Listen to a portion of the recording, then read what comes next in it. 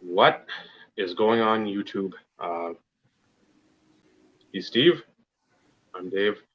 This is the Insert Revolution podcast, episode 3. Busy week for me, card wise. I know that. That's one of the best weeks I think I've ever had.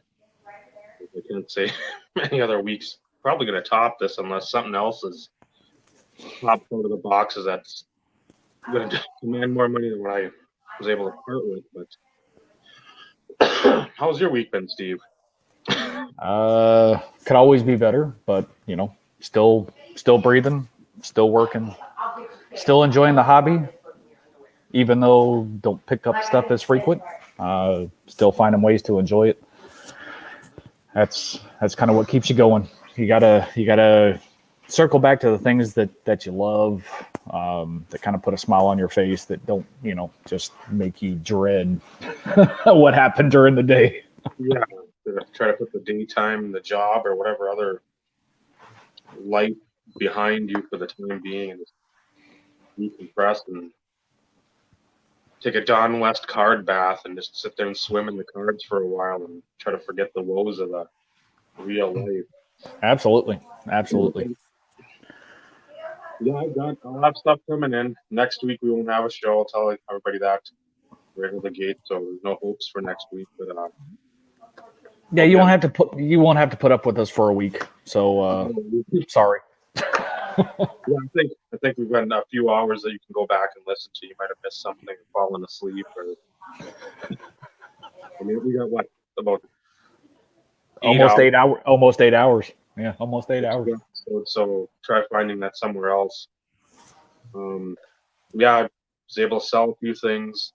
Was able to cross a few big cards off of my want lists.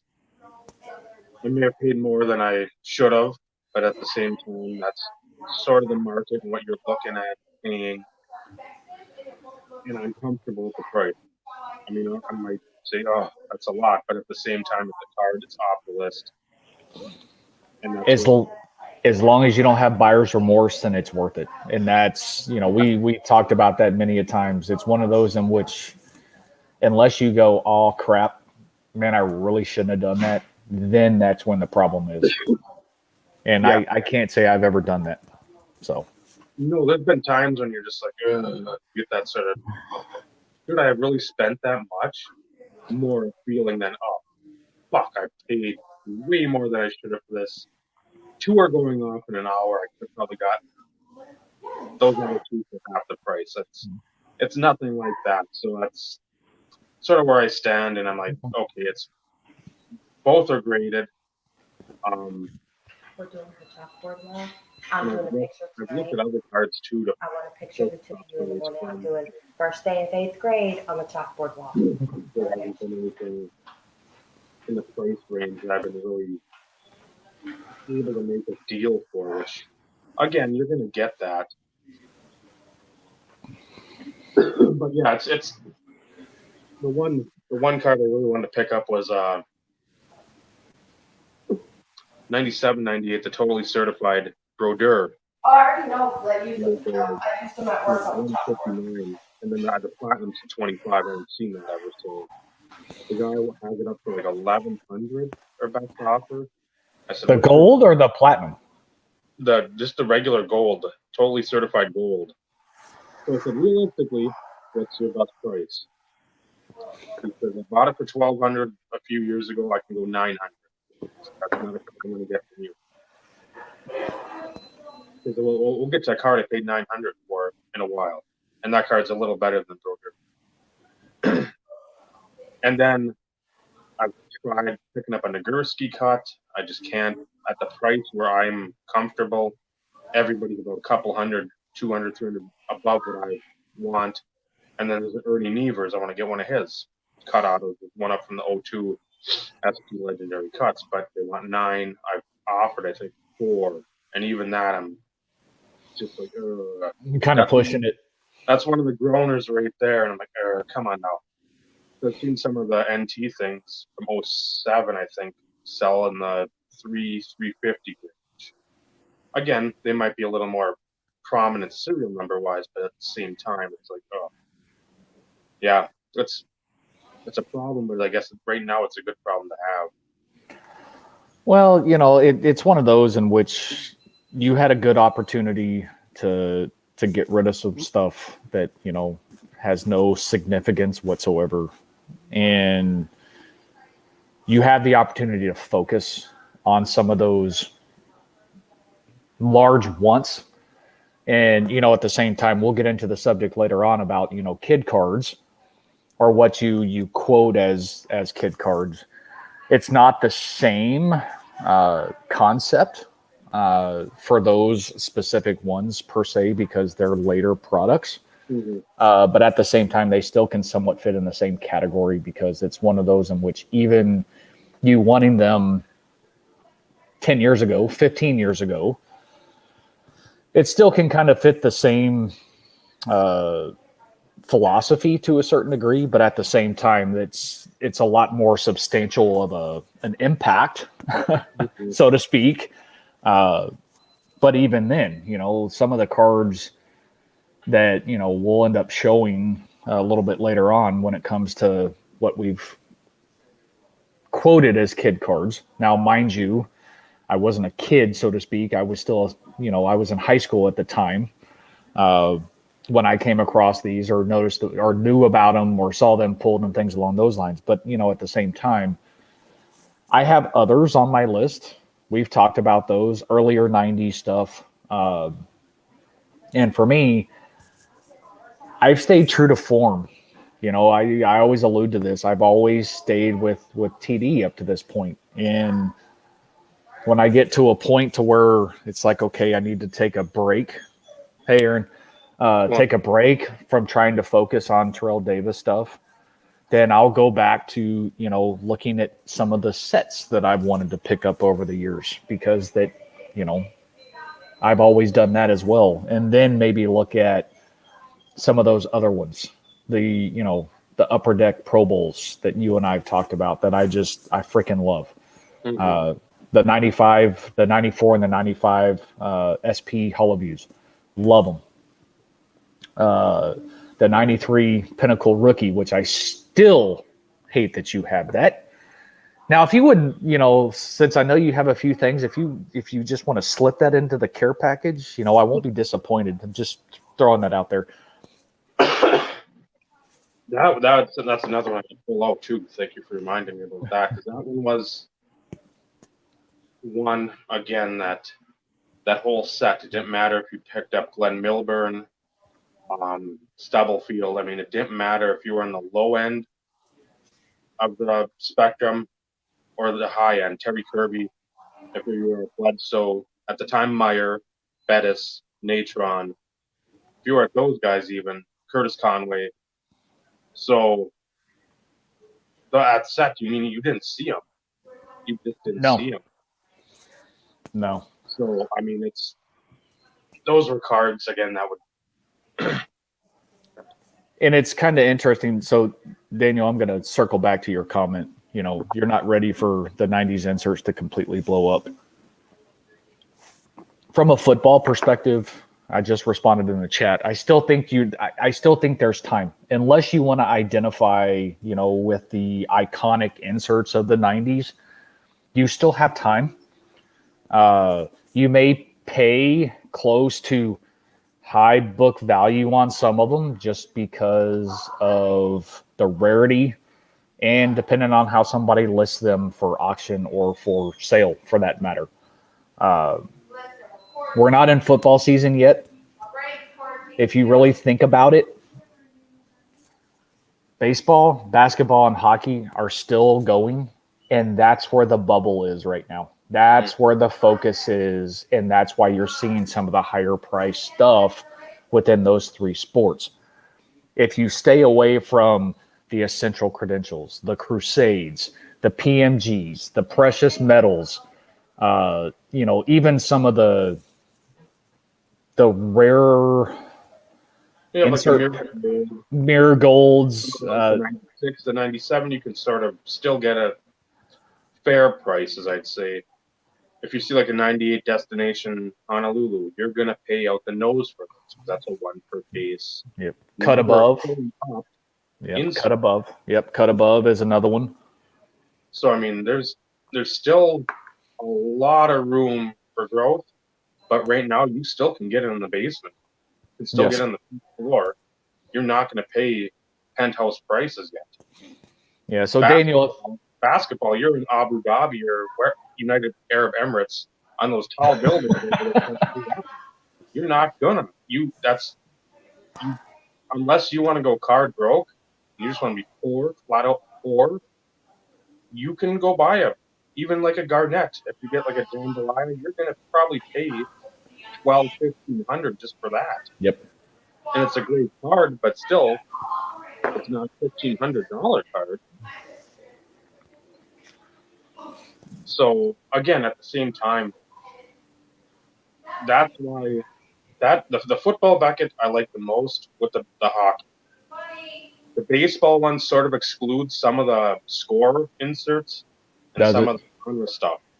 That football one doesn't exclude anything. It's got like regional issues, stuff like that.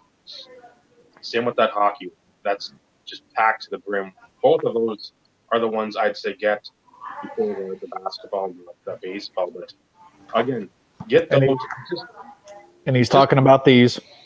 Just leaf through this, that Beckett Almanac, the annual, the yearly magazine, not the monthly ones. Like it's an SRP, I think of like $35 or something, somewhere in there. But $39.95. So, and again, that the guy was out in New York. He had, I think, that for like $11-12, something like that. Maybe cheaper. It might have been $9. But again, if you're looking just for inserts, that's a great piece of knowledge because they list the pack out, they list what the boxes were configured in, and every insert. I won't say every. I'll say 98% of them are listed. For that time frame, minus some of the serial number things. And you start hitting 98, 99, 2000, where they didn't have a specific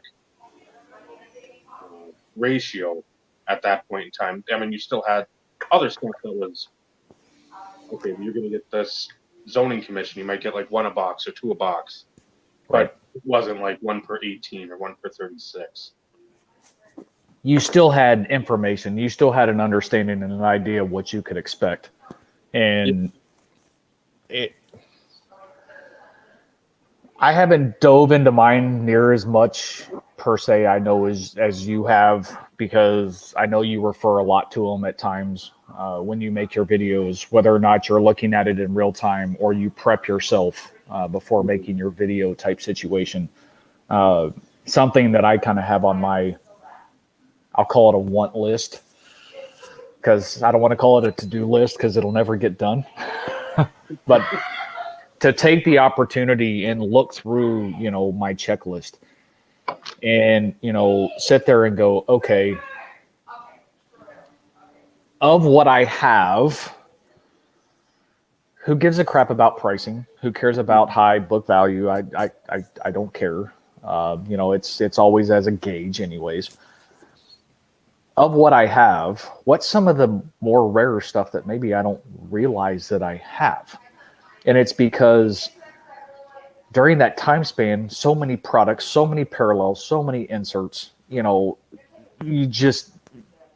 there is no way that you can know it all. I used to consider myself a Beckett when I was younger because I could rattle off prices, baseball, football, and basketball, because I always would read through the Beckett, always, because my grandmother got me a subscription. So, it gave me something to do. But at the same time, it was more base, rookies, that type of stuff. I didn't always know details of the inserts per se. I knew of them. I knew the names of some of them, but some of the prices I didn't know. You have to deal with my wife and my kiddo having a conversation in the background. But before we go too off topic, because you and I were chatting before we went live, we wanted to really. My wife is throwing her shorts at me. Woohoo! We know what you're doing after the show. Because Mom's funny. To circle back and go over something that we missed in our last episode, because I think it's something that we always want to bring light. We want to bring information, free of charge. The charlatans, we're not paying this. Yep. This premium service. Yeah, this is free information. But Dave, I'll let you do yours first, because this is one that I didn't even know about. Not that says a whole lot, because like I said, when you're talking about the 90s, there's a lot of things that, you have to rely on. You have to rely on other people, because, some people are more knowledgeable on, this product, or somebody else is more knowledgeable on this product. Or if they truly are a devout player collector, maybe they're aware of some other obscure parallels and things along those lines. So, Dave, I'll let you do yours first. I know we don't have an example, do we? I wish. Okay. I got big on that. I think back in '98. 98 Leaf Rookies and Stars, baseball, football. There's no basketball, there's no hockey, so you don't have to worry about those. They have the longevity parallel, which is just I didn't get it, so we got to pay again. Yep, I was going to say that must have been misrouted. If it went somewhere in Texas, it might have went Southview to a ranch somewhere. It's possible, but I didn't get it, and I'm not on a ranch. I am somewhat in the country, but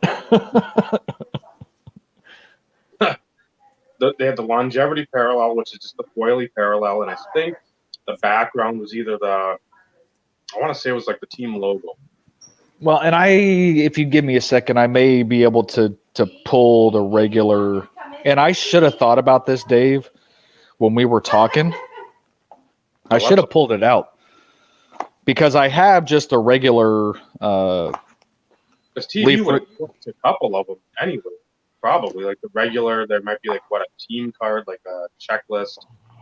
You might have more sort of subset, but longevity, it's got the foil, just like a regular. I don't even know. So it's right there. You can see in the background that it's got the Broncos logo there. Yep. If you get card serial number 1, that is a 101. That card will be holographic. The foil will be like the rainbow foil. I'll just show the rainbow foil, but it'll have that foil on there. And if it's card number 1 of 50, that is a true 1 of 1 of that series, which I was hoping people on eBay wouldn't know. Before I said that last week, I had that at work. I was going through longevity, went to baseball, went to football. Saw a few up. There's a Jeter, there's a Gwynn. There might be a couple other minor players. But if you see those and you see it's holographic, the foil, somebody might not know what they've got. Again, I'm not saying try to rip people off, but if you do not put the time in and research what products you're selling or what singles you're selling, and somebody's selling, I don't know, Frank Thomas for that's a number to 50 Frank Thomas, and you sell it for 100, and you get 1 of 50 because you see it's a holographic foil. That's on them. Yeah, it's the eBay 1 of 1. First one stamped, last one stamped, jersey number 1 of 1. Thank you, baby. I wasn't done with that just yet. Oh, I'm sorry. He needs to go to the trash. Listen for her to fall off the stool. I told Dad to listen for you in case you fall off the stool. Okay, so Dave can show that later, but it's 28,800. Brad, get it right. There might be a problem. Come on, got Marino on it. You should know. But and like I said earlier, that was one that I didn't even. So I was sitting there scrounging through my stuff. I'm like, maybe, can I be lucky? Because normally you think 1 of 1s, it's stamped 1 of 1. It's a different thought process and concept. And like I said, I had no idea that it even existed. One that I even showed in one of my videos, and this was Drew's Let the NDBs video response, 5 years ago now? 6 years ago? And I know some guys on here may or may not be subscribed to me or even know who the hell I am, and that's fine too. But I am on YouTube. I do post from time to time, not as frequent as what I once did. But I did bring up this card. The contest was show your top 10. Is it top 10? Top 5. Top 5. It doesn't matter. Non-autograph or non-memorabilia cards. And of course, I always put the preface in my video. I live in Texas, so I go by Texas math. I did one that was TD specific, and then I did one that, pretty much kind of spanned the sports.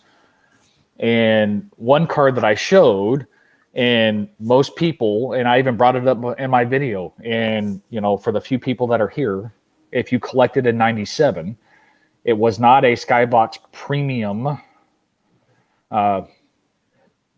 because I even think they did it in later Skybox Impact, I think. Don't hold me to that. But 97 Skybox Premium, they had what they called a Reebok parallel. And everybody's like, what? So this is what I'm referring to. It was a small handful of cards. It was not all big name players. I think basketball, the checklist is like weak. At least within football, they had Emmett and John Elway, but they had varying parallel colors. So you see the Reebok here. So that, of course, denotes the Reebok parallel. But down here at the bottom, there was varying colors. They had bronze or gold. I can't remember exactly what the notation was, Dave. You could probably correct me if I'm wrong. A white, red, and then green, or I always refer to as emerald. So this is the emerald variation. And I haven't bothered to look at the Beckett in some time. But at some point, this card was like $80 to $100. Book. And these are randomly inserted in packs. But it looks exactly like the same. The base card looks the same. But you wouldn't know until you flip it over. So that's the green parallel. Yeah, there doesn't list it said like one of the Reebok was per pack, but that was the base. And you had McCardle, Dale Carter, Ashley Ambrose, Ben Wintercoats, Emmett, Kareem Abdul-Jabbar, John Elway, Greg Lloyd, Todd Collins, Leland McElroy, Herman Moore, the Field Mouse, Sam Mills, Irving Fryer, Ken Norton, and Rodney Hampton. No, so, Bob, you cannot. Yes. Pascal Siakam, PSA 10 Prism Silvers. Yeah, but he should have bought that a few years ago. Yeah, you're too late for that. Yeah, but then it's got the bronze is the base, silvers are 2 times the bronze, gold is 5 times, red is 25 times, and green is like 50, isn't it? 50. Yep, and Emmett books for what? $50 it would be because it's a buck. Yeah. But I mean, again, the rarity of it. Yeah. It's you try to find it. Good luck. So, and there are a few up on eBay. Okay, I'm not gonna lie. It's not like you can't find these. It's one of those in which not a lot of people realize that they even exist. And if I'm not mistaken, the ones that I stumbled across on eBay, I think I saw the green Elway and Emmett, but they're both listed for actually over book, like $56.89 or something. But it's one of those in which most people have no idea that they existed. But they did it in basketball as well. But the basketball checklist is weak. But we wanted to at least circle back to that from the last podcast because we were chatting afterwards and we're like, oh, he had mentioned the next day. He's like, oh, crap, I forgot to bring this one up. And then he reminded me of this one. And I'm like, let's at least close off that, at least to kind of start the broadcast, because it's one of those in which, like we said, This is free information. Free. We're here because we enjoy the hobby. We enjoy the camaraderie. We enjoy having these conversations, showing off cards that not everybody has an opportunity to see.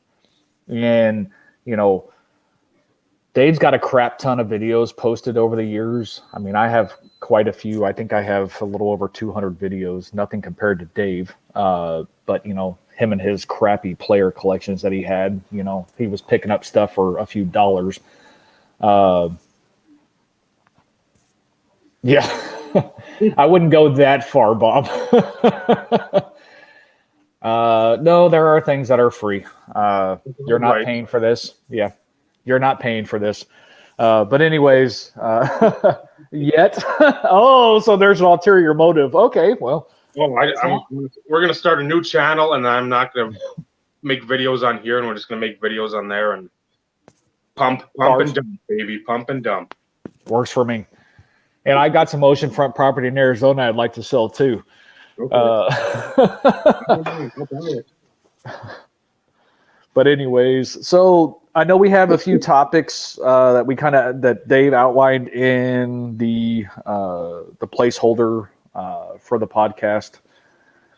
Unless anybody has some questions, anybody want to bring up anything before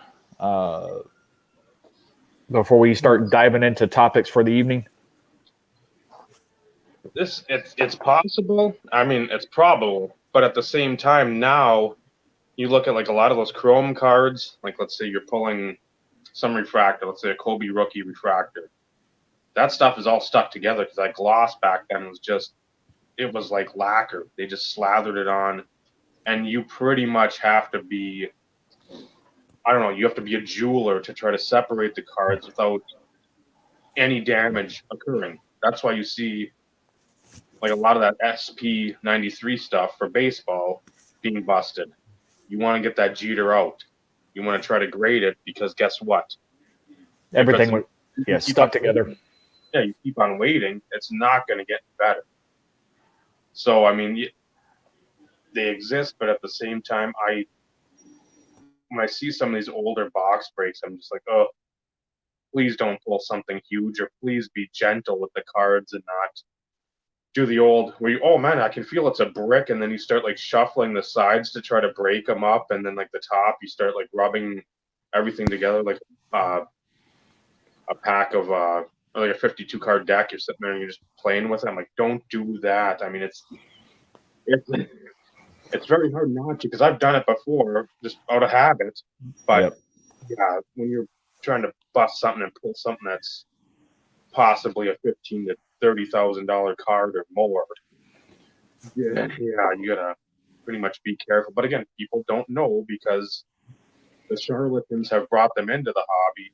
Yep. Their COVID bonus pay has brought them into the hobby because they can't go to the local betting track and throw money on a pug race or an English bulldog competition or whatever.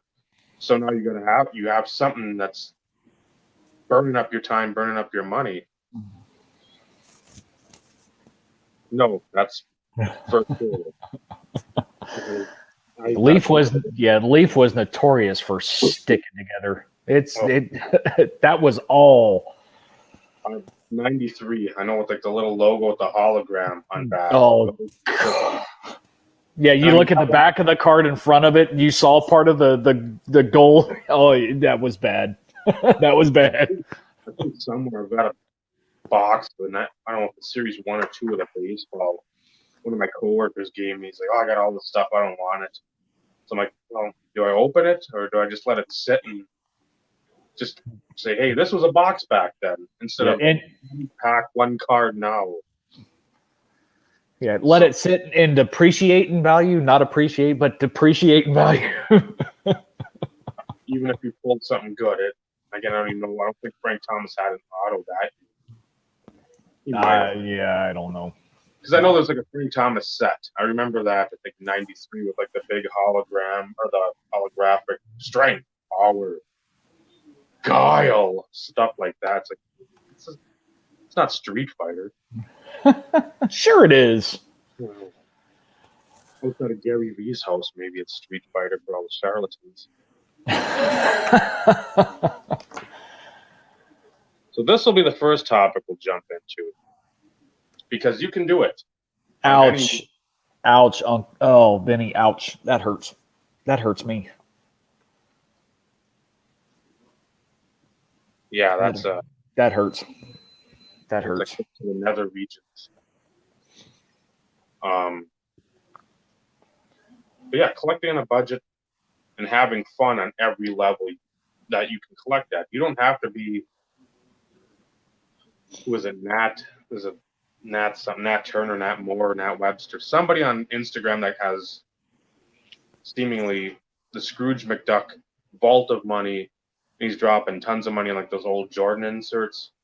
I think he bought one of those PMG emeralds for $500,000-$600,000, maybe more. So again, he's got a few dollars. But a lot of us, most of us, 99.9% of us, don't have that kind of disposable income. Even that income really to work with at all, or fractions of that. But I mean, you can collect stuff from back then, stuff from now, maybe not so much. It's the last 5 to 10 years of stuff is so wonky, especially in the baseball market. Yep. Basketball, it just goes back to pretty much the dawn of time. And football, you can still comfortably collect those inserts from the early to mid 90s to the early 2000s. And even some of those patches from the first NT, the second NT, the 06, 07, 08, any of those NTs, you can probably pick up something. I mean, it'll be expensive to some. You get a Jim Brown patch auto at 25, you might be paying like 125 or so. But at the same time, that's going to be a card that will not depreciate in value, unlike probably a Juan Soto flagship rookie, which 8 billion of them were produced because every Target had a mega box, every Target had an update blaster, hanger packs, all this stuff. So, I mean, again, back then, 25 years ago, pull a case hit, you still only have to pay max $60 in some of them. Some, I mean, Brad, if he's still in here, he got that Merino Finest 96 gold refractor for a C note, $100. $100. The guy had the Favre, and if this would have been this week, that Favre would be coming here, but it wasn't. So it wasn't meant to be. So yeah, and we have those. Yeah, we have those conversations too. And we kind of touched on this prior to going live or whatnot. And for me specifically, my budget has substantially shrunk. But at the same time, I'm still enjoying the hobby, so to speak. I do a lot of watching because when and my budget is actually probably lower than that, just because of what we're trying to do from a future planning perspective, I guess, if you want to go that route. We made some stupid purchases and stuff along those lines along the way. A lot of people do. But at the same time, we've got a plan, and we're trying to push towards that plan. And unfortunately, cards are not always in the budget. And I alluded to this in the last episode that if I don't spend something 1 month, I usually let it carry over to the next month. And there are times in which I go months without a purchase, and Dave knows this. Dave knows, he and I text frequently. And, when I pick up something, there's times in which I was like, hey, I picked up something, but I don't want to spoil it, because then that takes away, even though I know he's going to watch the video, it still takes away from some of the, the anticipation of what it could be.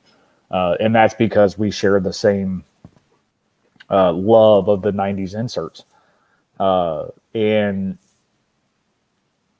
although I've only picked up one card this month, and I showed it on the last one, and it's actually going to be, something that I show later on when it comes to kid cards, that Dave is, given the title to.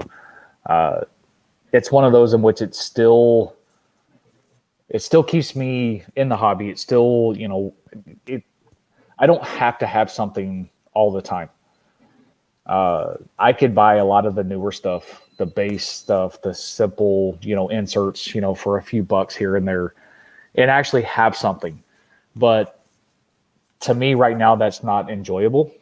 And hence the reason why we decided to start doing this podcast was my refocused in love for the 90s. And that's really what I focus more on and pay a lot more closer attention to, because if I can steal something, I'm going to steal it. And when you're on a smaller budget, regardless of what that is, you want to make sure that you obtain something that you feel is the best value for what you're spending, and something that you enjoy, something that you like, something that you want.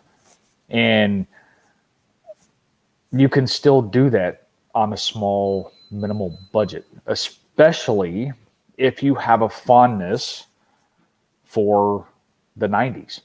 There's a lot of things out there that you can get, even if it's not the best player, and something that, a lot of people don't realize. They try and focus on the Favres and the Rodgers and the Mahomes in the later years, and, Emmett and Peyton Manning. You people try and focus on those big names.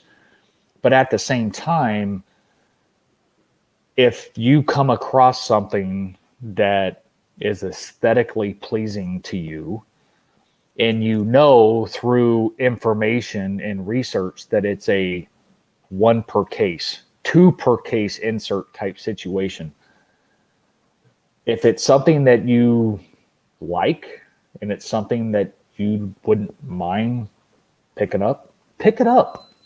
There's nothing wrong with putting something in your collection that doesn't fit normal circumstances. Me, I'm different. I have one-track mind. I have the blinders on. But at the same time, if the mood strikes me, which it does from time to time, I do look at things outside of Terrell Davis per se. And, I'll look at other Broncos players from that era, not John Elway, because I'm not paying those prices, but others, Shannon Sharp, Rod Smith, Ed McCaffrey, those type of guys, even though, Eddie kind of came a little bit later. But I start looking for guys like that. Vance Johnson, Ricky Nattiel, Atwater. Mecklenburg, Atwater, anybody like that, to sit there and say, you know what, the fact that they're in some of these nicer insert sets, 1 per case, 2 per case type things, I look at them from time to time, but most of the time you'd never see them because it's not been my focal point. And, so you as an individual, regardless of how large or how small the budget is, there's always something that could be found. There's always something that could be had, something that you can add to your collection that you will enjoy. And most of us that are here, yes, I'm going to throw the quotes. We are still investors. I know that's a nasty word in the card collecting, but to a certain degree, we're doing this because we love the hobby. So to a certain degree, we are long-term investors, because guess what? When we're 6 feet underground, this stuff is going to go somewhere. If you have kids, it's going to go to your kids. What they do with it, who cares? But at the end of the day, it's something that if they choose to do something with, yes, I just did the quotes, Brad. If they choose to do something with it, they have that opportunity, in hopes that, maybe it can provide them some financial windfall. It's not millions. We're not doing this in hopes to pass millions on to our kids. or we're not in it to be millionaires. And as much as what it would be nice to think that maybe there's that small slight chance, we're still in this for the long haul. We're still in this for the right reasons. And we may sell stuff from time to time, but at the same time, it's to reinvest that money into what we want. So no matter the budget, small, large, whatever, it's one. And as long as you find ways to continue to add to your collection, build your collection, find something that you like, even if like I said, it doesn't normally fit the spot, who cares? It's yours. It's your collection. And as long as you're not having buyer's remorse, then all's good. Yeah, I mean, you basically hit on pretty much everything. You don't have to go to eBay every day and look. It's nice, but then you start getting tempted. I mean, yeah, again, I think everybody in here, anybody that's even the people that won't watch this that may scroll past it, they do the same thing. I know that we're all collectors. We're all, to a sense, completionists. If you are one of those completionists, if you want to be, and we'll come up in another episode about super collecting. That'll be something we both talk about in another episode. That'll probably just be the whole episode. But if you want to be in that realm, for me, and I know for Steve, you have to probably try to get, and again, 101s to 5s even, that's going to be a tough, but to 10 and up, try to get every card. And again, if you have a limited budget, the best place to do some of that stuff is ComC or eBay and look at like the Burbanks, look at, I don't know if Dave Adams has something on there, that TNT guy when he's rolling through his auctions. Anybody else that's a big Boyd, all these big sellers that have just like warehouses full of stuff. Or if you find some seller like I did with those Bledsoes that had just bought a collection of Bledsoe, and I just started hammering out offers, and he's like, man, you're offering her pretty much half on everything. Just keep doing that. If you feel comfortable on it, and we'll work out a deal. I did. If you find people like that, you can slay. And you don't see, for me, for Bledsoe, I don't need every card. I'm not going to try to get every card. I'm getting stuff that I like. Right. For Josh Johnson, I am a fiend. I mean, this isn't any breaking news.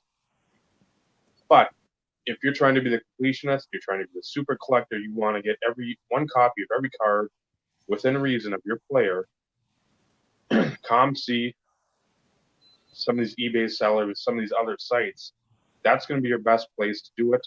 Try to buy in bulk, save on the shipping. And again, you don't need to do that every month. Let's say you picked up a big card last month and you're like, okay, my funds are very discretionary this month. I cannot pick up another $300-$400 card or whatever it was. I need to sort of fill in some of these spots. Do that. You still get a package or whatever. You still feel like you're doing something. You can still watch collecting. Maybe go back into the collection and look at some of the stuff. Because I know that's another thing too that we all tend to do. We get that card. We got the big card we just got it, and we need to look at it. Oh, it's awesome. That's so cool. Put it in the box. Put the top on the box. Let me check eBay. A lot of us, I'm very much in this category. We need to enjoy the stuff too, because again, it's the hunt is great, but the things you've hunted for that have been great that you've got, that also needs to come into consideration, and you need to enjoy, because if you don't, why are you doing this? No, and 100% agree. And that's one thing that, when you and I originally talked about doing this, and I pretty much told you I'll be here to support you anyway. And knowing that it's started to become a consistent theme, I find myself looking through my boxes a little bit more frequent. And it's to reminisce, now I can't remember freaking everything. And Dave, if you said you could, I'd call you a liar because, especially when it comes to Josh Johnson. I can remember most. Unless you have tags on the back of your stuff, which I don't. But at the same time, there's a lot of things in which I can remember if I got that out of a collection that I purchased. Or, there's certain cards that I've gotten from individuals within the community that I remember specifically. And things along those lines. But the fact that, we've been doing this now for 3 weeks. Next week is a hiatus, just FYI. We will not be doing this next week. Dave is on vacation. So good for Dave. I know y'all are all disappointed. I'm so sorry. You're just going to have to deal with it because I'm not doing this by myself. Not to mention I couldn't do it on Dave's channel. That'd be kind of hard. So it'd have to be on mine. And we probably wouldn't get near the viewers either. But that's okay too. But doing this has given me the opportunity to look back through a lot of stuff and get that level of appreciation and, go down memory lane of getting that in a said collection because it was one in which you didn't realize. And I've been more focused on, this stuff, inserts, parallels, that type of stuff, and not so much on the autos. Not that I don't have a lot of nice autos. I mean, I have some beautiful stuff, beautiful, but it's not at the top of the priority list. It's not something that strikes or piques my interest right now. It really has been trying to circle back and focus on plugging a lot of those holes, whether it be big cards, whether it be, small inserts, small parallels, or anything along those lines. That's really what it's been really about. I love it. That puts a smile on my face. And like I said, it's, going back to the whole budget thing. Even if your budget is small, there are so many cool things in the 90s that they've tried to bring back in later years, which I'm sorry is not the same. And for anybody out there that thinks they are, I'm sorry, you're crazy. They do have some nice stuff. I'm not taking away from the fact that there is some nice stuff out there. It's just and we talk about this all the time. There was so much creativity and ingenuity and so many manufacturers that created those manufacturer wars, so to speak. What can they do next? What's the next type of technology that they can come out with? And when you have that level of competition, which is why I hate that there's only one manufacturer for football, because one company cannot come up with all the great ideas. It doesn't happen. No. And it really, I don't want to say it takes away from, being a collector, so to speak, but I think it hurts it, which is why you're still not seeing the level of demand for some of these cards in football, because for whatever reason, people are still buying shit, and I'm going to call it that because that's the only option that they have. Mm-hmm. And as long as they keep buying that means there's still opportunities for those of us who enjoy this decade into the early 2000s. We still have opportunities to pick up stuff. At some point, it will change. We all know it is. At some point, it will change. But before it gets to the point to where it prices all of us out of the market, I'm going to be honest. Do it now, because come football season, you're going to see an even bigger spike. I mark my words. You will see a bigger spike. because you're seeing it in all three sports that are going on right now. All three, hockey, baseball, and basketball, you are seeing spikes in ultra modern base cards, base inserts of superstars. You're going to see it. My gut tells me you're going to see it. Mm-hmm. Because that's the time that we are in right now. And it's going to be no different in the retail market. You're going to see the same thing. If we don't, I would be surprised. And I will retract everything I said in this episode and say, you know what? I was wrong, but good for us. You know what I mean? But my gut just tells me that because of the situation that we're in and the fact that the three sports that are live right now and playing, that's why you've seen some of that bubble within those three sports. You know, you've experienced it in hockey. You started to see some of those spikes and some of those not obscure parallels by any stretch of the imagination, but you're starting to see that uptick on some of those cars that you would never think that would sell for $50, $60, $100, $120. And I'm not talking about the iconic ones. I'm not talking about your mirrors. I'm not talking about, you know, anything along those lines that, you know, are just transcendent of the hobby. You're seeing that one per case insert selling for, you know, $400, $500, $600. You're going to see it.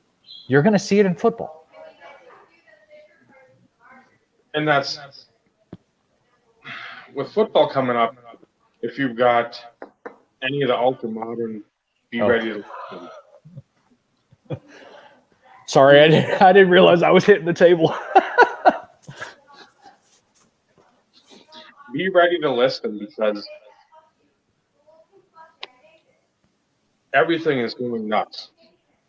Cash in and that stuff. I get it. There's stuff I'm sure I could have got more for, some more money on. I don't care. It's stuff I really didn't care about. There was maybe one card I had, some, like, oh, it's a nice card, but again, who cares? Stuff that's sitting in my boxes for years, at least 4 years, and if I can make that money, cool it into something that I'm getting several things that, luckily, some of the hockey inserts, which I know Steve's going to love watching that video, some of those hockey inserts that I have coming in, I am over the moon for because of the prices I got them for and how often they show up on auction. But again, I was a charlatan. I took my premium advice I paid for from someone else. I sold the stuff and I got cash money for it. So I had a lot more in the budget for this month. And again, in the preceding months. But sort of tying back in, if you, again, depends on your situation altogether. First I'll go to this because I wanted to, as long as it's on my mind. Another reason I think some of these people are coming in to the hobby, they're not going to the games. They're not spending thousands upon thousands for courtside tickets. All that experience of an in-game situation. So they're taking that money that they pool towards that, and they're putting it towards cards of their players.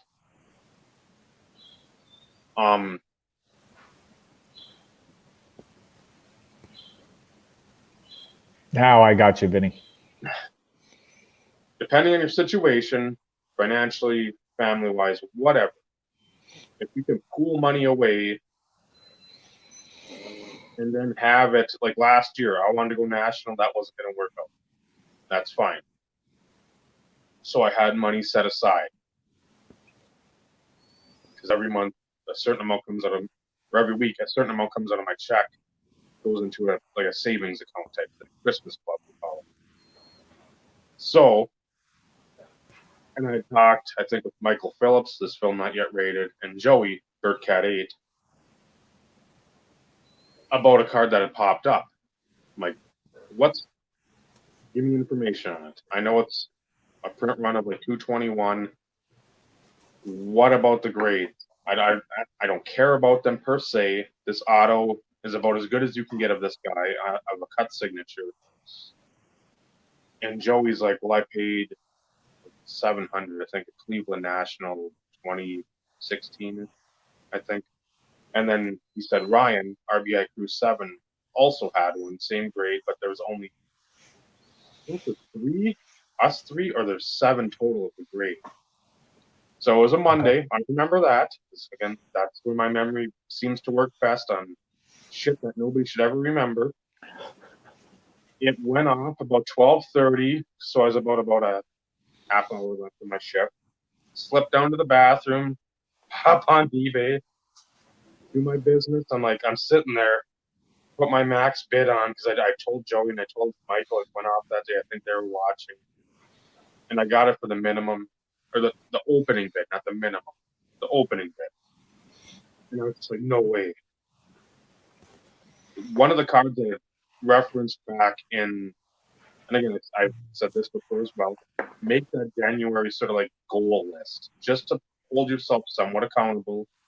You don't have to follow it, but I mean, at least you can have, if you're like me and you have a California interstate with a focus, or you've got Steve's, like, what'd you call them the other night? The back roads, the county roads, like in Texas. Oh, farm to market roads. Farm to market width for like Terrell Davis. You at least can go back and recall that and say, okay, shit, I haven't looked up for like a Dick Knight Green Lane auto. I need to do that because that's something I want. And again, with my collection and my collecting habits, that sort of gets washed aside from time to time, depending on where I'm ebbing and where I'm flowing. So I couldn't believe it. I'm like, this, and no, it's not a true gem, but that's fine. I really don't care. I was able to get this, and this was a card which ties into 2 of these things, because as a kid, when you saw these, and I was 22, so I was a kid. But you're still young enough in the hobby where you're not, most of us that were then aren't making what kids are making now, or flipping and hustling now and being entrepreneurs like a lot of the 15, 16-year-olds today. I don't know, the silver spoons are falling out of their mouth in their pockets. Trust funds are going wild. But I was able to get this, which again, about as good as you're going to get for his auto on a cut signature. I think there's one other one up there, but it's $2,000, and I'm not going to pay $2,000 just because there's an I at the end of the name. But this does go to the kid card thing, which we'll talk about later. And this is like a budgetary card, which I got a message right away from Clint, Cole Hamels fan 1. He's like, yeah, that's nice. You put something about a budget, and you put this guy's autograph as the avatar. But a Vince Lombardi, the little Gatorade bottle. Vince Lombardi cut, which again, you're thinking, well, you're stupid. That's not a, but that's on a budget where it's like, okay, I have this money set aside for something. Those plans fell through. Do you have to spend it on this? No, you can continue to save. This popped at the perfect time. So I'm like, okay, I'm not going to Chicago. I'll get pretty much the number 1 card on my want list. On your bucket list. Yeah. And it was something that it cost $920 shipped.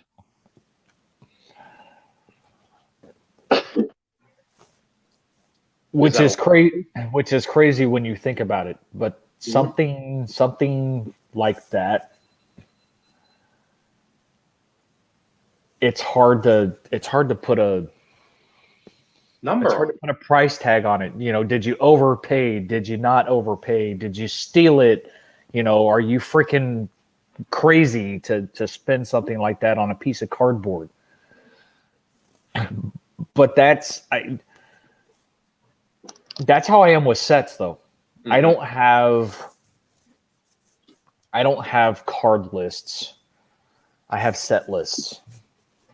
And when I take my breaks, so to speak, from focusing on Terrell Davis and stuff, I will always shift focus to sets. And I've done well on picking up some of them over the years.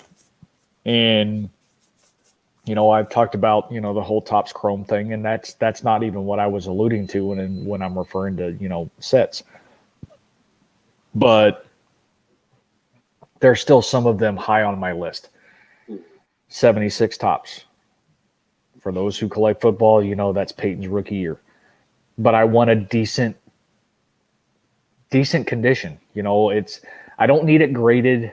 That's not what I'm looking for. But 76, 81, 82, 84, 85, 86.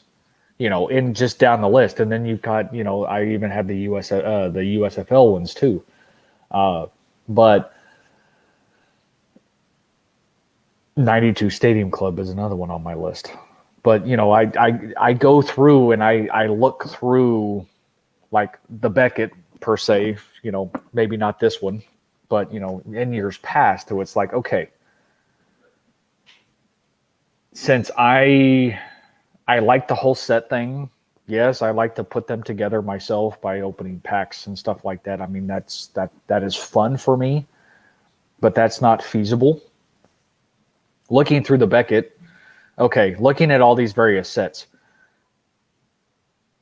who's the key rookies? Looking at sets in which maybe only has, like 96 Bowman's Best, for instance. I'm pretty sure that's one of the only products that has Teddy Bruschi as a rookie. Don't hold me to that, but I'm pretty sure it's one or two maybe that have his rookie card. Yeah, there might be something like a Pacific later brand. Yeah, something like that. But you get where I'm going with this. Adam Vinatieri, or Vinatieri, however you want to say it, doesn't matter. He's only in Philadelphia. I don't remember what year. I'm drawing a blank. Okay, so thank you. But those are things that are on my list because of the player and because they're maybe not so much now, but in that time, you look at, for instance, Terrell Davis. Terrell Davis didn't really start having any sort of notoriety until later on in the season, which is why he's even limited in the number of cards they produced in 95.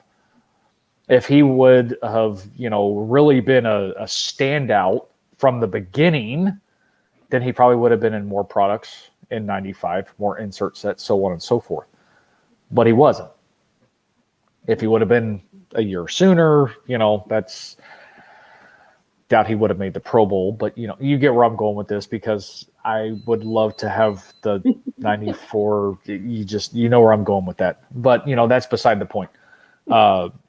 So it's still going back to the whole budget thing.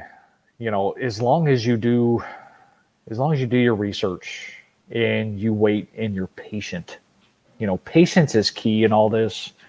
And I can sit there and say that I haven't always been as patient on things, but patience usually does pay off in your favor if you're willing to wait.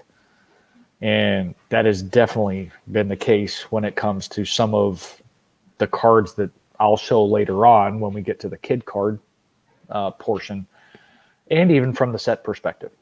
I mean, it's at the end of the day, set your budget, stick within your budget, but still have fun with it because you can, regardless of how big or how small it is. You could have a $5 budget, and I'm being serious.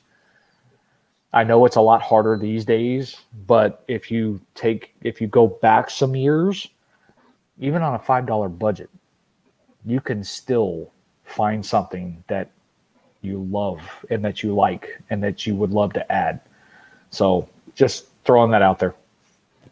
Yeah, and with the budget too, it's a lot easier spending that $5 to get a $5 budget if there's card shows going on. You're leafing through the dime box, you're leafing through the quarter box, you're leafing through the 5 for a bunch.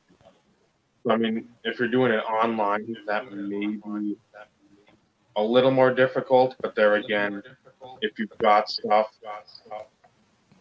go to blowout.com. Go do some of the old school YouTube for sale for trade videos. Generate Yep. some interest that way. Maybe you could trade. Maybe you could trade something away to somebody, get a card you really like, and some cash. And guess what? Your budget just increased, and you got a card you like, or something you really don't have too much attachment to. So, Yep. Again, Yeah. you can do it. There's- You just have to be willing to work towards it and work again with your whatever level of monetary compensation you can throw towards the hobby. 100% agree. Nice to see you too, Wes. Where have you been?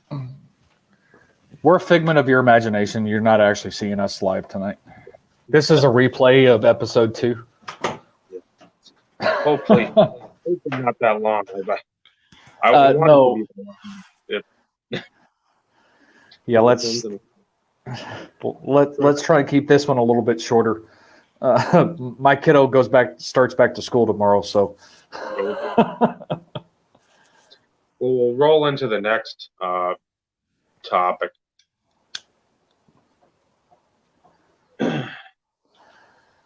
And with this one,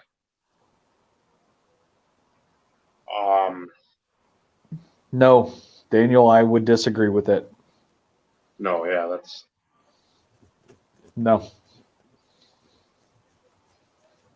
Nope. no. Those are just like the football, where they're very cool. That speckle foil on the name, and That's one of my kid cards. those are, I love them. I mean, I think I've still got to pick up an Abreu, which is insane for me to say that, but that's one of the ones that I need to get for Abreu. And I know it's not that much. I just, one of those ones where, again, something I usually have trouble with is seeing something I'm like, oh, I completely forgot about this card. Let's push the one I know about back even further, instead of just saying, let me get the one I know about. Then I don't have to worry about it. Right. But No, you may be new, but something, what's going on, Ray? something, and I'm not going to use the I word for that one. I just can't. I can't do that. Man, not too bad. No, doing fantastic. Thanks for asking. Regardless if you're new, and like I said, I'm not going to use the I word for those, but something that were a lot tougher to pull and really, to me, are very eye appealing. If you can get one of somebody under $10, especially if it's your team, something along those lines, to me personally, I would jump all over it all day long, because at some point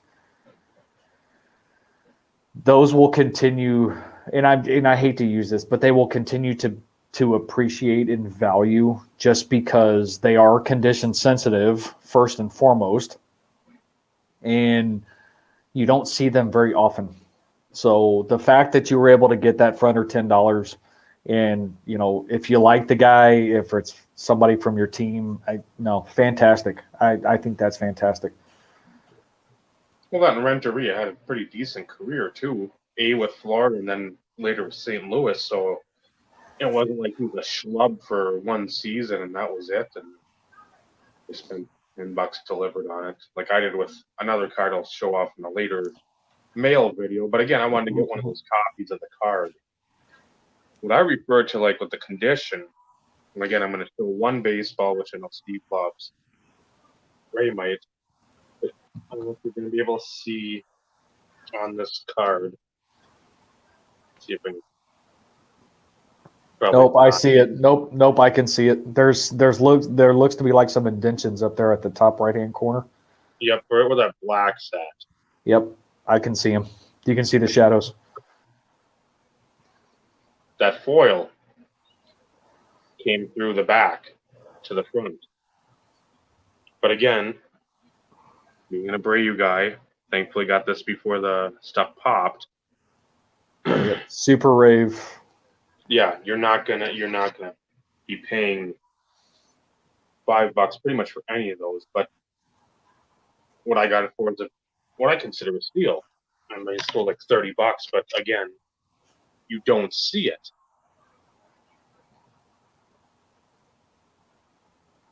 And I think that's probably a good piece of advice, Brad. But on the same at the same token, depending on rarity, and there's a lot of things that have to be considered when it comes to rarity. And I try and use that term very loosely because rarity can be interpreted multiple ways. Mm-hmm. Serial number wise could dictate rarity. Pack pull ratio can dictate rarity. So it's one of those in which I try and use that term very loosely. However, if it's something that is extremely hard from a ratio or a low serial number, especially from this time period,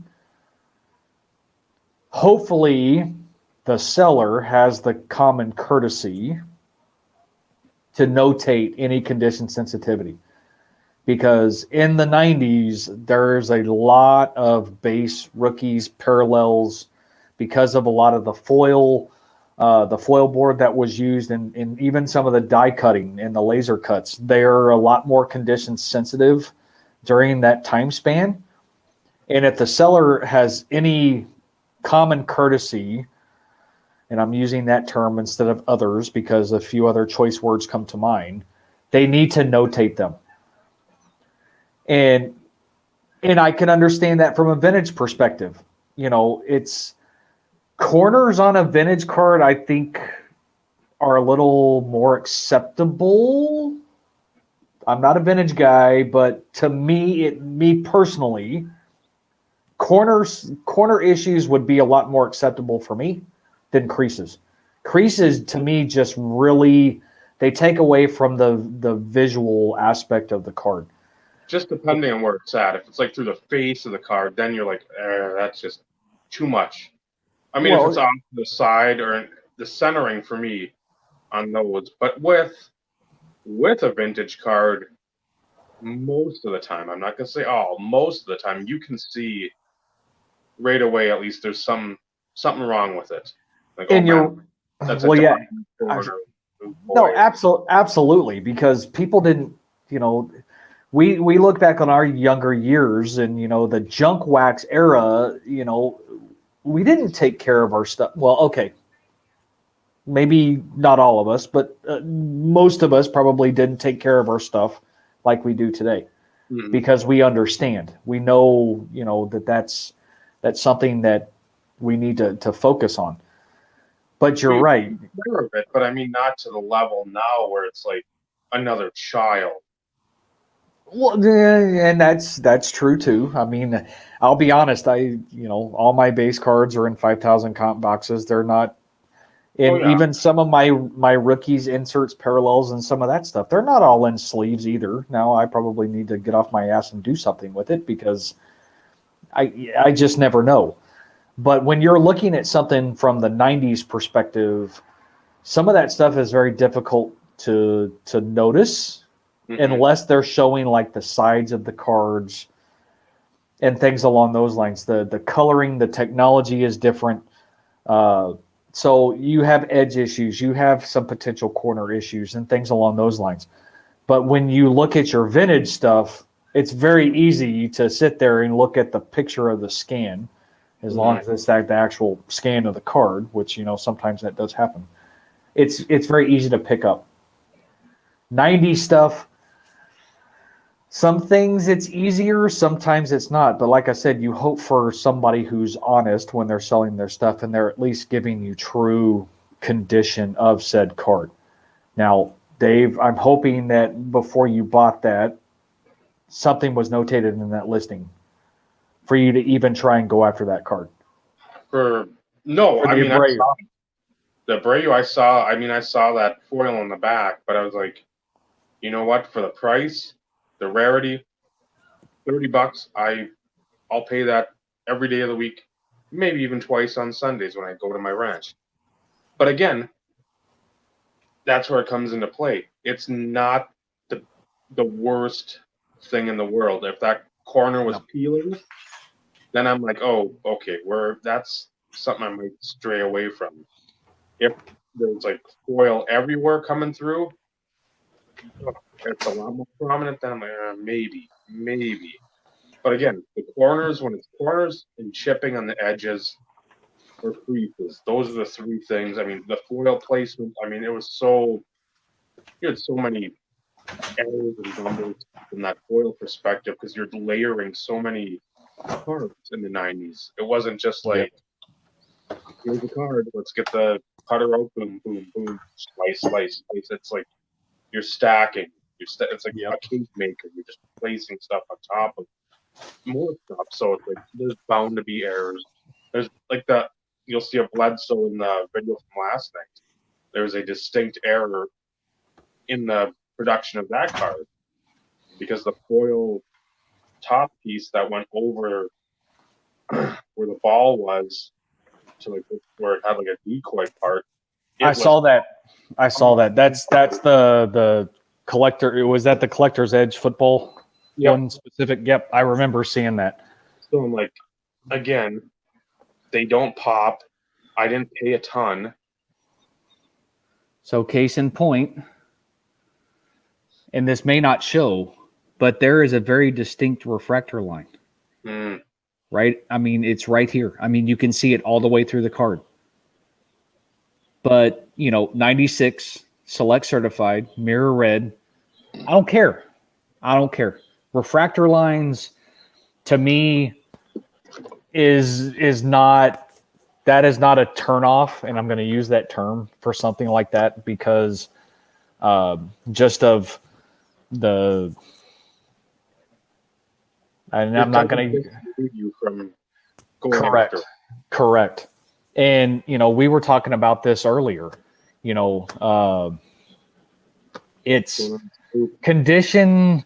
If you're one of those who's going to focus, what's going on, Snoop? If you're going to focus on, trying to grade your player collection, so to speak, and you have this grand idea of having 9s or higher in said collection, then if your player played in the 90s, good luck because you're going to pay for it. And although there are times in which you kind of look at something, it's like, oh crap, I didn't notice this. It may have a little bit of a ding corner. It doesn't turn me off from trying to go after something, especially if it's something that I need and I really want, especially for something that's, rare, higher pack pull ratio, things along those lines, things that you don't see very frequent. It's no different. PMGs, I would be perfectly happy with an 8.5. I would be perfectly happy with an 8 because they are so condition sensitive. Essential credentials, I want a 9 at a minimum, just because they're not, at least for me, they don't seem to be as condition sensitive as the PMGs are. So the easiest way to look at that is by looking at the grading aspect. But a lot of the stuff that I've come across, whether it be in collections or things that I've purchased in auction or things along those lines, I've never been turned away from a card. There's one that I'll show later on that's in my kid list just because of, knowing that they exist and things along those lines, and never pulled one myself per se. But something that I purchased later in, my collecting years, and it's faded. Mm-hmm. The color is faded. But it still didn't take away from me sitting there going, okay, this is one of those that I have to have. This seller has both this card and the additional parallel. Save a little money. I'm going to win both of them. but I knew it was faded. I knew it when I bought it. Now, does that mean that I won't look for one that maybe isn't faded? At some point I will. But as of right now, it's in the collection. And if I find another one, great. If I don't, who cares? And that can go back to the first topic of the budget. You can find a placeholder that you feel comfortable with of something that's super rare. Get it if it's at your price point. If it goes stupid amount, let's say you want to pay 80 for something, it's up to 175. Like, okay, this is a copy. If I pay 200 for it, I'm going to be pissed because yes, I want the card, but I'd like the card in a little better condition. Absolutely. When another one pops up like 140, 2 weeks later, you're like, shit, I blew my wad on that. Now this nice copy shows up and I'm not going to be able to get it. So again, rarity, you need to take that into consideration because, again, if it's something that's serial numbered and you know it's the true serial numbering, that is what you need to look at. Again, because a lot of these 90s inserts, not until they hit like 99, when you start to see like the 1500, 2500 was more prevalent. Anything like 97, 96, they were low number. I mean, you had a couple Proline in there, a couple Donruss in there. Most of the stuff that you found that was tough. There's a 97 Collector's Ed Masters, I think the Marauders. I showed the All-Stock Bledsoe. There's a Supreme that's hand numbered to 50 or 50. Those, I mean, but again, you've got a different scale when it comes to talking about the surface. It's the Right. like a Sportflix or Sky Motion surface, so there's not as much wear and tear that can happen to that. It's not like a foil board, like an Ultra Stars or something of that caliber, where it's like super foil on like a regular base card, where there's a lot of chances of chipping, stuff like that to happen, and it's a rare card. So again, if it's a serial numbered card, you can get it cheap. You can be the placeholder, and you can be like, I'm happy with just getting this for now, knowing down the road if something else should pop up, I want to get that, or at least make a run after it. Right. Right now, I'm happy with it just being in the collection. It's partially knocked off the list. If I never see another one again, hey, at least I've got one. That's Absolutely. And for player collectors, that's times I don't get why. Again, vintage stuff. If you're buying graded vintage, and you want a Maze rookie, of course you want a 7. You want a 6. You want something that's you're not going to be able to afford that. If I can get a 2, pay whatever they go for, and it's still nice and centered, no paper loss, stuff like that, I'll be happy with that because at least it's in the collection. Right.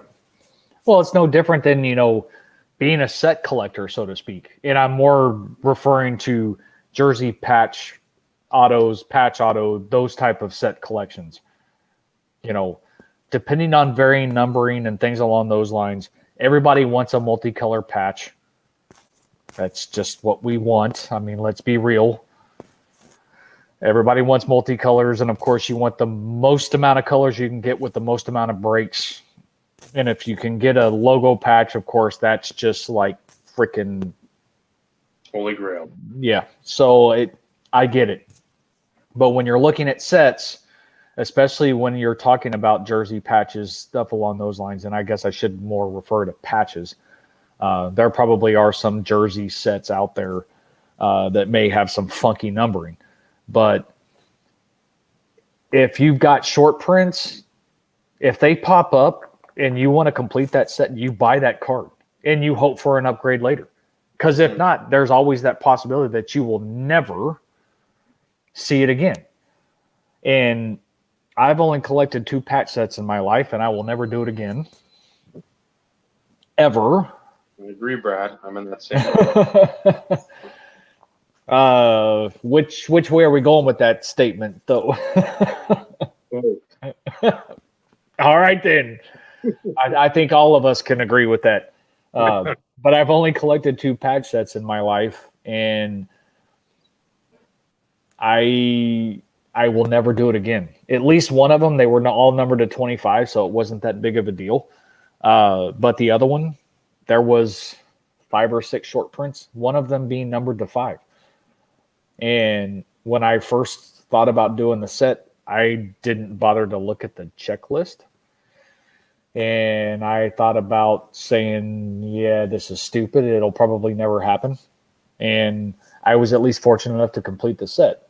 Dave, you know which ones, I'm pretty sure you know which ones I'm talking about. And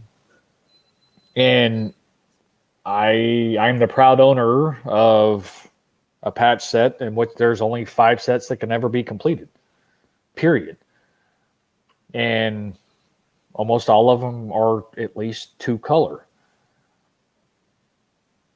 But I got lucky that one number to 5 popped up on eBay, and I paid a premium for it. And the biggest reason it's a logo patch. It's the cardinal head. It's the cardinal beak. So, but the 2010 Leaf Certified Mirror Gold patch set, I have all of them. Not the Immortals. I didn't go in to do the Immortals because I think Ernie Davis was in there, and at that time that card was stupid. But you know, it's one of those in which set collecting, player collecting, especially if you have low serial numbered stuff, whether it be inserts, parallels, jerseys, autos, patches. If it's low numbered and you want it in the collection, I mean, you got to do what you got to do. If you were truly looking at having one of most cards produced, and sometimes that gets pretty expensive. Coming from experience, which, you know, to a certain degree, which is why I'm a little bit more focused on a budget, because it got a little crazy. But at the same time, there's no regrets because at some point when I get off my ass and actually do my PC showcase, people are, shut up, Dave. Shut up. Then hopefully people can appreciate, you know, that level of effort of trying to add some very nice stuff to my collection. And the nice thing about it is at least for me, what's interesting is I focused on that for so long, and the fact that now I've circled back and focusing on a lot of stuff from my heyday of collecting, the years in which I was working and I was putting the money into this. That's what's kind of kept it fresh for me though too. So I don't know. I'm enjoying it a lot more than what I did, I guess. Maybe that's because not a lot of things pop up as frequent. So it's one of those in which when something does pop up, it's like, oh, now it's time for the hunt. You know, it's really that anticipation, that excitement that builds up. And, you know, circling back to the condition thing, it's one of those in which, like for the Select Certified I showed earlier, I didn't know it had a refractor line because you don't always see them in the pictures. And most sellers, either they don't realize that it's a thing and they don't notate it in their auctions, or they just don't give a shit. Mm-hmm. And I hate to say that because, this guy was not the guy that we've bought a lot of our recent 90s stuff from. Okay. And he doesn't notate a lot of the condition type sensitivity things that should be notated. Mm-hmm. When you're talking about your primary colors die cuts, they have edge issues around the die cut, and even just on the non-die cut edges, they have edge issues. They've always had edge issues.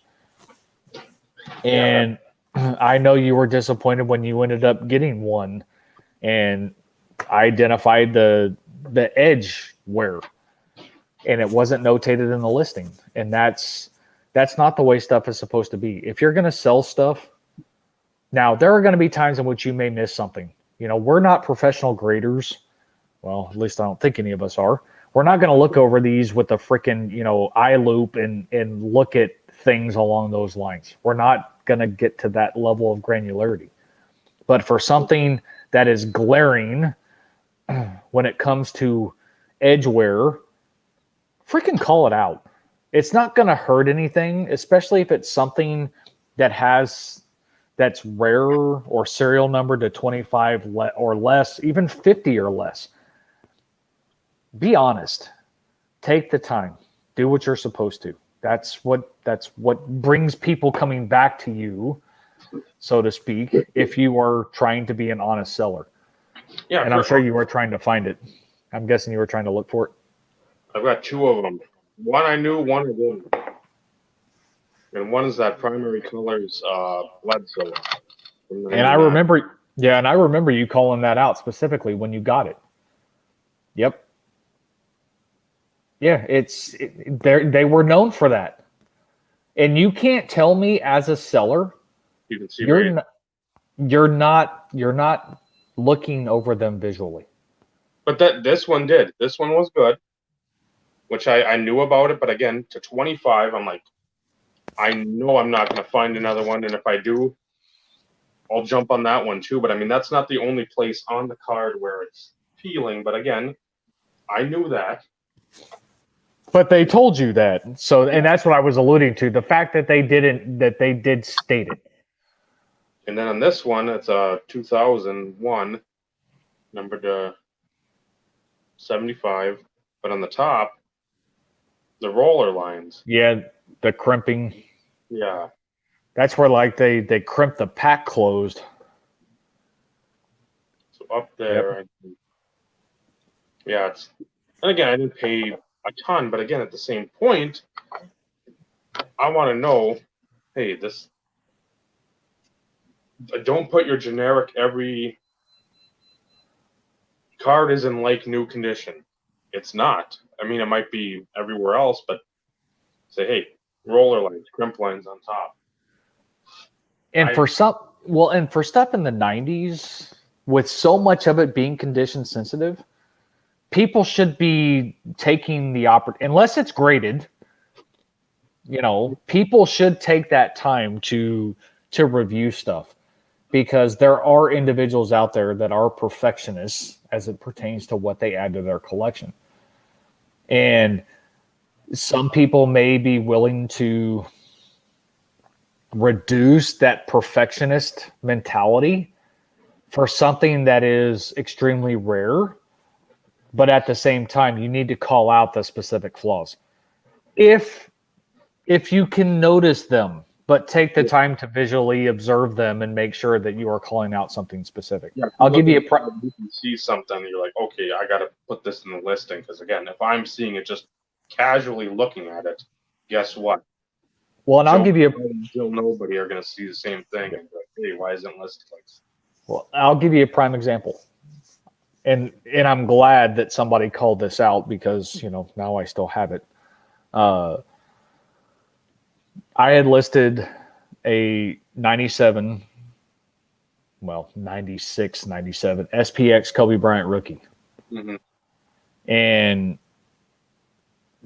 at the time, of course, this is before he, you know, died tragically. Mm-hmm. I had done a scan and everything else along those lines. And one of the individuals who had interest in the card asked if there was a dimple in like the hologram. Mm-hmm. And I was like, so I, of course, went and pulled the card, took it out of the top loader, took it out of the sleeve and looked at it. And I was like, well, yeah, shit, there is. I apologize. I didn't notice it. Thanks for calling it out. I pulled down the listing. I'm kind of glad I did, because now I still have it.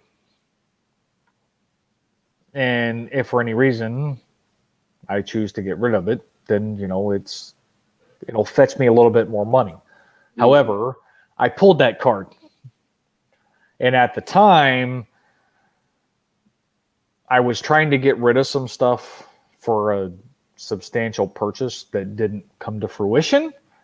So it's one of those in which it still holds that sentimental value because I pulled it myself and I still have it. So, it's one of the, it's not a 10. I already know it's not a 10 because it's got that dimple in the hologram. But, it's still, it's a Kobe rookie. So. And then when you talk about like jerseys or patches on the window, again, this is one I knew I had, so I pulled it. You can see. Yeah, that good old crease right there at the top left. So Brad, you're gonna get some more AFC East love. There's a bottom one too. But again, oh yeah, that one's worse than I didn't notice the bottom one when you showed that earlier to me. I noticed the top one, but I didn't notice that bottom one. Which I saw in the scan, and he listed too again. Won't grade a 10. There's creasing on the window, the corner window. Such torture. Yep, 2 of 5. 2 of 5. So at what point it's like, okay, I like Corey Dillon. I don't collect him, but again, if I can find a nice patch of him that's low numbered, this goes for pretty much anybody that had a decent career, and it's a decent price, I try to pick it up. I'm very key on like those tools of the trade. That and Fabric of the Game are 2 of my sets I like to just, if there's something that catches my eye, I'll go after it. No matter the price, but again, within reason, and that was, I don't know if that cost me like $35, which again, probably people are like, oh, that's a ton for Corey Dillon. He didn't have a Hall of Fame career. Well, he had a Hall of Very Good career. Right. For a long time there, he held the single game, was it rushing record? It was like 276, 280, 2 something. It was, because it was like his rookie or second year, he had just a huge game. I want to say against Seattle. That sort of just sprung him into like the national spotlight. Because again, the Bungles back then, yeah, they had Blake, yeah, they had Carl Pickens, but those were about the only 2 players you knew on the team. And then Corey Dillon comes along. Ooh, yep. What do we got here? But he had a attitude problem there. But again, it's Cincinnati, and he'll lose for that many years. Guess what? Hall of Very Good. Absolutely. And that's that's something that not everybody takes into consideration. No. It's you have people who focus on Hall of Fame players, which is great if you can afford that price point. There are some Hall of Fame players that are out of a lot of our reach from a price point perspective, unless you have the ability to stash back money. There are some Hall of Fame players that don't get the love that they should for whatever reason.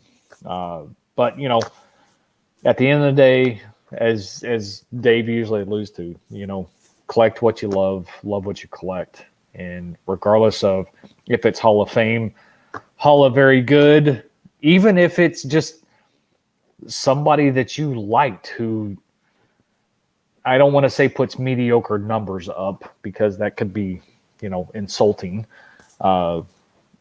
depending on sport or anything along those lines. But if it's somebody that you like, it doesn't matter what their performance is. It boils down to going back to exactly what I said earlier. Collect what love what you collect what you love. End of conversation. It's not up to anybody to dictate how do I want to put this? Nobody can dictate what's good to you. It's subjective. It's up to you. End of conversation.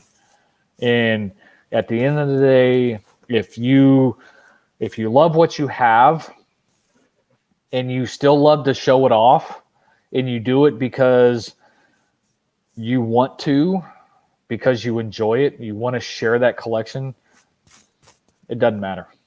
Doesn't matter, because it's what you want. It's what you want to show. It's what you have picked up. And there is not a damn person in this world that should tell you otherwise of whether or not it's good, bad, or indifferent. Period. And I'll leave it at that. Beauty is in the eye of the beholder. Again, or the beer holder. Either way. We'll accept either answer. Yeah, if you're listening to somebody else tell you what to collect and you can't think for yourself, this hobby's not for you. You're gonna get burnt out because you're gonna buy stuff that you don't have any real interest in or any investment. Personally, you forgot the air quotes, Dave. You said investment. But I mean, time, like, let's say our time has been invested into this. I was giving you crap. I knew what you meant. Dave. I just had to give you crap. I'm not talking about the charlatans. Like our time's been invested in collecting players and cards, learning about this stuff. It's not just something we started 6 months ago and we're a hobby veteran after a year. Fuck you. No, you're not. You're gonna get kicked in the nuts, Rochambeau. It's when you invest this much time, this much effort, this much love, dedication, any of those words you want to put with it, this hobby becomes something more than just a hobby. So, again, collect things, even if you want to collect game used stuff, you want to collect, what are the figures? Not starting lineups, what's the second? The McFarlanes. You want to go back, collect those. You want to collect posters. You want to collect, I don't know, whatever. Autograph memorabilia. It doesn't matter. Whatever you want to collect. If somebody else tells you that it's shit or that it's not up to their snuff, they deserve to be punched in the dick or the box. That's bullshit. I hate that. You can tell somebody, well, that's just, you know what? Keep it to yourself. Don't watch my stuff. Exactly. If you see Steve saying, fuck, I'm thrilled to get this Terrell Davis card, I'm stoked. Say, hey, congrats. Boom, done. You don't have to be a dick. And that's a lot of what this hobby is. I know people don't like negativity, but if you're watching my channel with him, Mr. Steve, guess what? You're going to have a little negativity. We're not flowers and sunshine all the time. It's not negativity. It's speaking the truth. Well, yes, but I mean, when people are like, well, I just want to talk about the positives of the hobby. Well, guess what? With positives come negatives. It's called life. Yep. I don't live in some sort of bubble that nobody else lives in. But when people start that stuff, or they talk behind your back, or you catch wind of that type of stuff, just disassociate with those people. Those people have their own problems. The dick measuring contest. They got to get their thimbles out. Collect what you love. Yep. You want to pick up Wayne Corbett? Get the best Wayne Corbett collection out there. You love Zach Thomas or shitty Miami Dolphins? Buy them. Buy them. Brad. Adult diaper.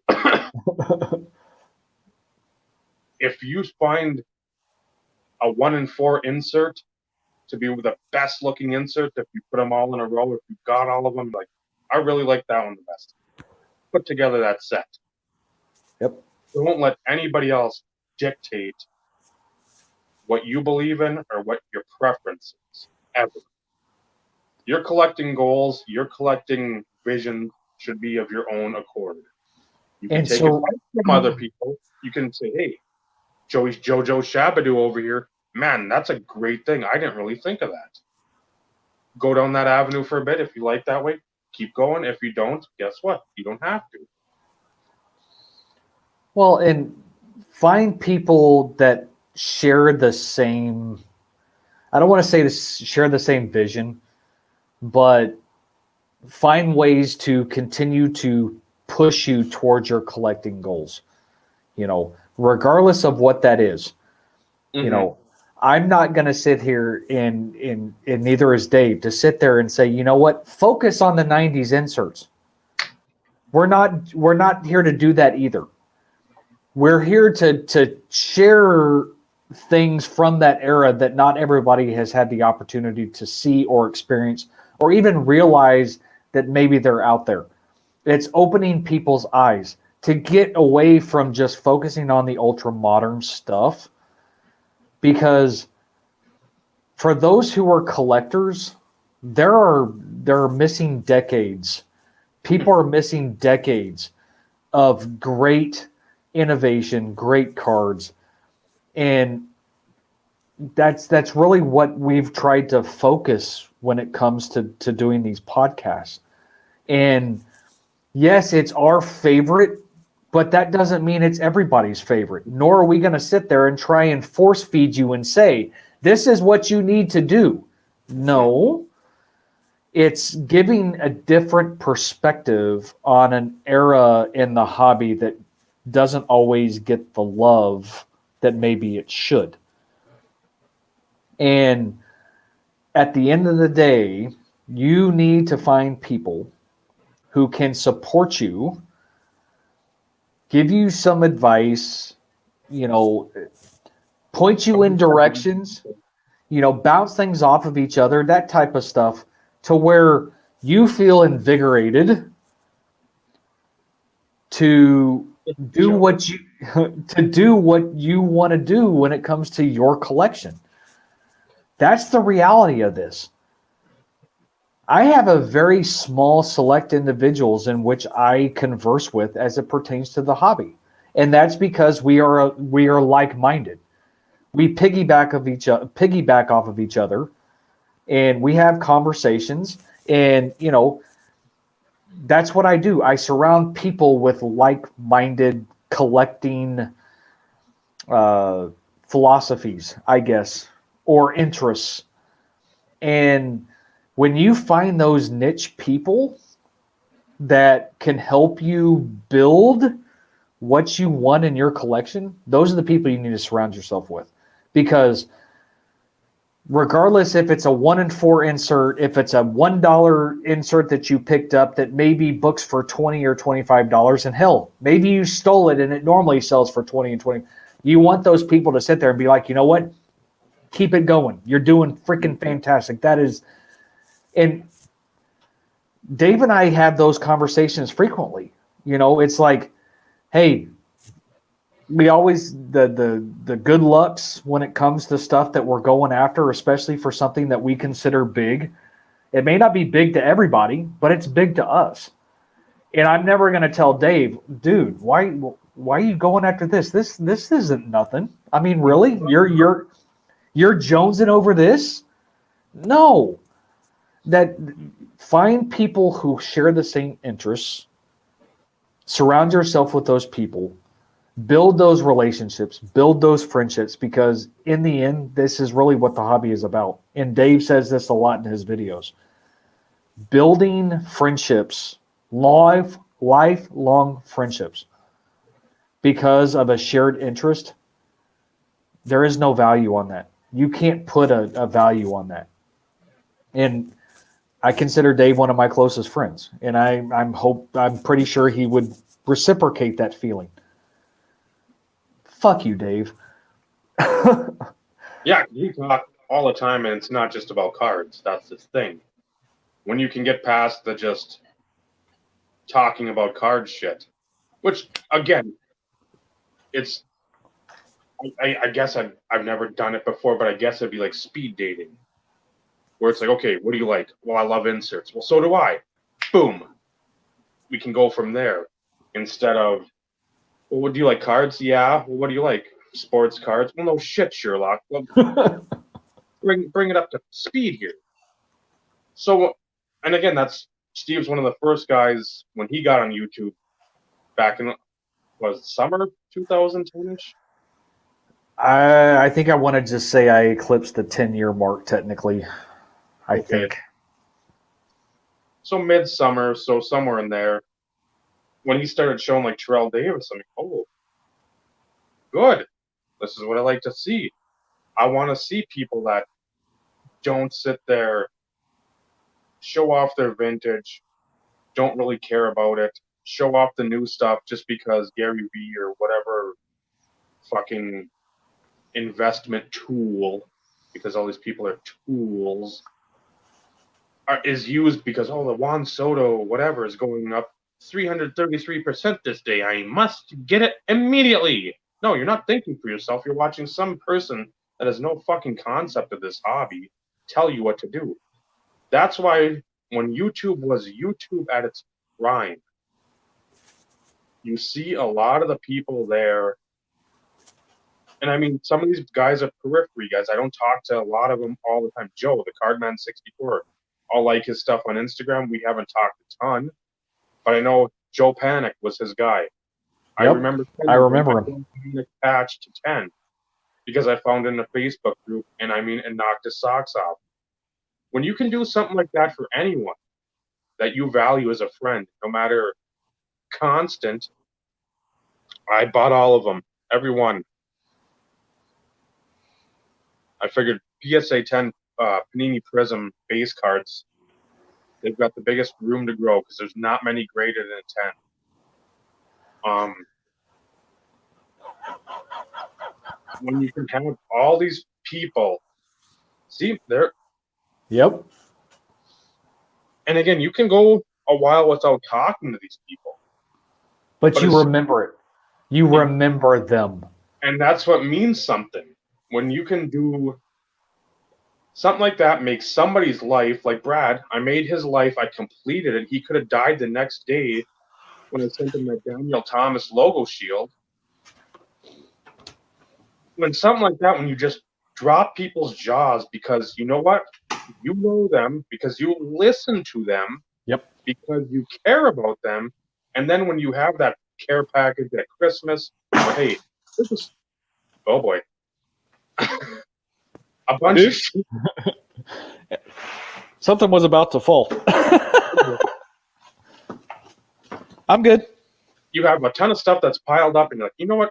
Give me your address. I need to send them out just to get it out. Boom. When they see that package, that brick come in, they're like, oh my God, this is like a 25-minute video. Well, A, I got you to make my length of video, so I win. B, I hammered you with all kinds of cards you at least on camera look like you like. So, and then C, I know there's stuff in there you don't have and that you really do like. So guess what? When you take all the stuff into consideration, it doesn't have to be a care package of $1,000 stuff. When you take into consideration that this is supposed to be a hobby, when you take into consideration that if you want to make it an enjoyable hobby, you make friendships, you discuss, you use dialogue. It's not just texting all the time. We talked tons on the phone before, messages before. When you do that with people, you build those friendships. You know what? The hobby is secondary. Well, and on the flip side, Dave, to that, you know, the whole just because movement, it wasn't about the value either. No. It was because you put forth the effort. Monetary value was irrelevant. Book value, sell value, it was irrelevant. And at the end of the day, you put forth the effort, you put forth the time to listen to people's wants, needs, likes, whatever you want to call it. You watch their videos religiously. And yep. And you know, you put forth that effort to put something together, even if it is, you know, some base cards, some, you know, basic inserts, things along those lines. Not everybody has an opportunity to bust product. And during my time in which I still busted a lot of product, yes, I sent out a lot of base cards, team sets for their team, because they were never going to pick them up. They weren't going to bust the product. So the fact that I thought of those people, as I'm busting said product, is what made sending those care packages fun. I still go back to the care package I sent to Michael, this film not yet rated, which I'm hoping at some point will eventually decide to come back and watch us. And we'll eventually get him on the podcast because, you know, he has more of a later time span when it comes to inserts and parallels, but he still can circle back to the 90s from the baseball perspective. So it adds another level of do what? Basketball too. He does. And so it brings a little different aspect to what we bring to the table when we have these discussions. You know, I sent him a care package. I went through all my inserts, parallels, and stuff, and I pulled out a crap ton of Kevin Garnett stuff. Mm-hmm. And the last card, who knows what I could have sold it for? Mm-hmm. Late 90s, die cut, serial number to 100. Who knows what I could have sold it for? I don't think he could ever find anything on eBay, and I don't believe I could either. But that was beside the point. We're home. That's great. I'm off that. What's going on, Jeremy? But that never even crossed my mind. You know, it was one of those in which I knew he started getting back into the KG type stuff. Will you stop, the two of you? Jeez, I've got everybody going to sit there and Daddy. you know this goes on YouTube. Okay, thank you. That's loud in people's ears. Oh, Hi, we love you, husband. I love you too. Take your stupid shorts you threw. Oh, you want my shorts back? Anyways, before I was interrupted, I'm glad you get to see the softer side though too. I mean, come on. Which was the most laid Jerk, back? I was gonna get him. Do what? This is the most laid back podcast on YouTube. Really? Yep, you called Why it. didn't she keep this so she doesn't do it again? I don't need my wife's shorts again. Well, she tried to. You're like, Hold on.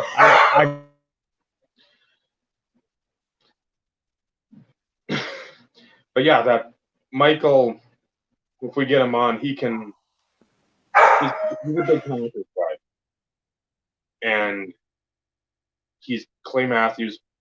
Primarily, he picks up some Cobb, some Rogers. I mean, it's an ebb and flow with him for collection wise. So yeah, he'll be a valuable tool. He's a tool anyway, but he'll be a valuable tool for us. And just another voice to maybe not bring a different perspective, but he's got Rogers. He picked up a lot of his stuff. Then he flipped it when Rogers got good. Or, I mean, not got good, but had the chance to play. Then he picked up Clay. Then he's built that collection into a monster. But he's got a different collecting philosophy. Yeah, where we are the misers. We do not. Our cards of our PC guys are just like gripped tight in our hands. Yep. Michael will finagle deals to get something he wants more than one of the Clays in his collection, and part with one of those Clay Matthews cards in his collection to obtain the other card he wants. Because, I mean, right. He's told me of deals where he's like, I traded 2 1-on-1s for 3 or 3 for 2, and I'm like, what the hell did you trade? Because I wouldn't even think of trading a Josh Johnson. I just and that's me. The other ones. Yeah, and that's me. But at the same time, it allows him to keep it fresh. And there are certain ones in which have more importance to him than others, which allows him the ability to consistently swap out things, and it still keeps it fresh for him. Me personally, I don't know how he does it. And to a certain degree, I guess I can envy him for that. Mm-hmm. But at the same time, a lot of his stuff, starts later on to us. Mm-hmm. So there's a lot more availability, so to speak, from the 101 perspective, or even the lower serial numbered stuff than what our player collectors, or our player collections, entail from those years. Because, Bledsoe, Kerry Collins for you is really your main focal point. Mhm. We always go through this. You dabble in others, but those have always been your two main football guys. Not including Northcutt, because I know that's Okay, even so bigger. But we're not getting into Northcutt. It's because that was a failed PC. Sorry, Dave. I love you, man, but that was a failed PC. yeah, yeah, However, but a lot. but you enjoyed it. And that's I spent $35 on another card I've already got 5 copies of, but it's a tough one. So when that comes in, and I'm happy because again, those are my favorite Northcutt cards. and like I said, you and I jab at each other all the time. And that's, it's one of those here I'm sitting there saying, surround yourself with people who, support you. And here I am giving you shit about Northcutt. But, we have that relationship, and it's all in good fun, because I can still enjoy some of that stuff because of the rarity. Regardless of how much you pay for something should not dictate how much people should enjoy looking at it. Period. What you pay should be irrelevant, nor should you feel obligated to tell anybody what you paid for anything, because bottom line is it's none of their business. And if they really want to know, most of the time our main avenue for a lot of this is eBay. It's not like you can't freaking do the time and go look. Go to sold things. Exactly. Northcutt and look at the high dollar one. This stupid guy here bought him. Yep. But Yeah, before we keep going down rabbit holes, and so we can actually show off some cards this episode more so than what we have on some of the other ones. Kid cards, and I'm going to let you go first because I have to run to the facilities real quick. So I'll let you go first. I'll be right back. Okay. Now you're looking at the term kid cards and thinking, what the hell does that mean? Cards are supposed to be for kids. Well, this is truth. But for me, in this, it doesn't have to be when you were a youth or an actual child only. This is anywhere between whatever age you started collecting and like looking at a magazine of any type, the Beckett, sports cards, um, sports card trader, any of these price guides. When you looked at any of them, whatever it may have been, and you looked at it and like, wow, that card right there is like $40. Nolan Ryan rookie's like 800, 1,400 bucks. Wow, that's an insane card. What's with that? The first card I think it booked at one point at like $20. But had never seen it. Years later, you're able to get them. It's from that point when you start actually taking notice of pricing in the hobby to the point where, and again, this isn't when it's 35 or 40, but I mean to the point where you get a sustainable job, you have some discretionary to pick up some of these cards, and they mean more because when you're a kid, you're like, oh man, this is I can afford X, Y, and Z.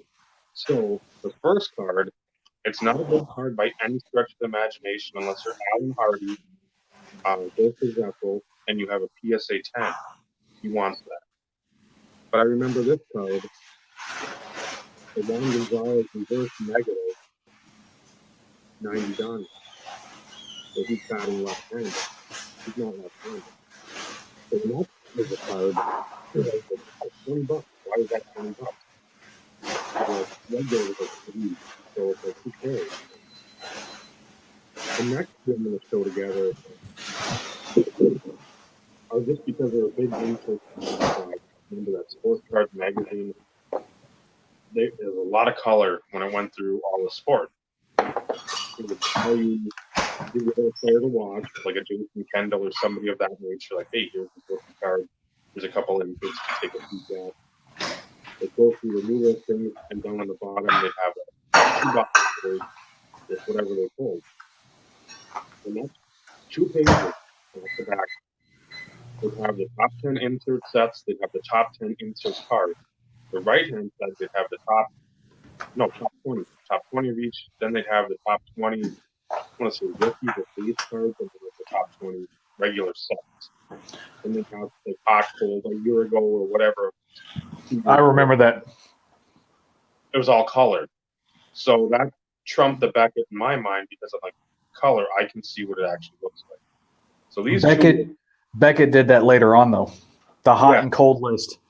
Well, they did that, but they didn't do a lot of like the color printing of like, hey, look at this card. This is Correct. the Sports Cards magazine. Oh, this one was a big one for me. Again, it's going to be a lot of baseball in there because I won't say football was obtainable, but like the 95 stuff, we had so much of that around Ely that, I mean, we were able to bust, I think, everything but like Finest SP and Flair and Bowman's Best. But everything else we had. But that one was a tough one at the time. And this set was a big set. I mean, I looked at that and I'm like, my God, that's a gorgeous card. And to have, again, what is it?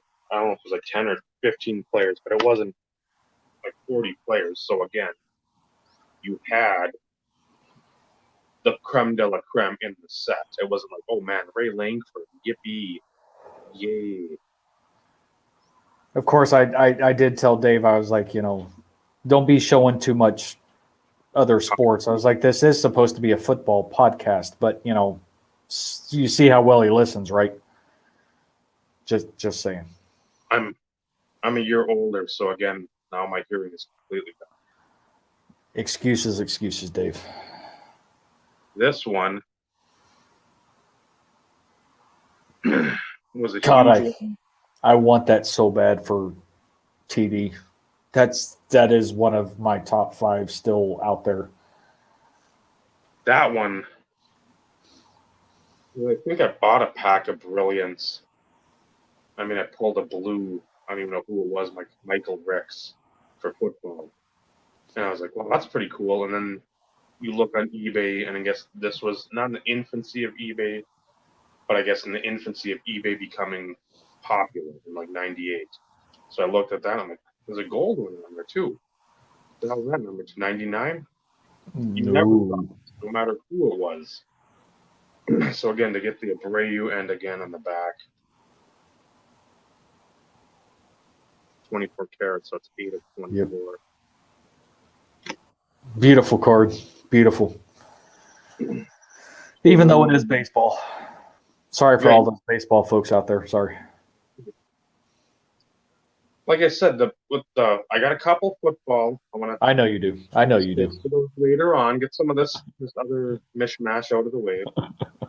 Again, people seem to like the Topps traded rookie more. I love the multi-rookie cards from baseball, just because again, it just showed some scrubs with a Hall of Famer, and again to get the Ripken again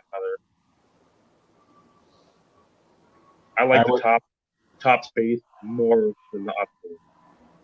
And I'm sure I'm not in the majority on that, but you know what?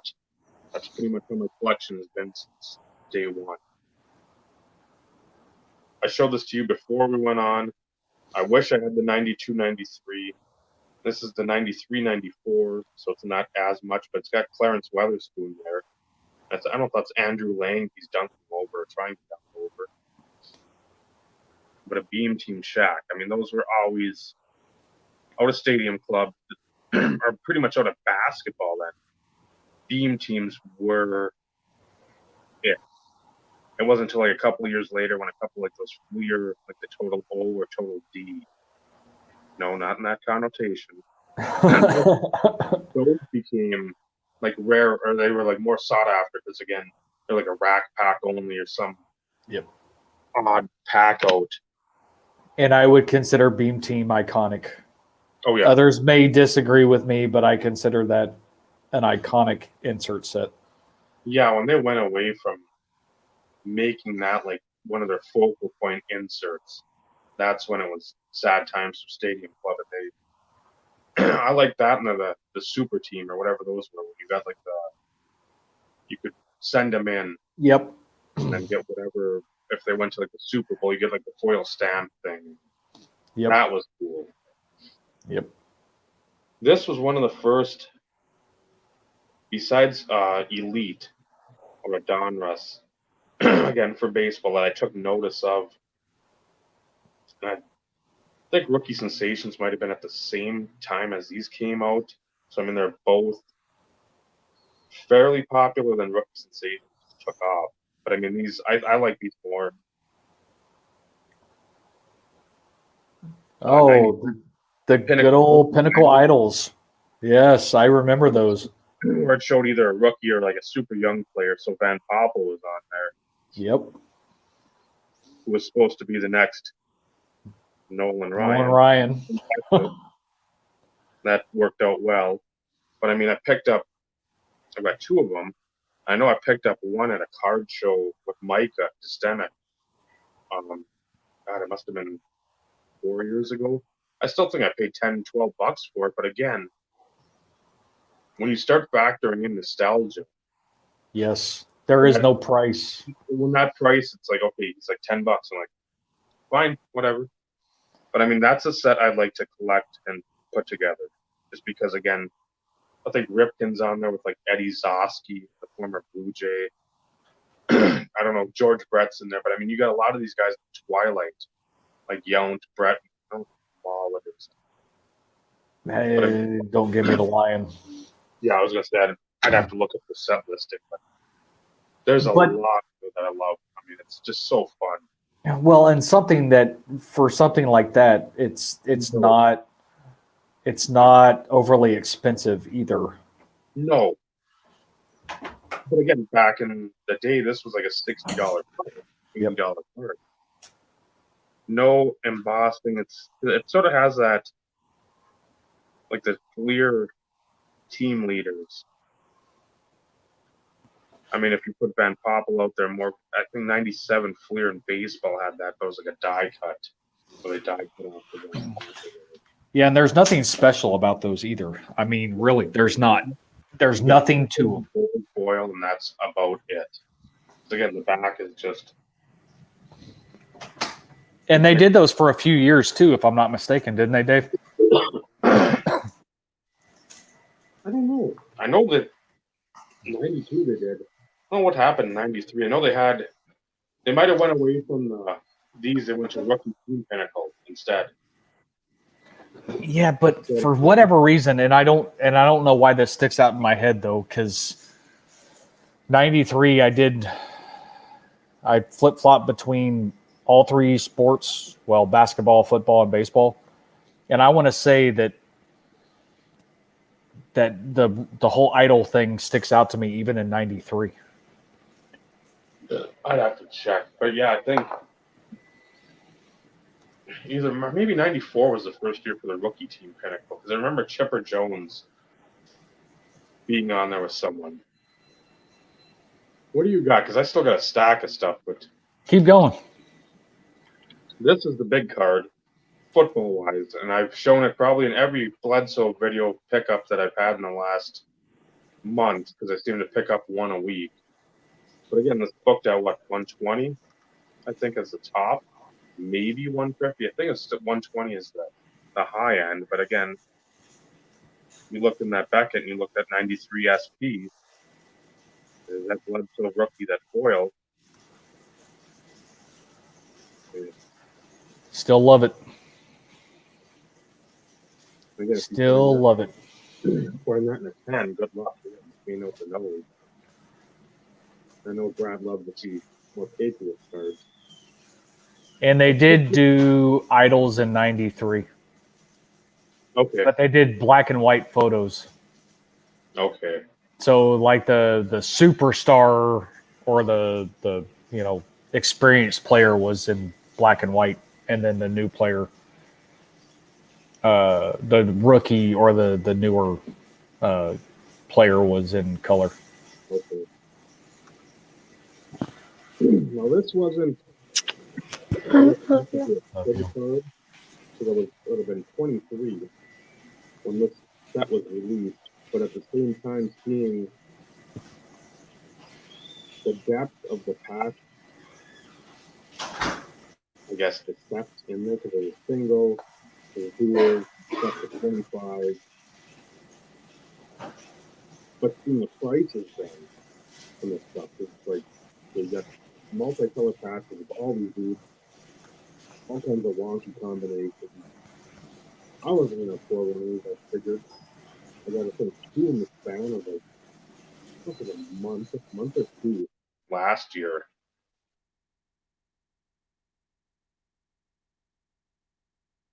Especially when it comes to like the Hall of Fame players. Each your own pools, that's to 99 there. But again, being a passionate lover. Hey, are you in bed? And I'm so sorry. I did not mean to wake you up, but I just got communication. When you get into the office tomorrow, as soon as you get there, go into special project because you guys will get sent home tomorrow. Figure that this card cost me what it did, and I got another copy for pretty much the same price. I'll be at the hospital first thing in the morning with Dad. He's coming home tomorrow, so I won't be in. Think of that. I got a baseball version. I'll come back to the football version. A couple cards. Just because these ones, again, you saw them in that Sports Cards magazine. 1 in 72. You never figured you'd own one because Zenith was something we didn't even have around. You couldn't find Zenith anywhere. It was a rogue product that didn't really exist. Special project, be at your dad, and they'll get Z-Team. and they'll get you guys sent home tomorrow. And again, it's I'm so sorry to call you so late. I know. But I was just checking out, got communication, and so I want to make sure I told you guys. So Yeah, and why they went away from actually doing the Dufex on the back is beyond me. Because to me, that made it that much more special. mm-hmm. Yeah, as much as I like, okay, wow, they did that with the 96 where it's got sort of like that rainbow foil diffractor, like the Select Certified Premium Mirror Red. I would have rather had it just continue to be Dufix. I didn't want to see constant change with the main insert in a set. And they kept on changing it. Another one that wasn't numbered. Again, I'd still like to get more. 99, I bought the piss out of football. There was a insanely good rookie class at the time. Pretty much the most hyped quarterbacks of all time. Coach, Achilles Smith, Cade McCown, Culpepper, McNabb. I know Sean King was later on that he played. He probably had going on stats.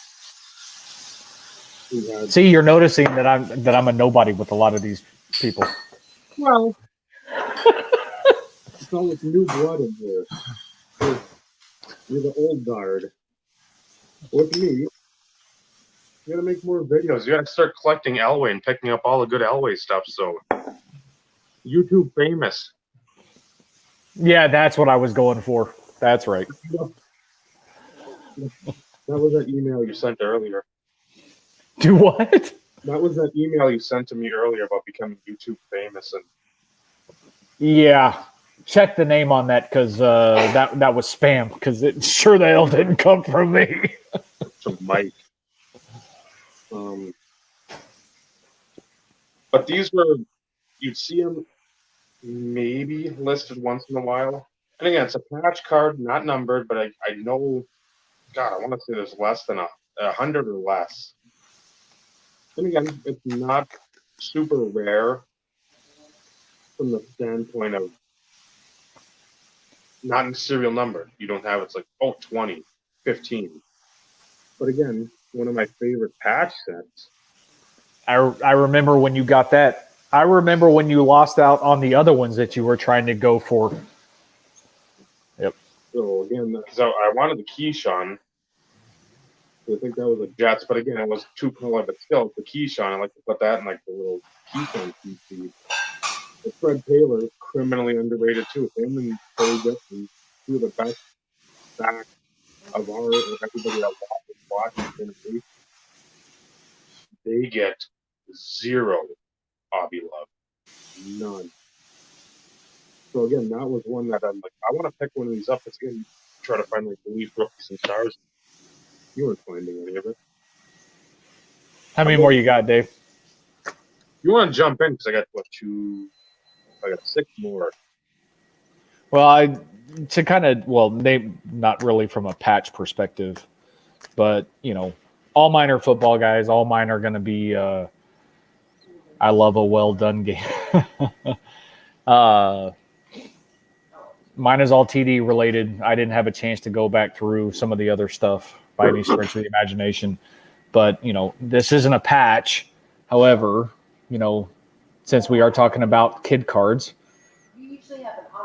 This I had on my list forever. This is 97 Upper Deck. The fact that, and keep me honest, Dave, I think you have one of the original Upper Deck jerseys when they first produced them. I pulled the Brunel way back when. That's right. You had pulled it. Okay. I remember the conversation.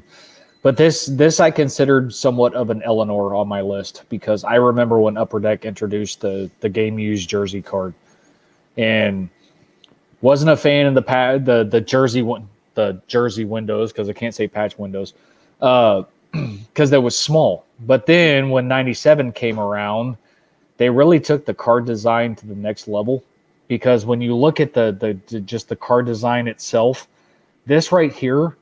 You got the blue ribbing, if you want to call it that, and then, of course, the orange background, at least for this one. It almost looks like a jersey. 96, guys. Yep, 96. But this right here is the actual jersey window. And it's a larger jersey swatch than it was in 96. But this is one of those that I remember the big price point and the big selling point for 96 and 97 Upper Deck was the whole game-worn jersey thing. So this was one on the top of my list, and I can still I think in my video when I posted it on YouTube, I alluded to it as like an Eleanor. Mm-hmm. Not like it was hard to find by any stretch of the imagination, but it was just one of those in which I had to have it. Because I remember those being my prime collecting years, I didn't open a whole lot of Upper Deck product as it is. And those were not easy to pull by any stretch of the imagination. So, was it the same odds as 96? Because I think 96 was 1 in 2,500. It was damn near close to that, Dave. It was one of those in which I think they kept it fairly consistent. Yeah. But, like I said, it's one of those in which I knew that it was out there and, always regret not doing it sooner. But at the same time, it was one of those in which prime collecting years for me, not doing it then, but able to do it later on when, of course, you have some of that, extra cash to be able to do something like that. And I will go ahead and show this one just because I talked about it earlier. And it being faded.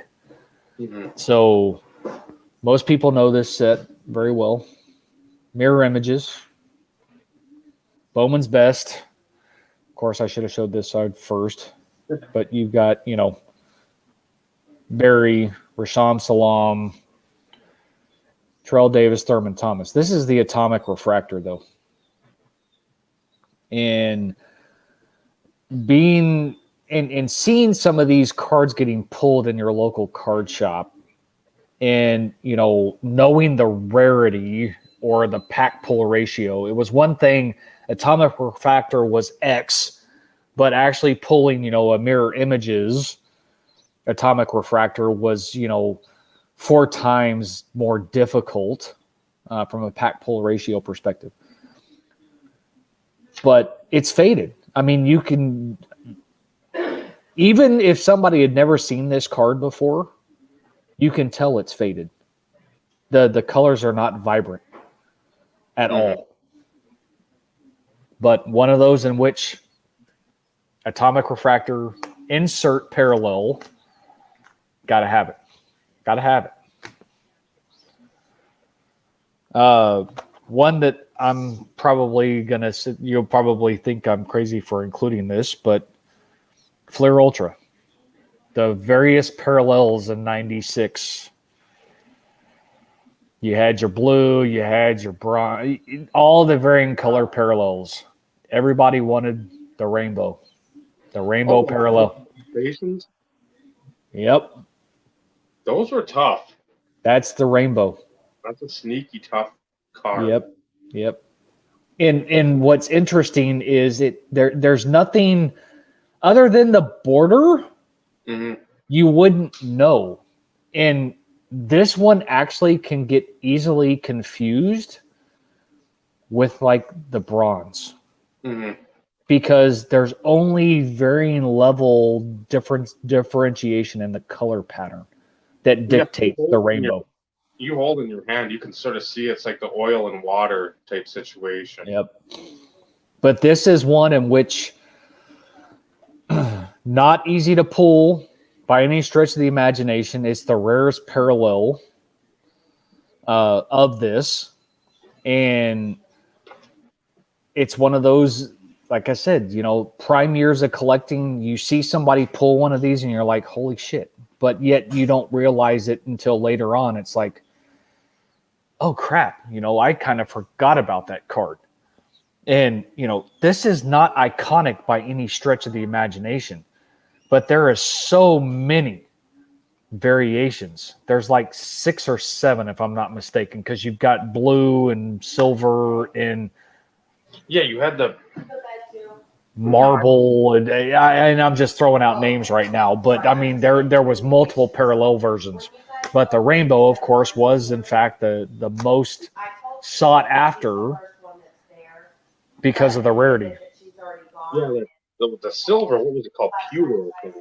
Yeah, pewter sounds right, and I could probably find all of them if I really looked. It was like bronze or gold.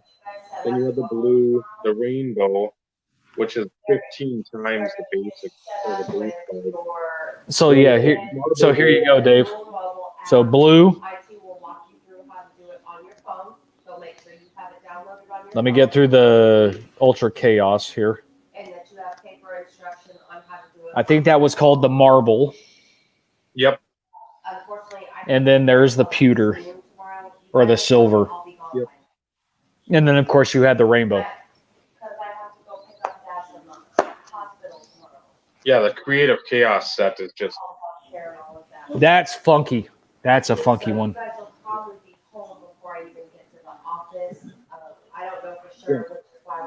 No, Daniel, not all the atomic refractors fade. That was more of the year itself. All my other atomics that I have do not fade, but for whatever reason, I've seen a lot of these, and it's the mirror images. It's not like the base atomic refractors. For whatever reason, the mirror images are the ones that I've noticed fade, and that's across the set. Yeah, I love that set though. That's such a, again, some of the player combos you look back on now and you're like, okay, Barry, Terrell. And I'll go ahead and throw another one out here. I know you know about this one too. This was one of in the recent collection purchase. Quads. 98. Right? Do what? Platinum absolute quad or absolute platinum? Absolute. Yep. But yeah, these were not easy to pull, and you know, other than Jerome Bettis and Marino on the other side, you know, Napoleon Kaufman was a scrub. But, you know, just one of those in which not a one per box pull, one multiple boxes, take a look and see, Dave, and see what you could find from a ratio perspective. But this is 1 in 145 type of. But just one of those in which you happen to see a picture, in Beckett or something along those lines in your early years of collecting. It's like, just a beautiful card. Still 1 in 73, but again, it books. $100. $100. That one's 50 for whatever reason. But I mean, you got Favre, Elway, Sanders, and Dunn at 80. I thought it was higher than that. 60. Manny Leaf, Watson, or Wadsworth, and Woodson at 60. I mean, the Commons are 25, and I mean, there's some not great people on there. Not as good as yours, Dave, but this is another one that was on my list as far as a must-have. Leather quads. This is another one that still has, sells fairly well. I've still got to pick that up for the Martin. Well, because originally you guys weren't going to get touched until they. But another tough pull. Yep. Not near as tough as, the silver or the gold redemption parallels, but still, it's one of those in which this was like one of their big price selling points. Yeah. In playoff that year. And these were tough. Tough. Like they need to go home. Yeah, look, but those are been one of my favorites. Just because, again, you have 92 of the back-to-back, which I love those. That was like the embossed and the foil, and then you had actually hollow foil. And that was like a 60 card set, I think. Then 95, you had the quad starting that. And those were, I'm still trying to pick up a blood soul because that Elway and Marino on it. So, I mean, you got the top 3 quarterbacks of the 90s. Right. So, again, I'm trying to find that at a decent price, so I'm not paying the base. So here's another one that I'm have on my kids card list. Triumvirate, Atomic. I know it doesn't show up as well, but I mean, when I turn it just way, you can see it. I love those. Those are. Yeah, Judge is like, I don't mind going in so that I can make sure the agents get everything they need. There's a Marino that went near 100. That doesn't surprise me, though. No. I'm just like, yeah, these Atomics, if you can find one at a decent price where it doesn't break the bank, pick them up because they usually hold a premium. They usually hold a premium. I had Marino and Favre, so I priced for that more than I wanted to pay, but she ain't doing shit at all when she gets there. Iconic set. This is not the rarest by any stretch of the imagination, but this is another one on my top 5 list. Because this is the green, but this is more iconic when it comes to baseball than it does football. But even football has high selling points. So the Crusades, it's numbered to 250, but this is another one of those that, when you knew that they existed and you actually saw one in person. The only thing that sucks is getting older. You pay more for these now than what you could back then. That's why it popped up in one of our previous episodes as the overrated. And I said, yes, because it's just, you try to get anybody with a name, you're paying whatever the Yep. And I'll show one more and we'll go back to you because I'll step outside and, go kill my lungs. And it's one of those in which I almost debated whether or not putting this in the list, but I pulled one of these, and it was Joey Galloway. But knowing that it's still, I consider this, on the rare side. This is the horizontal 4-diamond die cut. And the reason why I included this is because I pulled one and I knew TD was in the set because I, had, some of the single and the double diamonds from that set. And people don't realize actually how difficult these cards are to pull. I think,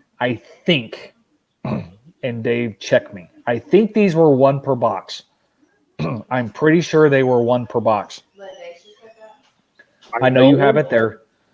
With hockey, because I've looked and I bought a brodeur. Spoiler alert for one of the videos coming, and then, but that's from the Czech Republic, so it's going to be here in 6 weeks or so.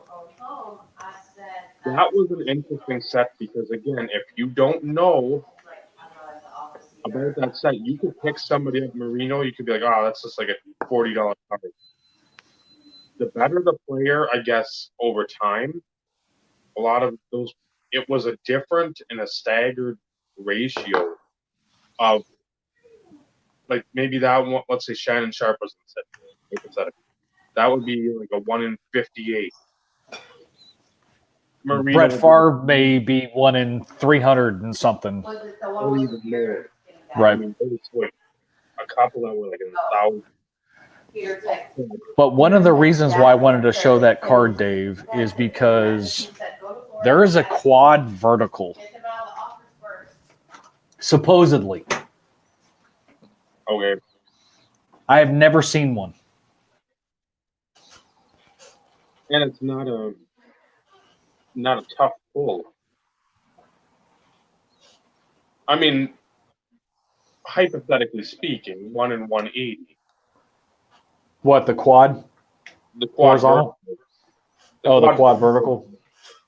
The horizontal, they don't even show a listing underneath. But again, and I'm just going to. I think they're under premium cut because that's the only way the horizontal were. Oh no, but this is the odd part again, where you think you'd have a connotation of odds, because you got Jabbar at 20, Aikman at 200, Carey's at 20, Bledsoe's 100, Barry's 250, Marcus Allen is 30, Elway's 400. Then you have Adrian Morel, Sayal, they're cheaper. Eddie George is 30, but you have Antoine Smith and Reggie White. They're cheap. They're like $20.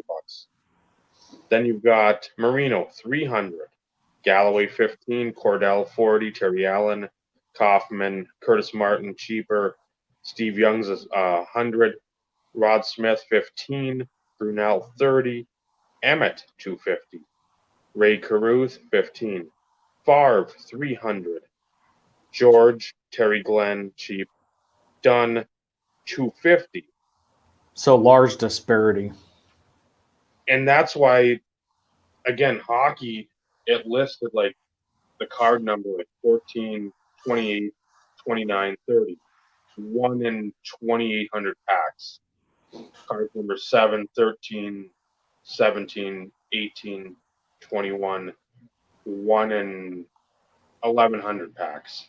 So I don't know why they don't do that with the football, but that's why there's such a disparity there. Terrell, it books for 40, but again, book values Irrelevant. Yeah. Somebody's piping off about nonsense. Well, and I'm going to be honest with you, Steve. My football knowledge, it isn't what it used to be. How many Super Bowls did Marino win? I think that's a big zero. Huh. Pretty sure that's a big zero. I see something about greatest, but zero. The greatest who never won a Super Bowl.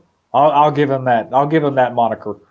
Well, he can have that title. Yeah, that's the only title he's gonna win. Much love, Brad. Much love. But it's one of those in which I have a feeling, though, football probably carried the same notation, perhaps, because Yeah. of the disparity in the pricing. No, you don't. You love us. Liar. Liars go to hell. You're lying. You wouldn't stick with us this long if you hated us. Right. It must mean you really hate yourself. All right, yeah, Dave. Same. You're up with some more. Tiered segments of odds.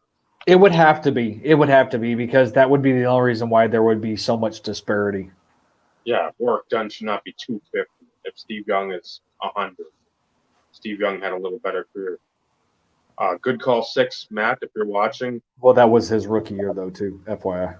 No, second. I'm pretty sure it was 90s. Was that 98? That was a I'm 98. pretty sure. Are you sure? It was Dunn's rookie year. Well, I know when Dunn's rookie year was, but I didn't think that was 98. We'll have to go back in a moment. I'll have to go look at the back. But the statistical standouts from this, the 95, I think. 95 Leaf, when I saw those with the hollow foil fake auto, the foil on the bottom, then like the raised seams and everything on the baseball. That's a pretty card. It was just something, again, aesthetically appealing. Back, serial numbered. And again, it's not like it's a tough card. For 5,000. So again, but at the time, commons, I think Joe Carter's in the set too. So he would have been a common. He was like $25, $30. So Kirby Puckett's 60 to 80. Right. And again, I still want the Frank Thomas, but I don't want to pay those $300. Yeah. Yeah, that's a pretty card. This is from 92. Again. Oh, you're going old. Well, some of these baseball, this is the stuff that you just look at and like, do they exist? I've never seen one. Nobody pulled them. Nobody. Yep. Good old Elite Series. Again, you think there's how many? 10,000? Yeah, but when they produced, 50 million cases. That's the thing. It's like, you think 10,000 a month, you got to see one. Well, when you have the island of Greece stacked up 500 feet high with 92 Donruss. And those sell for a shit ton, too. And I've got my second to last card. I got 2 copies. So, but see, and I would give that the iconic title. Oh yeah, I mean those were the first inserts where you're like, what are these cards? I mean, there's been nothing about other than like, oh, here's a score blister pack or whatever you get, and there's like a young star, so that's like a 1 per pack card. There wasn't anything to really that point, other than again the upper deck, the heroes of baseball, and I think football had name it. I don't remember what year. I don't remember what it was called though. I know what you're alluding to though. The autographed header card or whatever. Yep. So I mean that was like, okay, those are cool. Never gonna get them, and then it's like a whole set of these cool cards. What? Yep, and then of course you went from Elite Series to Diamond Kings, which to me, I'm not talking about Diamond Kings now that's the base product itself. I'm talking about the 90s Donruss Diamond Kings that were not even 1 per box. You would think that those to a certain, because there's no serial number, you would think that those would somewhat still have somewhat of a likeness to the Elite Series, but they don't. For whatever reason, non-serial numbered, okay, easier to pull per se, but even they weren't tiered, but the chances of getting, like your bigger name guys, for whatever reason, it seemed like it was almost an impossibility. If you were looking for the David Justice or, like a Roger Clemens or somebody like that, it was like, Good luck. Good luck. Yep.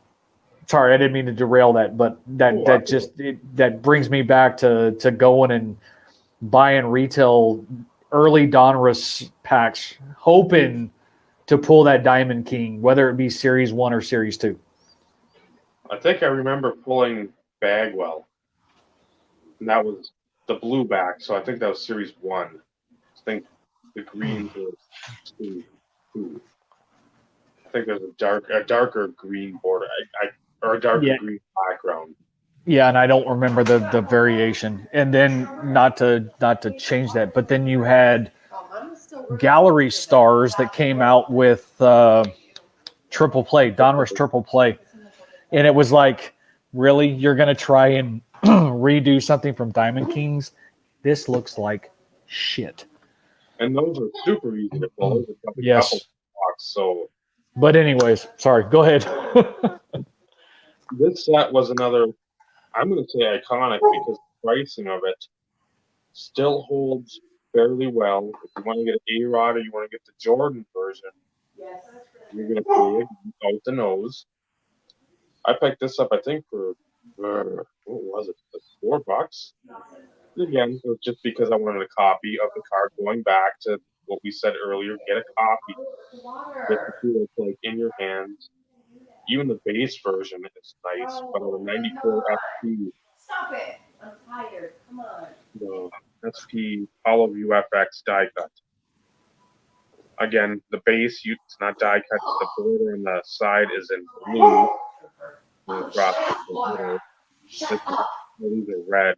But again, you try to find an A-Rod, which is his rookie year, but it's just an insert.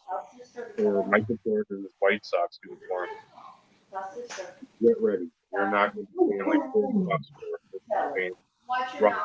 Probably well over 100 for A-Rod. I don't even know what Jordan's for at this point, but I'm guessing minimum raw.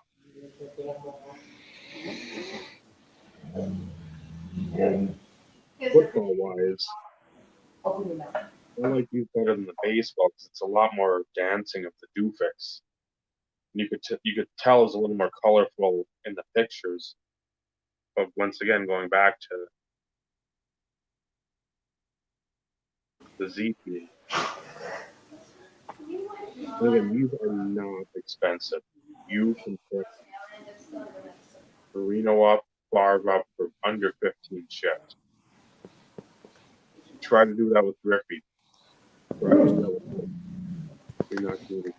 to do that in hockey with anyone. Right. I know this. I picked up my WA, I think, for 72 shipped. Jeez. So, but again, it's not one that popped up. And I'm like, I know one of my shocking, I've never set up before, favorite insert sets. Just because, again, you have the doofix, and in the back you have all the fun foily going on. And again, when it's 96, 97, that's a different story. That initial release of the 95s were by far the best because, again, nothing I don't think Pinnacle has done other than, I love the Skylines, the 96 Skylines, where they have that foil rainbow, like the select certified premium stock mirror red on top. Then you have acetate. When you start melding all the technologies together, if it's done right, I love it. But I mean, that first Z team, that's such an iconic card for anybody. I mean, there's players, again, the Gwyn will probably cost you $6, $8 maybe shipped to get a Hall of Fame. Right. The Tony Gwyn for $8 in a set that's one every 3 boxes. Come on now.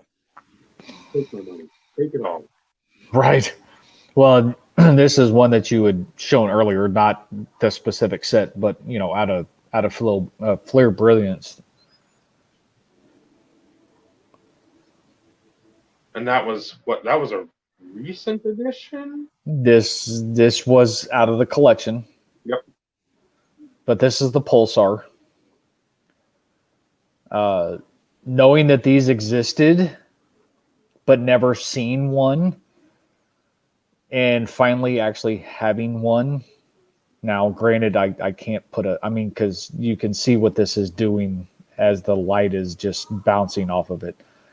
I can't, and there's the notation for the Pulsars. Yeah. Oh, yeah. Yeah.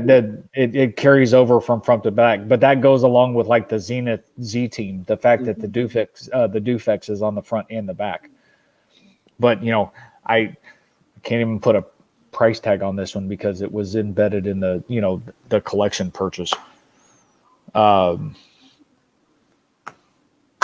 shown the 97 version before. Pretty sure this is the 98, but talking about rubies. Mm-hmm. So this is the 98 version, and they changed it. It's completely different, but of course, it's still shiny. I still like the 97 better, but since I've shown it a few times, I didn't want to pull that out again. But Skybox Premium Rubies, same numbering, numbered to 50. But another one of those in which, knowing that they repeated in 98 and only pulling one in 97 of Not My Player, it's like something that, and I bought that one. So that's one of those in which knowing that information goes to the top of the list of I need to get one, and I need to get one as soon as I can. Yep. Another variation, 98 Bowman Chrome, Golden Anniversary. This is just, no, I do not have the refractor. God, I wish I did. But Bowman Chrome, Bowman Anniversary. I actually did pull one of these cards in 98 because Topps Chrome and Bowman Chrome were like my two sets that I wanted to put sets together. That's numbered to 50. Not super rare, but even in 98, numbered to 50 was not something that was, easy to pull by any stretch of the imagination.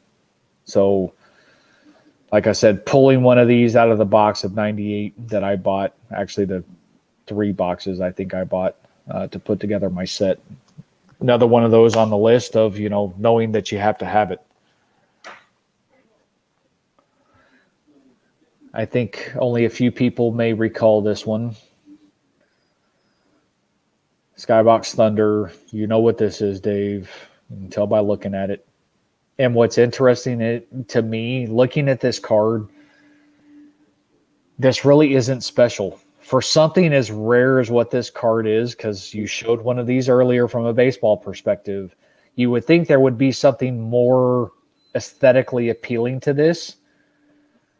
But there's not a whole lot of going with this. But this is the Super Rave.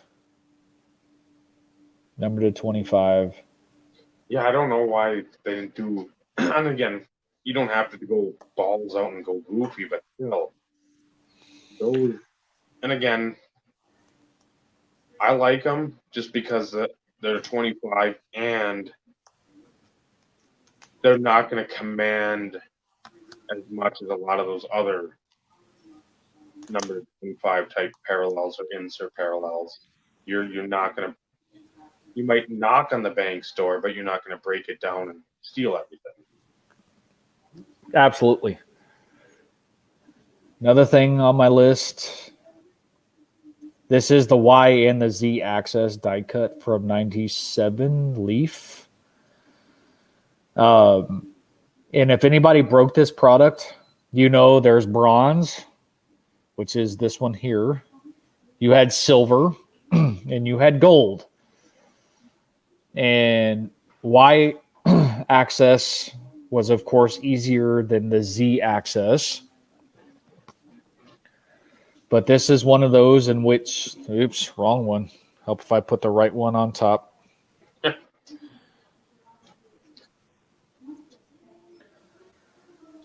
Those were not easy to pull either. No. And it's Z-axis fractal matrix die cuts is the way that they have them notated. Is that But of this 100? do what?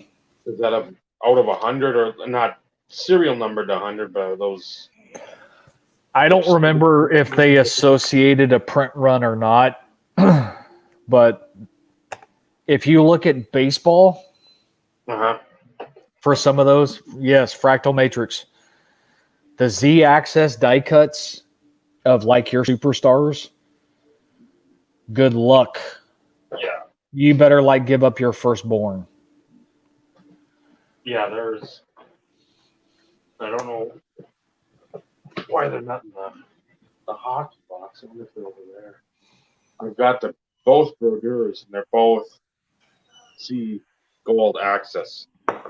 There's like the whatever the parallel or the subset version. Yeah, because for whatever reason, this is the checklist card, but for whatever reason, it's the Y-axis. So, but then again, I have them both. Going back to Platinum Medallion from way back earlier in the podcast. So there's 97 on top. Which I love that. I love that. Not that the picture's great of him just tying a shoe, but the jersey. I love this version more than this one, even though this one's serial numbered. Oh, what a great picture. I don't even know what the hell's going on there. I don't either. I mean, it's numbered to 98, so of course they're rarer because of the serial numbering. I dig the black and white, but at the same time, I like what they did with these because of I don't even know what you want to call that. And the Fleer Ultra up there, and then of course in the name, I don't even know what you want to call that. Sparkly foil. I don't even know what you would even call that. Yeah, that stuff. I love those. And I love them again. At least for I don't know if it's all three series where different pictures are all three parallels, base, gold medallion, platinum medallion. If they're all three different pictures, I think we've talked about this before too. But at least it was something. If the base and the gold were the same, that platinum was not. It was a different. It's something like that, and I probably could have pulled them all out, Dave, but I didn't. Before I keep going, do you have any other ones? Because I still have a small handful. I got two more left.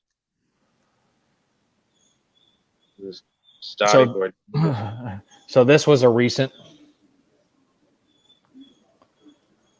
Team Pinnacle. This is the mirror. Are tough. Beautiful. And I didn't see this one specifically, but seeing one of these pulled, because originally I didn't know that the mirror existed. You had the base, you had the foil back, which is still somewhat, unless you've seen the base, you got to know what the differentiation is. But the mirror, that shine and that foil, seeing one of these pulled was like, oh my God, I really have to have one of those. And at that point, I really didn't give a shit who it was. But, as I got older and was focusing on the Terrell Davis collection, that beautiful card. Yeah, I mean, writing it, and again, every scan I've seen of because Patrick Von Brodeur are on the same one. I haven't seen one with that shine, and it says mirror every time, and I'm like, I don't believe it's the mirror, because that would somehow I just responded to him, Dave. And it's just like, I want to get that, but at the same time, that's one where I'm going to have to see it in hand and obviously pick up that, okay. That's the Yeah. new slash Yeah, reflect, slash rain or slash hollow rainbow foil. yeah, because this one, I mean, it without there's nothing on here that dictates mirror Yeah, at all. And then, like I said, the back is just plain as plain. day. And then when you have the foil back, since the back being the numbering, this is foil, and the front part looks like this. And then the regular insert is just both look like this. Yeah, the plain and whatever. Yeah, it's if you're looking at them all four, you can be like, okay, I can pick it up. But if you're scuffling along looking through scans or a box, I don't know what the hell I'm looking at. I'll show one more, then you can finish off because then I've got a small. Some of these I can lump together. Most people probably don't even know that this parallel exists. Playoff contenders. This is the red parallel. I saw one of these pulled in the shop too. 25 of 25 from 97. Right on the D and the A of Davis. That's where the serial number is at. Yep. From 97. Number to 25, guys. That Most people probably didn't even know that there was a base parallel. They do have a blue. I'm pretty sure it's a blue. Yep. As well. But I don't think the blue are serial numbered. Joe, you can send a message to me on Messenger, or even Yeah, on Dave Instagram. Dave has it. Yeah, I can. Yeah, send me an Instagram or an email, and I can get it to Steve. Either way. Well, and you have pretty much Yeah. the most recent checklist out of the small handful of cards that have come in recently. Yeah. But I'm showing some of those anyway, so they would. I mean, I don't need a duplicate. All right, Dave, you're up. Wow, and I'll actually get to wrap up the show tonight when it comes to showing cards. I feel special. Knock one off the bucket list. Yes, sir. This was again the big card 91, I think, out of the set minus. I don't remember who it was. I don't know if Sandberg was the auto. Sandberg was the auto, and Nolan Ryan was the legend to 500 or 5,000. But this is the big regular player. And again, this thing goes stupid now. I mean, you just made me sick, Dave. It goes for prices over what it booked for then. You're making my stuff look like freaking garbage. No, this is not true. It's just I didn't have, football-wise, like I said, we had at the time, even in a small town, or no, we could go either to Virginia, which is an hour away. Duluth had 2 shops, plus Superior, which is just across the bridge by Lake Superior there.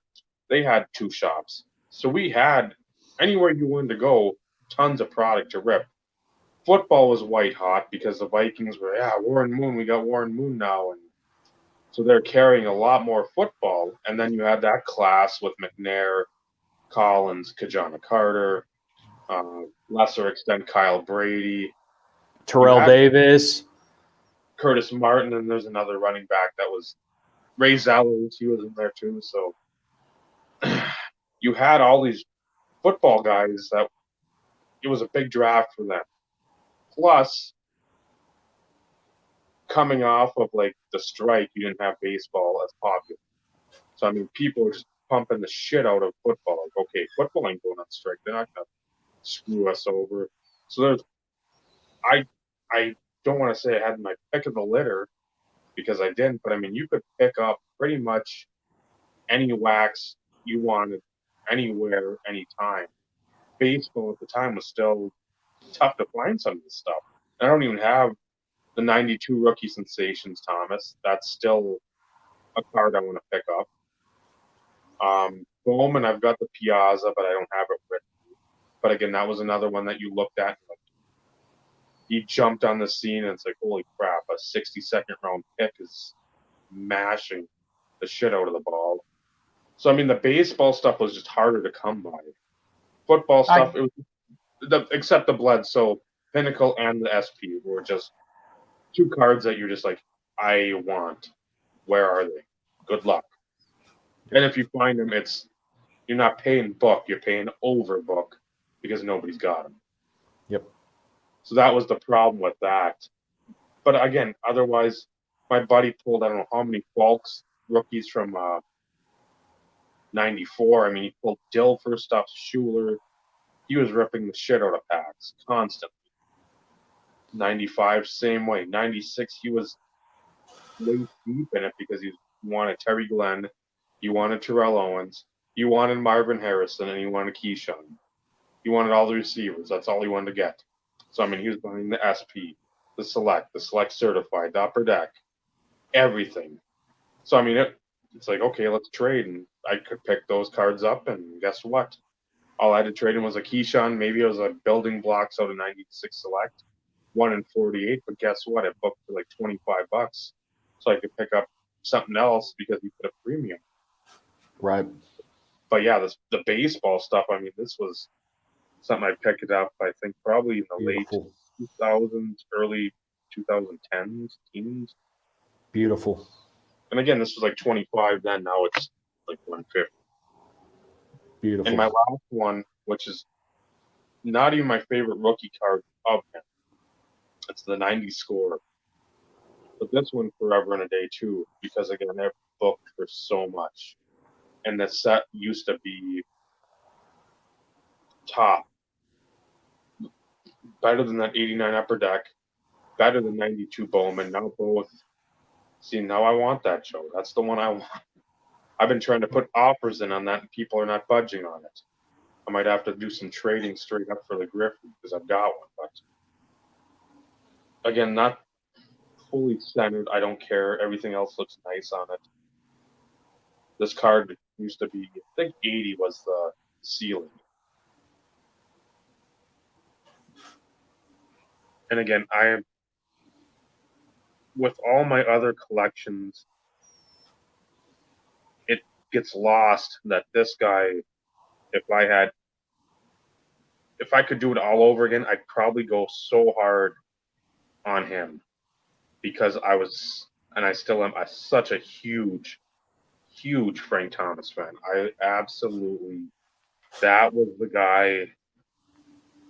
I mean, I watched baseball. The Cubs were my team because, again, as everybody said, that's our age range. TBS and WGN. Those were the two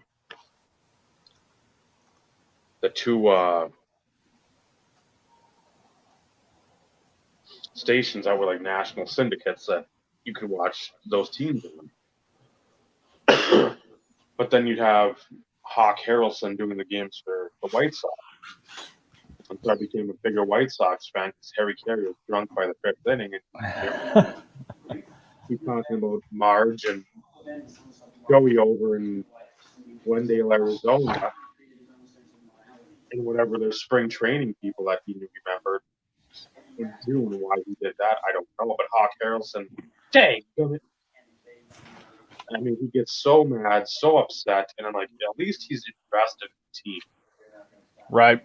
And then again, you had Ron Karkovice, Dan Pasqua, Thomas, Ivan Calderon. You had all these players. Then you had Roberto Hernandez, Bobby Thigpen, who had that, I think, 90, 51 saves, which was the record. Oh, and, I mean, it's just stuff like that. For anybody that's collected for a long period of time, that's the stuff that it'll always bring you back. Like, man, I haven't looked at Frank Thomas for a while. Rabbit hole, I went down that and I picked up. But again, it's stuff I wanted. There's rarer inserts that I'm like, I loved them. If I can pick them up for 30, $35, that's a one per case insert. I'm going to do it because it's Frank Thomas. I picked up a few Piazza cards that are case inserts because I love Piazza. Those are the two guys that through the 90s, I didn't collect much of. Thomas, the Right. trifecta. Piazza, I didn't pick up anything. Because again, he was just white hot.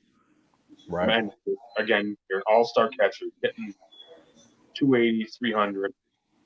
You're hitting 35, 40 homers. You're Tommy Lasorda's nephew. So, I mean, you've got a lot of things going for you. And then you went to the Marlins for about a week and then to the Mets. And so that's when I stopped even paying attention to any of his cards. But again, I picked those up over the years. But if you haven't watched my videos, which most people don't because they're 25 plus minutes of me rambling, I've got a lot of collections that are probably better than people that say they super collect these players. No, I agree. Because again, it's just length of time. Sit there and be like, okay, now I'm in my Piazza mode. Somebody has a bunch of here's some playoff inserts, here's some Pacific inserts, here's score 96, 97 inserts. I'll try to buy those because again, I don't know what's in there, but I'll take a chance. Right. Just because I know there's a lot of those goofy issues, like a team set or a team set artist group or something like that. That's a rare card to find. But Right. the baseball stuff's, I won't say always been the number one thing because it hasn't. Football's pretty much trumped that over the years. Baseball's always a strong number two because it was something you could play with your friends. Football was too, but I mean, when you're at home run derby and all that, and then the season length when they actually play the full season. Say, okay, we're starting in May or March with spring training, and you're going to October. Yep. That's what 4 months without baseball, 5 months without it. So you got more than half the year with baseball always being talked about. Since you showing that Frank Thomas from 90 made me think of this. That's Emmett Smith. Yep. So, childhood cards, most valuable, and it's sealed. It's still sealed. I have not opened this. That is factory sealed. But, it's one of those in which his most valuable, something that you don't think about early on in your collecting years, and you show in the Frank Thomas from 90, it's like, you know what? Now that I think about it, I know exactly where I can go pull this. We'll call this goes along the same lines of, the whole kid cards, things that you knew existed, Mm-hmm. and not being able to get it even at that time because of the value and knowing that I know it's in here. Mm-hmm. I don't know the condition, but the fact that it's in here and it's factory sealed, and no, this is not fake factory sealed. This is sealed. It's one of those in which figured I'd go ahead and add that to my list on this one. That's the only Emmett I don't have. I've got the Clear update. I have that in a set too. I've got the 92 Fleer update baseball set, which I got, and somebody mislabeled a lot of sets. I was able to get that set factory sealed for under $40 delivered. For the baseball with Wakefield, Kent, and Piazza. You can't beat that. No, when the Piazza itself sells for 35. Right. So one of your all-time favorite sets, Dave. Oh, love that. That is. So this goes that goes on the whole kids cards thing. I mean, it really does. Mystery Finest Gold Refractor. And of course, I had another one of these and I sold it too soon. but that's beside the point. But gold refractor, mystery finest. Those who from the 90s can definitely appreciate that.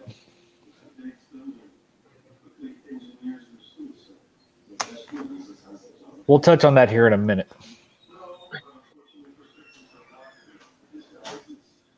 And then we're going to have a rash of mirrors. So 96, that's the mirror red and the mirror blue. Some remember seeing the mirror red in the last episode. I still haven't done a video on that, and I will, but I was hoping to add something else to the mix. But the mirrors from 96. And then, of course, because I pulled the mirror red and I knew the golds existed because the card shop had them from 97. Red, blue, and gold.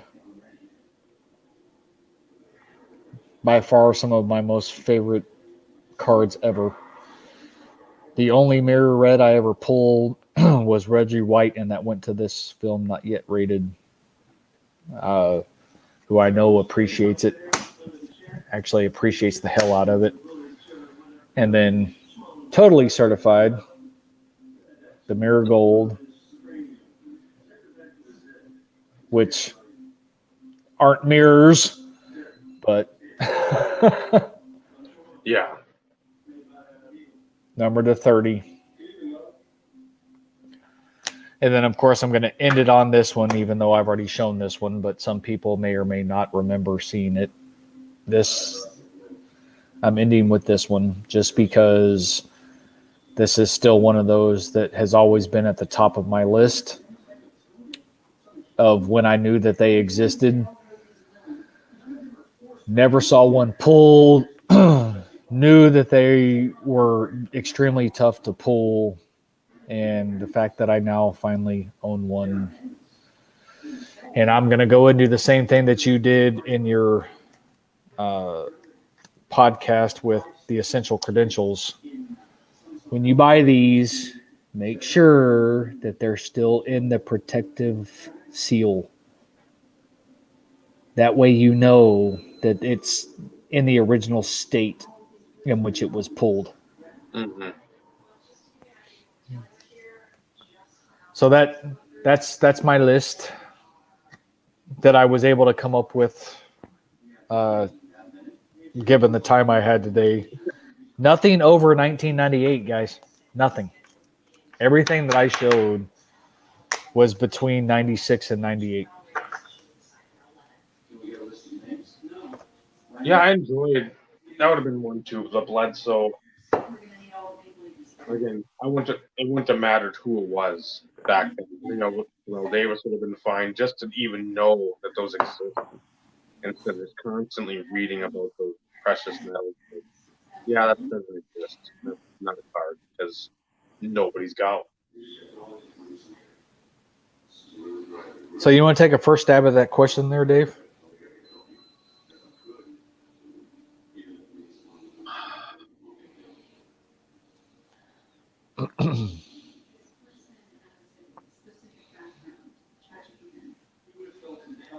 First, I'd say it's their money.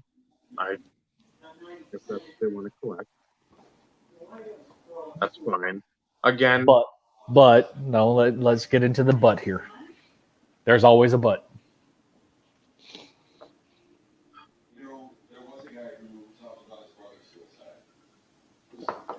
it's not something I would do. That would be never something I would. If I've got it set,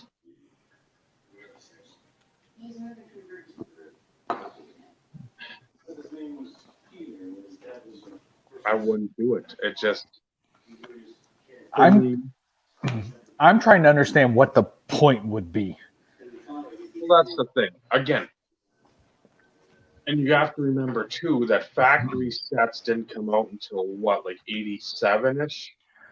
I think that the clear was in like 10. And then okay, so 88, 89 had like the special, like the 700 count box that you flip down, or that you used to put the cards in that you would trade. Those are the more. So I have, and I don't know when Topps officially started it, so to speak, because I have an 85 Donruss set still in the cellophane. Okay.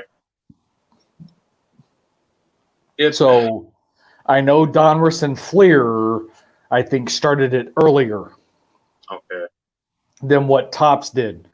But when Topps officially did factory sealed sets, I think it was even later. And don't hold me to this, people, by any stretch of the imagination.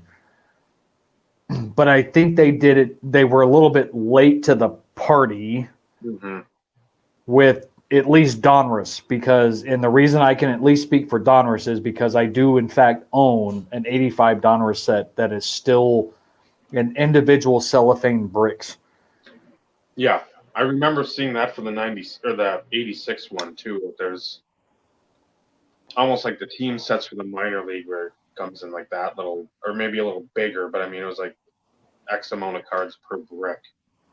I want to say 87, 88 maybe would have been the earliest that Topps did it. But like I said, don't, because I can sit there and look back on things, and I know they did it in 91, and I know they did it in 90, and I know I'm going backwards, but I don't remember before that.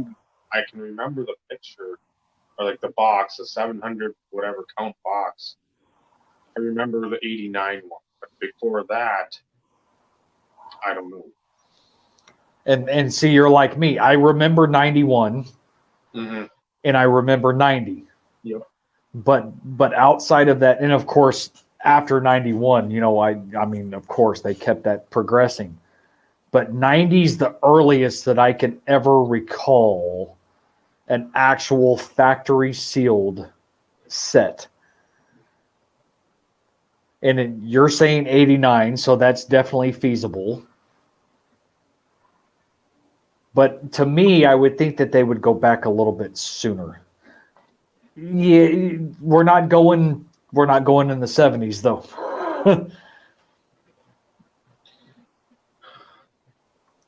But they were like they weren't what we look at now. You know, when you think of like a Topps factory sealed set, I mean, there's a lot.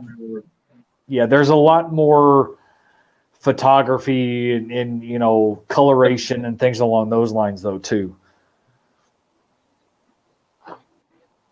To get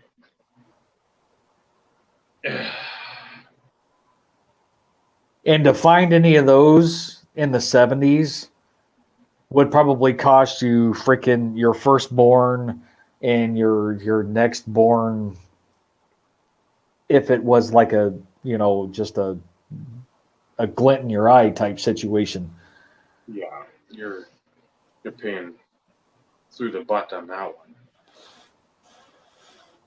The grading of like, I don't know, like let's say a Von Hayes 88 Topps comes back a 10.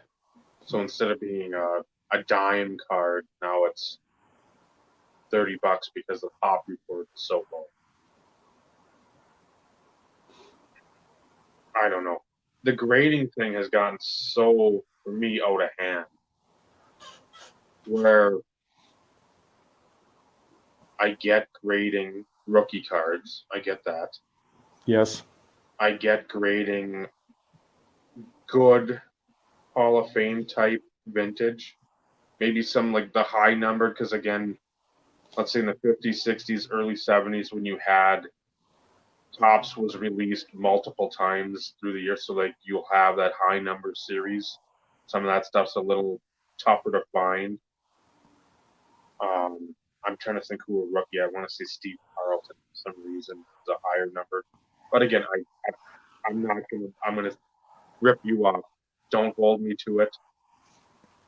Because again, there's one of the bigger Hall of Fame rookies that doesn't have like the first or second series. It's up there higher. I get grading that type of stuff because it's just not as prevalent as like the lower series counterparts. But when we're grading a 1988 Topps record breaker Mark McGuire, Why? Yeah.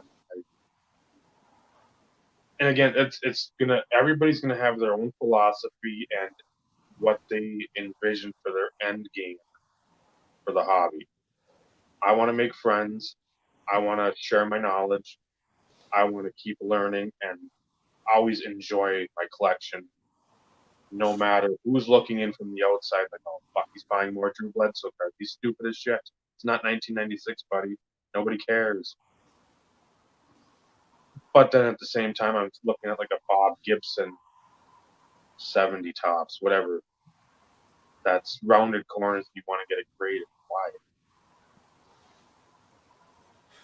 Yeah, it's a Hall of Famer. I love Bob Gibson.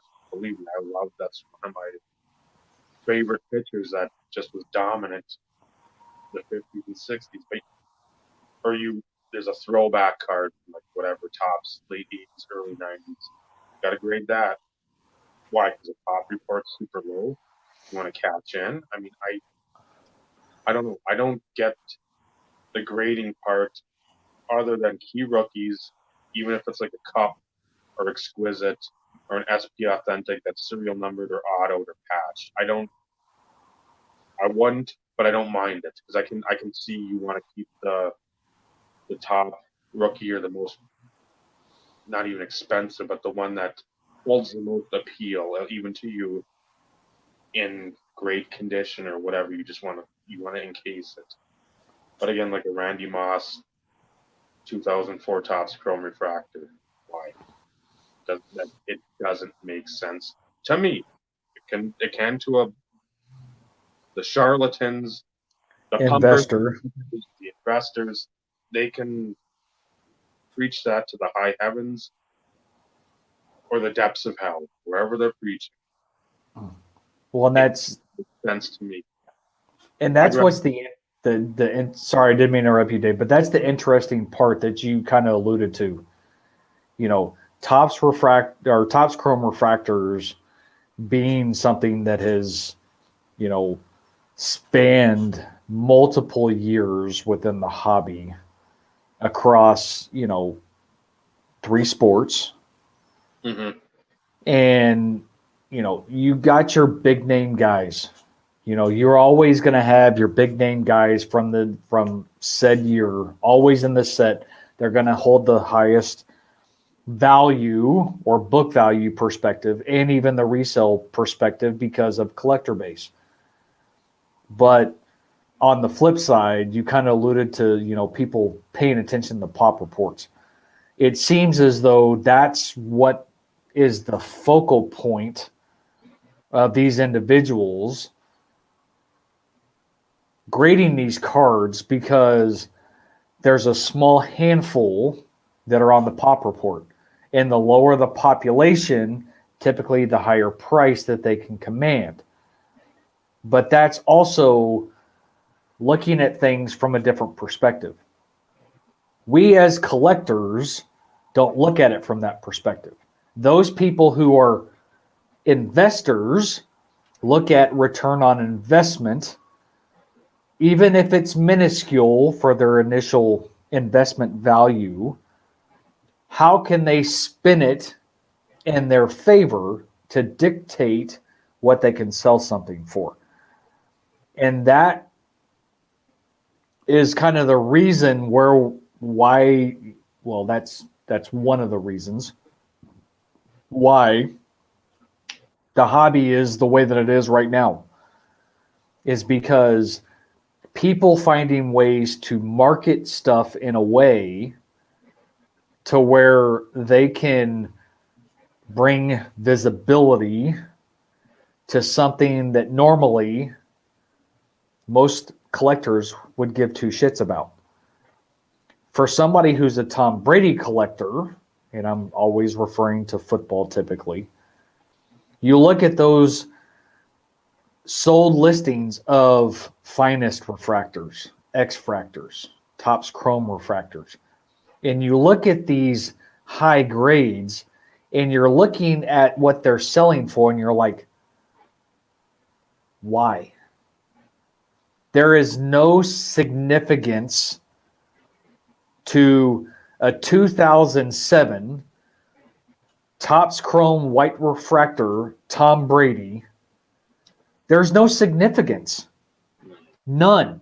But yet people, and hey, I cashed out some time ago. I didn't have mine graded, but I cashed out on my white refractor Tom Brady a few years ago.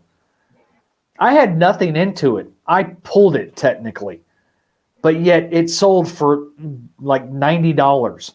Now, do I regret it because it probably sells for more now? But that's irrelevant. It just, people are finding ways to spin things to benefit themselves. And they're doing it in a way through pop reports in grading cards that normally most people wouldn't grade. Just saying. That's my opinion. Well, yeah, when you've got pretty much any Brady Chrome or any Brady Finest refractor, any of the variations, and now any of the Panini Prism. I mean, you got a 14th year Tom Brady, 16th year Tom Brady Panini Silver Prism, PSA 10 going for whatever it goes for. A lot more than it should in a realistic sense. You're going to start seeing people, it's like, oh, well, LeBron, he's the same way, where it's like all of a sudden this stuff, the first Lakers optic silver is going for this much. Why? Right. Why? These aren't a finite amount of cards. I'd rather put my whatever money I'm dumping into LeBron into like a Bowman Chrome Gold third, fourth, whatever, 50 to 50 raw than I would in a Panini Prism Silver. It's a 10 or PSA 10. It's like, why would you do that? I get the initial year. Like if Brady's gonna have a rookie top from the 01, 2001. Absolutely. I get Absolutely. that. But not like a 5th year, 8th year, 12th year card. That shouldn't hold astronomical value because you got it graded. That just, again, we don't look at it the same way a lot of other people that are now in this hobby look at it. But again, it doesn't make sense when something is numbered to a finite amount, or you have something that is a incredibly tough pull, going for a fraction of something that's 1 per 6-pack. Again, it's a deeper checklist, but at the same time, a case hit should never, if it's a Hall of Fame player or an atomic interest, never go for less than something you can. It's like a 1 in 4 refractor. It just, again, I get Giannis. I get Mahomes. I get Luka. I get that they're going to be expensive because of the performances, but they shouldn't be at the levels they're at either. I mean, I get Giannis because it's a more limited quantity was released, because again, you didn't know if that was going to hold, if that Panini Prism was going to hold. Oh, yeah, yeah, I know. Now he shows up after late. And you got to go back and watch this. You are gonna do cartwheels with fits of rage and joy. That's gonna be. But at the same time, and look, if anybody has the opportunity to take advantage of the current bubble and market and be able to turn it in to substantial adds to their collection, i.e. you've been able to do that, don't even second guess it. Take advantage of it. However, don't buy into the hype though. You don't be the ones that are spending these ridiculous prices for some things. You strike while the iron's hot. If there's no attachment, If it's not something that you just feel like you want to keep for whatever reason, take advantage of it. But turn it into something that you want, something that you enjoy, something that you prize, something that becomes the cornerstone of your collection, maybe. I mean, the opportunities are endless, but at the same time, don't buy into the hype. Don't be the one who is helping pump some of those values. Don't be the one sitting there going, okay, and I'm this is going to be a bad example.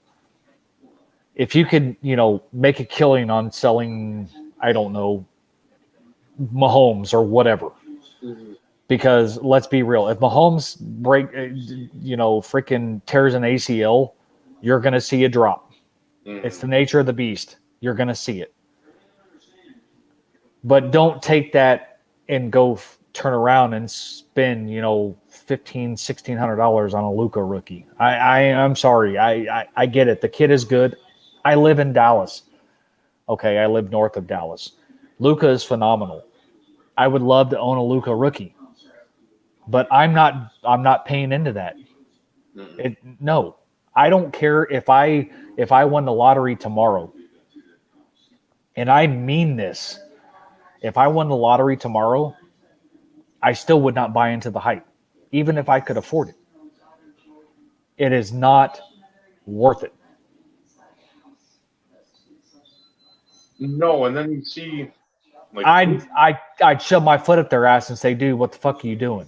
No, I probably wouldn't, because I don't understand the whole. I don't. I get it. It's the times that we're dealing with, Ed, and I have a hard time dealing with people who are trying to take it to the extreme, because the only reason why they're buying that stuff is to flip it. Whether or not it be sealed, or maybe take a risk, maybe take a chance. I'm sorry. That negates what this hobby is about. And until we can get rid of these investors who think they're going to make it rich, maybe they will. Great for them. But get the fuck out of this hobby. Leave it for those people who are here because we enjoy it. Because bottom line is, they're the ones who are making it difficult, even for us who have the ability to buy some of the stuff. Okay? But if you want to maintain the future, which is kids, mm-hmm. it ain't ever going to happen until these people freaking lose their ass. And I will say it till I'm blue in the face. I hope they start falling on their face sooner than later, because it is a load of shit. Because for those people who enjoy busting product because they enjoy that aspect of the hobby, and they can't do it because you've got dickheads going in and buying everything that's there, stocking these people, buying it out, there's a problem. There is a problem. Well, yeah, when Target is your only spot, or Walmart, to get something that's actually affordable for a kid, I haven't seen shit around here in ages. I want to bust some tops just because, again, that's all I want to do. Just a couple blasters or a couple hangers, like I was done. But again, Daniel, I don't think it's going to change even when that goes away. It's people have found an opportunity to have additional revenue streams, and there are individuals that have made substantial amounts of money because of the situation. But even when it goes away, because they realize they found this thing that gives them X amount of return on investment, it's not going to change. The only way it's going to change, and for anybody who has an opportunity, go watch JT's video. Go watch JT's video. He did it live and talking about the frustrations with the hobby.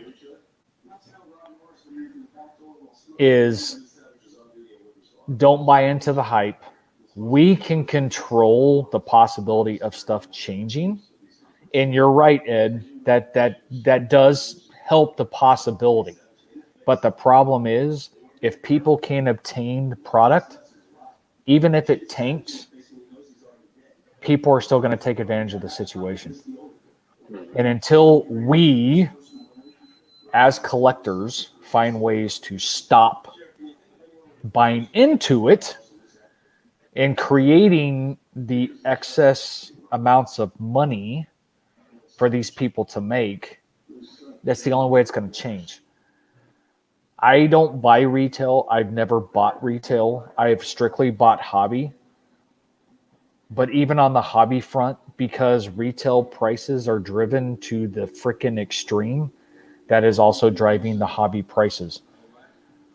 But because of the situation, the pandemic, new individuals coming into this hobby as investors, they are causing this to transpire. And until we can find ways to reduce those individuals buying into that or buying into that hype, we're never going to get through this. And that's the part that bothers me, because I started as a kid. Packs were cheap, whether they be hobby, whether they be retail, it didn't matter. Stuff was cheap. That's what kept you coming to the hobby. And the fact that you can't even get something that is normal MSRP because of these fucktards, we got a problem. Yes, I'm on my soapbox, and normally I wouldn't be on my soapbox, but it pisses me off. And listening to JT and his video that he did earlier, we have to find ways to band together. We have to find ways to band together, because there are a lot more collectors out there than there are investors. And I know we're just a small smidge of the collector base. We have to find ways to try and stop it, because if we don't, this hobby will die, because we won't get new people in it. The kids won't be able to be in it. Just go look at Triple Crown 24's recent video. And that's the thing. The buddy who's been buying this, and again, he buys the tops. I don't know what it is. The baseball, or one for tops, or box, encased, autograph, clearly authentic. Okay. This kid doesn't and but again, they like the autographs. To them, it's not about the money being spent. Obviously, they don't know how much a box is. It's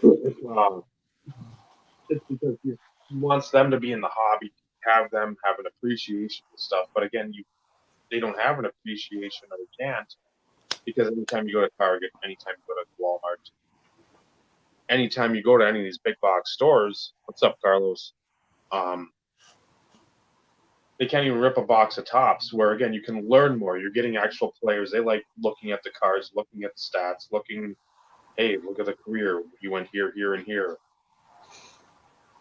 The people busting this shit, they just want the Luis Robert rookie. They don't give a shit about anything else. It's always about whatever key rookie card somebody's trying to pump.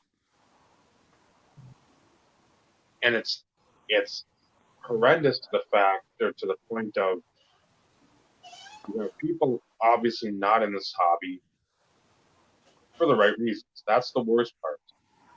Again, money is the root of all evil, and these people are evil.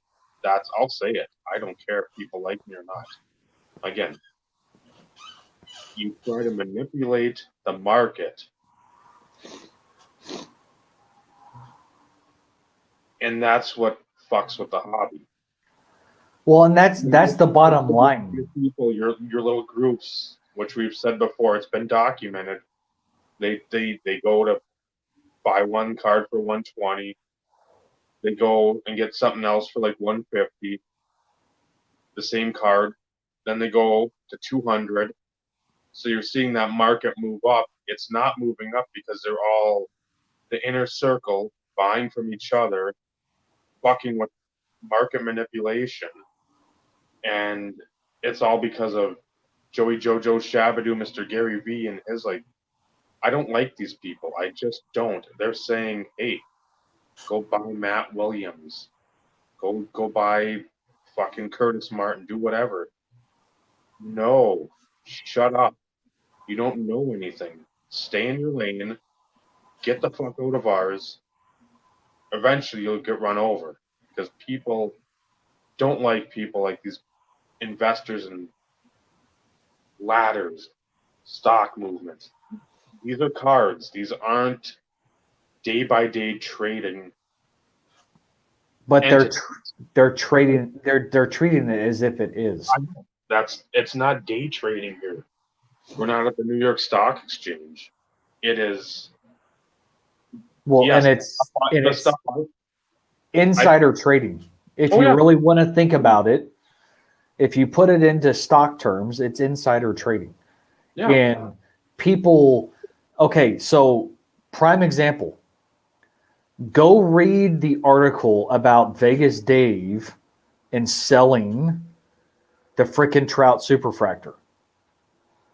Read the article. It even sits there and talks about his market manipulation and everything else that dictated the sell of that card. Mm-hmm. It's in written right there, plain as day. I get it, folks. All of us want to be able to make money. Okay, I get it. We are in this world to make a living. But to do it in ways that I consider not honest, I have a problem with that. Because why should individuals who have money and the financial backing be able to dictate how things sell? I just don't get it. I have a conscience. Most people are in here who have a conscience. And look, I'm not going to fault anybody who takes advantage of the situation. By all means, take advantage of the freaking situation. If there's shit out there that you don't care about, take advantage of the situation. Cash out and do what you want with it. More power to you. But at the same time, for those individuals that are consistently trying to pump the market and dictate how things sell consistently, there's a problem. And it's only, and guys, look, this has nothing to do with the pandemic. I know a lot of people think it is. This has been going on for a few years. We're just now seeing it a little bit more in the limelight because you have these investor channels that are coming to the forefront and, trying to push market statistics and everything else or whatever along those lines because, hey, I am a sports card investor. I am worth millions. Come join my shit, pay me money, and I will give you everything you need in order to do the same thing that I'm doing. Here's the problem. Unless you got $1 million or a few $1 million stashed away, you're not ever going to be the investor that they are. You have to spend money to make money. And most of us are on a budget and we don't have a whole lot of just discretionary income that we can throw around. And that's the part that really bothers me about all of this.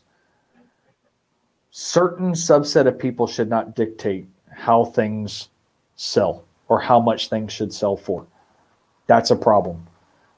And as an individual who has been collecting for almost his entire life and remember what it was like to open those early packs of cards,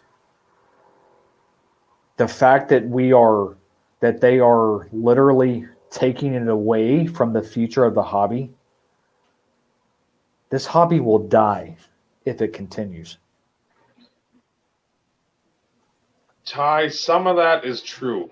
I mean, they've got, if you've got people that are in sports that are enjoying sports, you had March, April, May, June, into pretty much 3/4 of July, because I think baseball started on 24th or something. They had money. Some of these people are of the ilk that if you're not betting on something, maybe it's been happening for a while. The COVID thing has really brought it to the forefront.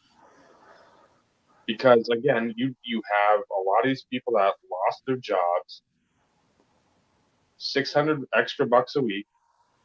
When you think of that, that's 2,400 to $3,000 a month of quote unquote free money. They didn't earn it. They shouldn't have got it. I fucking hate it. I'd kick somebody in the dick for that. I hate that. When a lot of us are busting their ass constantly and dealing with stupid people all the time. You have this time now, okay, you're not betting on sports, you're not watching sports, you're not planning any getaways with all these trillions of cajillions of dollars.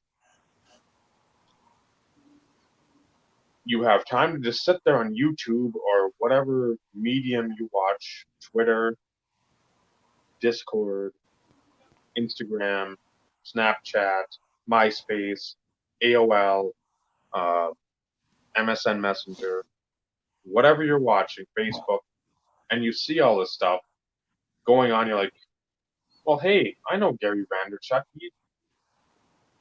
He's a pretty well-known person. Let's see what he's got to say. Buy Luca. Pay me for advice. Oh, I'll pay him. So you pay him. Buy Luca PSA 10 Panini Prism Silvers. Oh, I'll do that. Next week, pay me more. Juan Soto Topps update. So you have somebody just droning on about whatever, telling these people, this is where your money should go. He's already created with his inner circle the pumping of said cards. So you see like 3 sales of like 230, 250 for something, and oh shit, 275, that's not too bad of a deal. Then you're buying in. He doesn't have to use the inner circle anymore because everything's already starting to, it's like an avalanche. It goes downhill. It's done. Well, and said individual already has, 5, 10, 12, 15 cards because they bought in early. And then you can sell his for 15. Exactly. But it goes back to market manipulation, and that's ultimately what it is. I mean, that really is what it is. And, like I said earlier in the podcast, for those who are still here and may or may not remember, we will see the same thing happen with football. Just give it time. Football's around the corner. If we have a season, it's going to happen. It's going to happen. Whether it be the rookies for 2020 or anything along those lines. And to be honest, you're already kind of starting to see it with Tom Brady, with him changing over to Tampa Bay. You're seeing the increase in Gronk because he's now with Tom Brady. You are starting to see the influx or the increase in the sell values of cards that have no significance. Now, you are seeing the cards that do have significance, Brady rookies, Gronk rookies, things along those lines. It's gonna happen, and it's gonna be just as bad in football as it is in the other 3 sports. And it's one of those in which Take advantage of it now. If you have opportunities to sell out of stuff that have no meaning to you, like I said, I'm not telling you to go dump your shit. I mean, that's not what I'm getting at. But if you have stuff that does not have significance to you for any reason, take advantage of it while you can, because we all know things will settle. This is cyclical. It's no different than the stock market. It's going to level out again. When that is, that's the unknown. It's Well, not like go ahead. I wouldn't do that either, because that's just as bad, because you had the same individuals who do the same thing with Pokemon, Yu-Gi-Oh, Magic the Gathering, the same thing. It's no different. It is no different. Yeah, where there's money to be made, people are leeches and sharks in the water. I mean, they're just ready to strike. Yep. I think it'd be different. It would be a little. I think the football market would already be moving higher if there's preseason stuff going on right now. I mean, if Oh you had yeah. games, you'd have people going wonky for stuff. If somebody had a good preseason half, Yep. Leonard Fournette, 12 carries, 80 yards, and 2 touchdowns by Leonard Fournette. It's, I don't know. Again, that's why. These are the cards I'm investing in. When you see video titles like that, those are the people that are manipulating what's going on. It's the reality. It's the reality. The worst, that's what I was trying to search for what I was going to say. Shocking, I know. The worst part about, I think, all of this was kids not being able to buy and kids just being on YouTube constantly. If they do anything with sports and they stumble across these people because somehow they bought or accrued that many subs, these are the people that they're going to think, oh shit, these are the ones that we should be listening to for this. Let's all go do this. Let's go all do that. And it's the worst part is they'll never get a chance to actually be part of a community like we had. Again, lots of drama. That's every time. Every community's got that. But a lot of friendships were forged during those times. And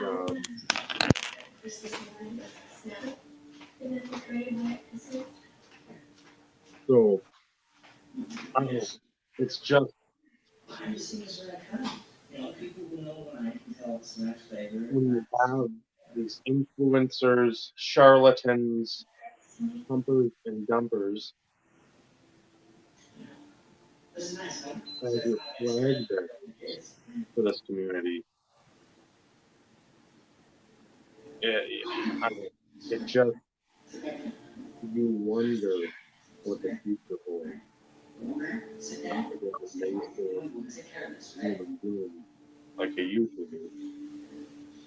No, Joe, there's nothing out there for this. There's nothing out there at all. I remember those are tough ones.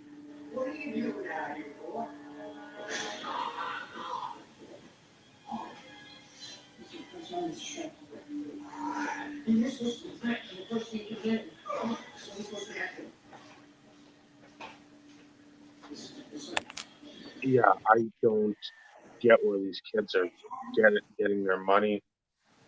I don't. Again, how they get it, whatever, good for them. But are they working for it? Probably not.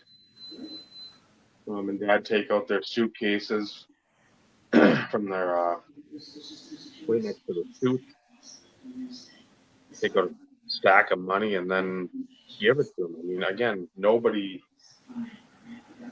When I was that age, when we were that age, it's like even You didn't have $5,000 worth of cards, and if you did, somebody's probably running after you because you just ripped them off somehow, or you just kiped them. It's just, but it's you have all those people that are not in the hobby for any other reason than A, to make themselves money, or B, take your money.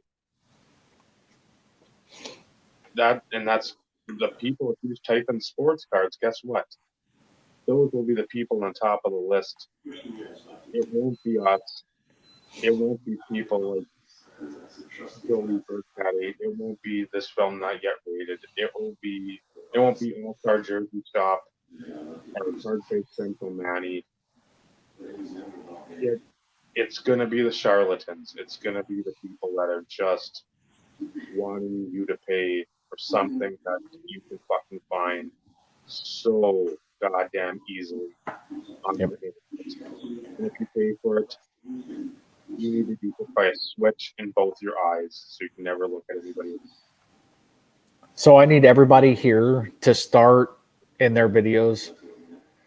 Buy Terrell Davis. 90s cards. Just buy Terrell Davis. Just kidding. See if we can manipulate the hobby. Because then I can make a killing and then I can share some love. Of course, I'm joking, folks. That's not. That's good.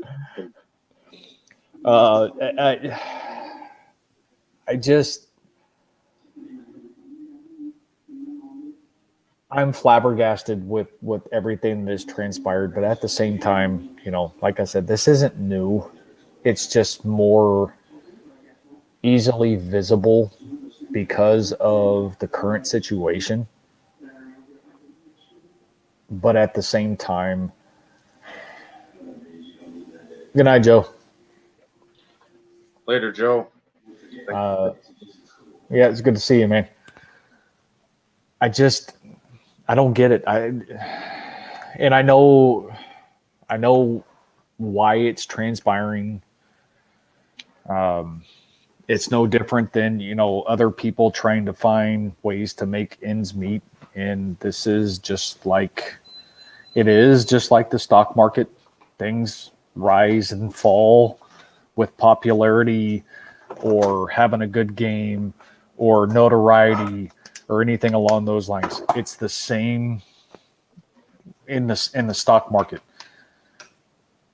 It's also the same with Pokemon and Magic the Gathering, and there are finance channels out there that focus on Magic the Gathering finance and the highs and lows of certain cards and things along those lines. It's no different. At least those individuals, they're speaking true like data. It's market data through various websites of how cards have increased and stuff along those lines. These individuals from the sports card world may have these same type of programs that track stuff, but at the same time, they're not pushing people to go invest in stuff. It's informative and basically stating, hey, this card has seen 160% increase, over the last X amount of time. Usually that means people are going to sit there and go through their collections and they're going to see what they can get rid of. But they're not telling them, go buy these. They're actually telling them the adverse, go sell these, because the market is dictating what they're selling for. Not that it makes it any more right, but at least they're not sitting there trying to really push for people to pump money into certain cards for them to turn around and make them money because they bought X number of copies. I just, I'm too honest of a person, and maybe that's my problem. Yeah. Oh, and I get it, and I know that's out there, Ed, and I've seen it. But if you're seriously doing it for market trends, it's one thing. If you're really wanting to see market trends, okay, I get it. However, this isn't the stock market, and these people technically should not be considered investors. They are flippers. Mm-hmm. And there's a big freaking difference. Trust me, if I had enough income to sit there and buy into certain things at X number of dollars and be able to flip them for 100, 200% increase on investment time and time again, it would be hard not to do. The difference is I'm not going to be the one to sit there and tell you buy, so now I can sit there and sell these cards. That's the difference. I don't have the time, nor do I have the energy to sit there and take what I would consider a substantial risk, because the stock market is based on earnings of a business, or maybe what they have coming up on the horizon as far as new technology and things along those lines, or they're getting into a different avenue. Kodak, for instance, they had the big push. They typically do film. They were going into pharmaceuticals, big ass jump in sales. Okay. However, all it takes is for one time. One time, player gets hurt, prices drop. They have a shitty season, prices drop. And only because we're in an odd situation is why you're seeing some of the ridiculous prices on some of these cards.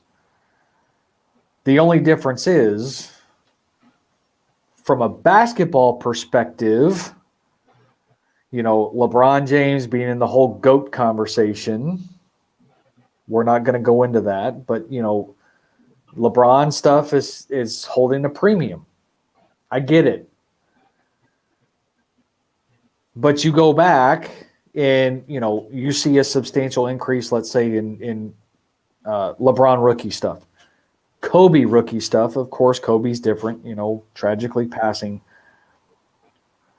But Jordan stuff ultimately is what pushes the ridiculous prices in basketball. And that's why basketball to me is a little bit different than other sports.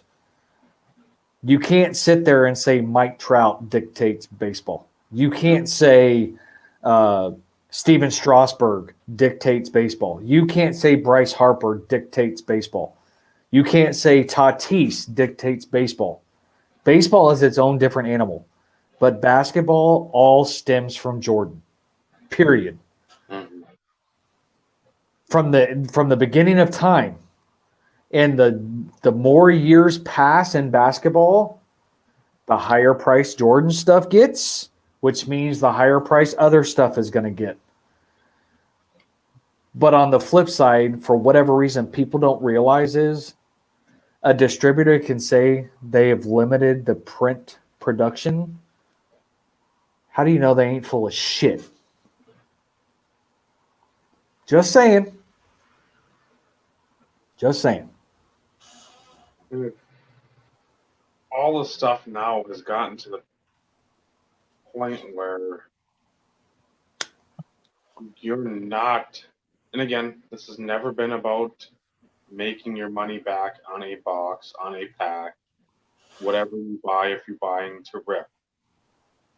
I saw one of the other videos, I think Ziggy No, he had a bunch of, it was on blowout maybe, the pre-sale stuff for like the football and basketball.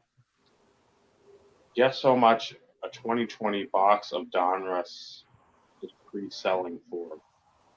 What sport? Football? Football. I think it was one auto, one mem, like 18 packs, 12 rookies. It said a couple of Please don't tell me over $200 $275. for base dollars. Donruss. So here we go. History repeats itself in If anybody's paying that, I tell them to drink bleach because it cures COVID. Wow, Dave, that's a little harsh. But I get it. I get it. Absolutely asinine to pay that kind of money. One auto, one mem, some rookies. Yeah. Tag them and bag them. Because those people are dumber than a sack of hammers. Absolute stupidity. Well, but on the flip side, it's the people who are convincing them to do things, the investment thing. People are making big bucks, guys. Oh, I know. When people who are down and out and you see money signs, it's hard. It's hard not to try and buy into the hype. But not everybody has the ability to do that. Oh, and you're 100% right, Ed. 100% right. And although we're a small group of individuals, I think we still can have an impact on trying to get this back to normal. I'd hope so, but again, that's when you get people that like sports and they're like, I need to make some money. And they stumble across one of those videos and I don't even remember the old infomercial. It's like, do you want to make money or make more money? Sure, we all do. And then go to like the TV VCR repair, all these, like the school, I don't even remember what it was for, but like in the early 90s, they had the infomercial. It literally is just like somebody buying into such a vague statement. Hey, if you buy into cards, you'll make money.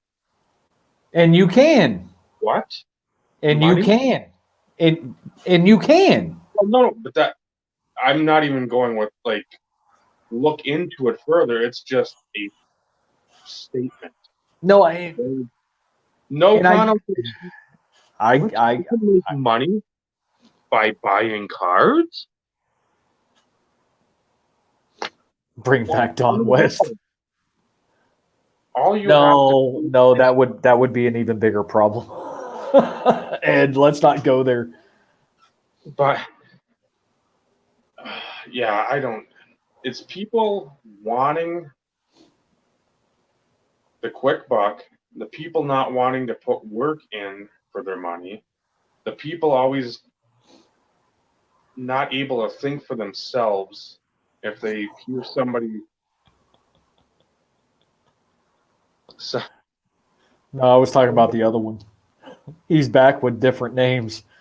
I don't know. It won't change until, again, I thought and hoped, what's it, Project 2020, that would sort of cast aside some of these ignoramuses, but it didn't. It's like they're like vultures. They go from that carcass to another, to more sheep, as a wise man once said. I mean, it's been hard for me to not take advantage go into Walmart, go into Target just to see.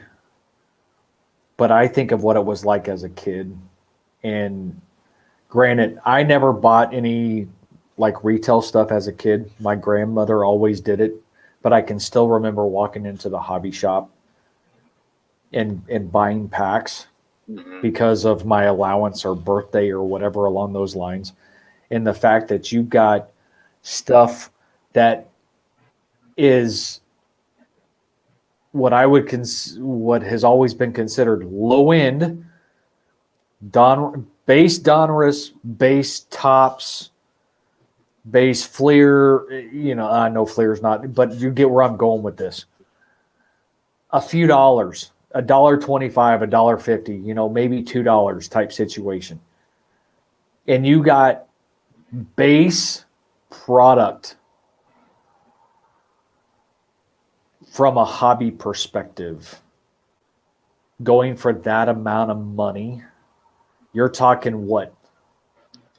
What'd you say? Over $200, 18 packs a box. What is that? Freaking $10 over $10 a pack for a cheap product. There's a problem with that. But on the flip side, here's the issue. You've got too many people who are willing to buy in at those prices because they don't know any better. And I say they don't know any better because of the possibility of them being swayed one way or the other, thinking that that's their only option. Supply and demand is typically the driver. Right now, it's not the driver. You've got people in the driver's seat dictating some of that pricing. And for anybody who is selling something for higher than what they technically should be reported for price gouging. It is illegal, folks. I'm sure everybody knows that. Price gouging is illegal. And unfortunately, something like this, there's no way to monitor it. There's really no way to enforce the legality of price gouging because you've got people who are going to continue to pay the prices, and it's not a need. So therefore, it doesn't fall under the whole price gouging philosophy. It's not a need. It's not a necessity. That's so it's only milk $20 a gallon. So anybody can dictate the price. I mean, prime example. Now, I don't know if this stuff was legit or not. I don't know if it was earlier today or if I did it yesterday. I was looking at completed listings as a whole, highest listed first. And after I got through some of the crazy stuff, 101s and, all this other kind of crap, I started seeing completed listings for shit at $40,000 that you're going, what? And you look at some of these and you're like, okay, was somebody actually stupid enough to buy this? Or is it somebody trying to manipulate the market for something that normally wouldn't be manipulated?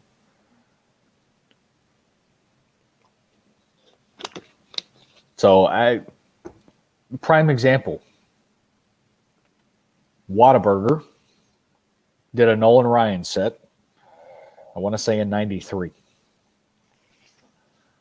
I don't remember how many cards there were in this set, but you went to the restaurant and they had different cards after a certain amount of time. It's no different than, a Happy Meal from McDonald's and selling Beanie Babies. Same type of scenario. There is a listing on eBay, and you guys go run and check. I'm not bullshitting you here. shows one of the complete sets selling for $40,000. And then you look at all the other ones and you're like 12, 15, 8, couple dollars for a single, maybe $40,000. And it sold. It wasn't sold and relisted. It shows to be sold. And the seller has 100% feedback. Now tell me how stupid and asinine something like that is. But if somebody, and I hate to say this, at the same time, if somebody's stupid enough to pay that, I almost wish I was the person that you know what I mean? I almost wish that was me. I wish I would have listed it for 40 grand and somebody actually buy it and pay for it. Yeah. But the fact that things are being manipulated as such is what makes it hard for all of us sitting here in this room who do this as a hobby because we love it. It almost makes you want to sit there and go, why am I continuing to do this? Why am I having to pay higher prices for something because other people are pumping and dumping? No. Again, at some point there has to be a crash. I don't know when. I get that some of the basements on some of these older rookies should have come up a long time ago. But to the point where people are grading, nobody's hoping for a 10, hoping for a set registry or the pop report or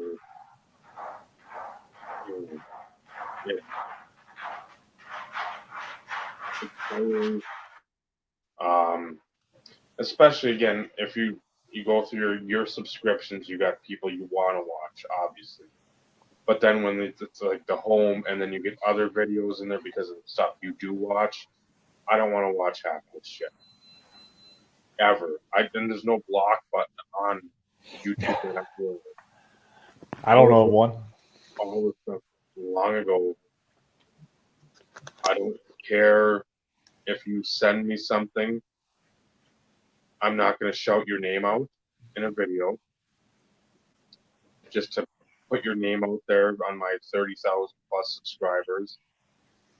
I'm not going to go to a flea market and rip people off and put that out there in my video for 25,000 subscribers. I'm not going to promote investing other than buy what you like. Buy stuff that, again, if it looks cool and it's in your price range, sure, go ahead. But again, until people start doing that stuff, it's just going to be the same old. Yep. Well, history repeats itself. The more things change, the more they stay the same. Yep. This isn't the first time it's happened. No. Honestly. And it won't be the last. It's just more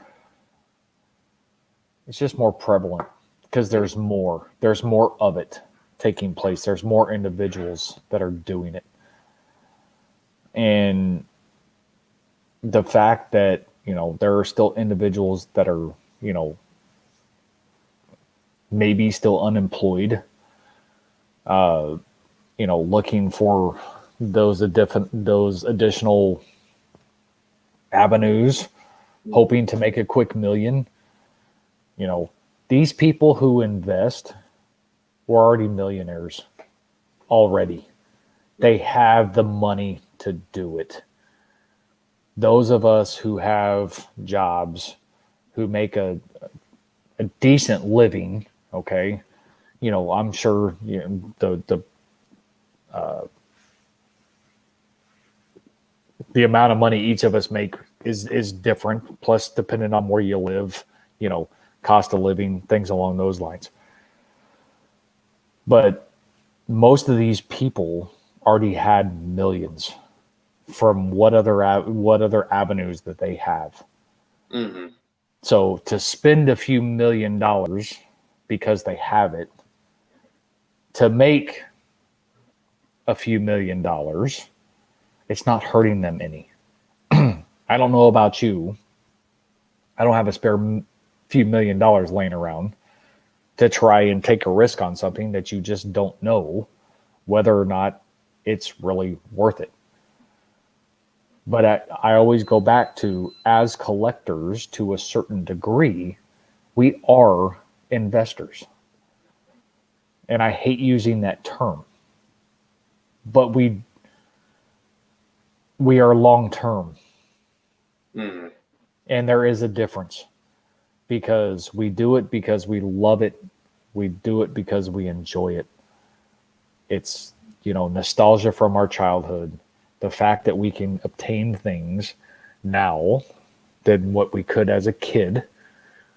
And you're not looking at opportunities to flip stuff. So to a degree, we are long-term investors. But we're not after the quick buck either. No. We're not always looking for stuff. Let's see what steals I can make this time, so I can turn around and flip it for X number of dollars. So,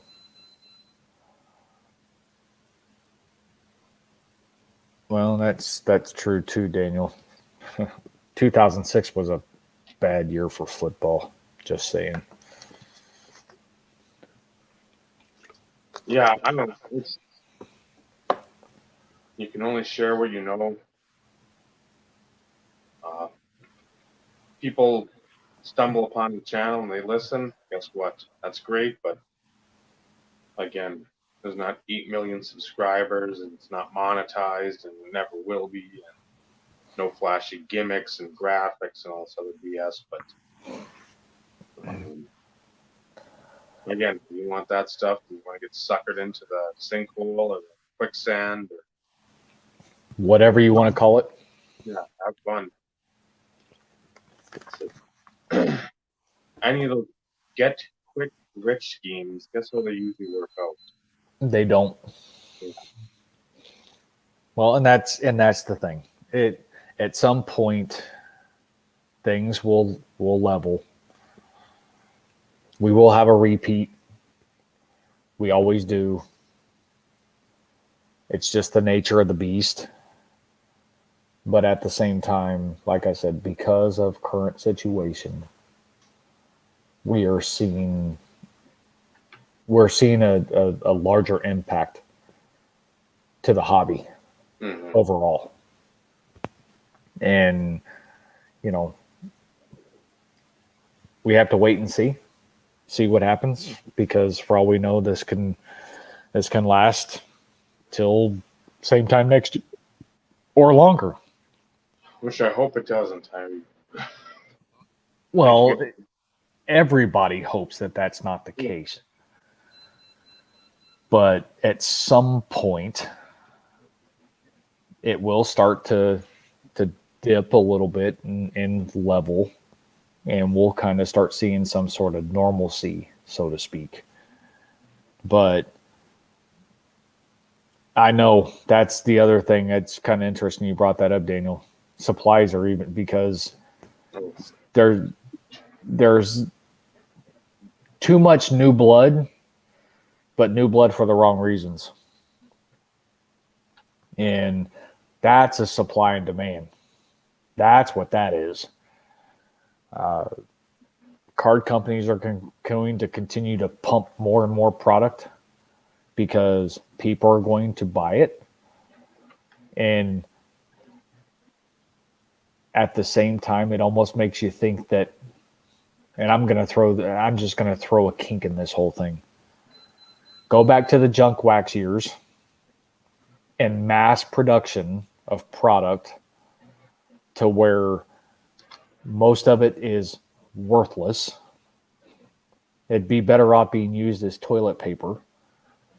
Is the same thing going to happen with the hobby, because the fact that they are mass producing some of this product is the same thing going to happen, to where all this stuff that is selling for thousands of dollars for whatever reason, because they're the hottest of the day, is there going to come a time to where 2017, 2018, 2019, 2020 is going to become the junk wax of the modern era because it was overly produced? And I hate to say this for those guys who, have some money tied into 2020 stuff or 2019 stuff.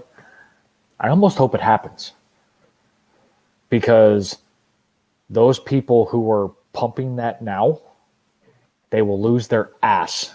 Mm-hmm. And the chances of them coming back to try it again, maybe we can keep them away. I know that sounds really bad, but I'm sorry. I want to be able to go enjoy people opening product, even though I don't like baseball. I loved it as a kid. I've opened it from time to time. I enjoy a lot of the old school players. Half the players these days, I don't even know. The only reason why I know about them is because of the people I watch on YouTube who talk about some things. You know what I mean? That's the only reason why I know who Juan Soto is. That's the only reason why I know who Tatis is. Now, they pull up in my news feed and stuff on Google because of past looking at sports news reports and stuff along those lines. But, I didn't know who Luis Robert was. I didn't know who freaking Dominguez was. If that's even the freaking guy's name. I can't even freaking remember anymore. But I don't pay attention to that crap. I knew who Zion was because he was the freaking number one pick. Mm-hmm. But even you getting rid of your Prism Silver PSA 10 that you got some time ago, who the fuck is that? I don't even know who it is. Why? Because I don't care. I focus on football. Maybe not as much as what I once did, because guess what? I'm no longer busting product, so I don't give a crap who the top rookie is.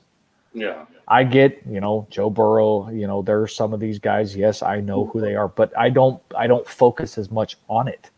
Yeah, you don't have to. It's because not prevalent in your hobby world. No, because now would I prefer to have base sets that include base rookies and things along those lines? Yes. But I haven't done that since the last year of Chrome. Mm-hmm. Because Chrome was always my thing. Do I have top sets from some of those years? Yes. But Chrome was always my thing. And now that there's only Panini, I don't care. I know I'm missing out on some great rookies from, those years, but I'm not paying the prices either. No. No, it'll be interesting to see everything coming out in the next, month and a half, by the end of September. How many football products we have, how much of that stuff is going to be photoshopped and airbrushed, just because, again, no rookie premiere photo shoot. So, again, I don't know. It's a weird time in the hobby. It's a good time to collect inserts because guess what? They're not costing anywhere near the current stuff is. So, again, it's a perfect time to buy in.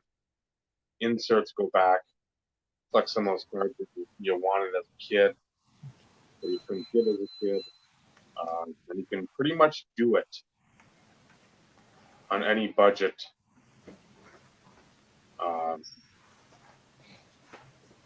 You don't have to be a millionaire.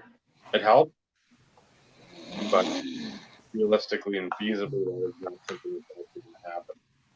for any of us watching now, currently in the room, or later down the line. So, Nope. I'm right there with you, and I completely agree. but I think we're pushing 4 hours 35 minutes. Yeah, longer than last one. What are we doing, Dave? Just can't stop talking. So then again, people have 12 plus hours of us. Because next week we will not be on. I'll be vacationing, getting away from people. Well, probably still see people, but the people of the grocery store. I don't want to see them. Yeah, well, it's all, depending on conversation and what people, bring up to add to discussion points, really what push the And always conversations consistently. So, that guy. yeah, Joey always comes in really late, right about the time we're about to sign off. He's got the timing down perfectly. He's like, man, I came in at the right time. Now I don't have to listen to these fuckers talk. The human melatonin. You're not that bad, Dave. You're not that bad. When I start talking about drinking bleach, I don't think many people are tuning in. I still think that was pretty funny. You weren't the only one who made some sort of comment, though, as it related to getting rid of them. Yeah, it's just, again, I know there'll always be the investors, the flippers, but when that seems to pretty much be and it's, again, it could be not an overwhelming majority, but it just seems that way. It gets tiresome quickly. Yep. No, it does. And I hate it for everybody. I can't speak just for myself, because the frustration continues to grow, and it's disheartening. And, I keep going back to the fact that this is supposed to be a hobby for kids. And yes, people may hate me for saying this, but this hobby is meant for kids. We are grown adults who are like kids because it stuck with us all these years. But yet, when kids can't even get into the hobby for what we were used to getting into the hobby at, the future is very grim. I mean, it is, because as we get older and older, guys, let's face it, we ain't getting any younger. As we get older and older, and we slowly start, taking the dirt nap, if there's no kids to keep up the hobby, then it goes away. And maybe some people don't care. Others who have children who want them to enjoy the hobby, or, get involved in the hobby, that's got to hurt, because if things continue to a certain degree, that's ultimately what the end result is going to be. However, since history repeats itself, this too shall pass. The only issue is who knows how long that's going to take for us to continue to see this. And we'll never know. I mean, we've never known it in the past. We're never going to know it now. So, I mean, it's one of those in which at some point it will pass. We will somewhat get back to some normalcy. I just hope it's sooner than later. Because if I'm a card manufacturer, I'm holding product until the holidays, and I'm going to pump the shit out of it. And all that's going to do is make things even worse. Mm-hmm. come Christmas. Just saying. Try finding probably a top 2020 set for $50 this year. Good luck. I'm just saying. It sucks. It sucks. And right now I'm so glad that I am not busting packs and boxes, because that was my thing too. I'm just so glad I'm not having to deal with that, because on the flip side, if I'm also a manufacturer, I may be making more product, but I'm going to make things more difficult to get. So therefore, hopefully they buy more in hopes to get said whatever. It's just it's the machine. It's the money machine. And I can't speak for other hobby or other sports. I mean, I see it. I hear it from other conversations. Ed, JT, you, other individuals that have brought up, just the whole retail thing in itself. I can only speak for football. But knowing what you said earlier and the fact that football season's right around the corner, it's going to be ugly. It's going to be ugly. And that's with baseball, you can have like a good game, good series, but again, football, that's the game of the week. Your one game, Brady goes 28 for 33, 384 touchdowns. You watch some prices just go through the roof. Yeah, and then watch him tear his Achilles, and this other stuff is going to tank. Mm-hmm. The only difference is his rookie stuff will stay fairly consistent. But if I'm not mistaken, and Ed, if you're still here, correct me if I'm wrong. And Dave, I'm pretty sure you were there too. In the hangout at the end of Hobby Palooza, in y'all's hangout, y'all were talking about the 2011 Topps Update Mike Trout. And at the time of said broadcast, it had actually dropped. And that's because he wasn't playing, because he was on paternity leave or something. Yep. So that's where the market trends come into place, typically from a rookie perspective. Mm-hmm. But the newer stuff, for whatever reason, based on hype, whatever, pumping, whatever it is, but somebody has a bad game, somebody tears an Achilles, somebody breaks a hand, God forbid somebody, breaks their neck, whatever, that newer stuff is going to tank. Because what purpose does it serve?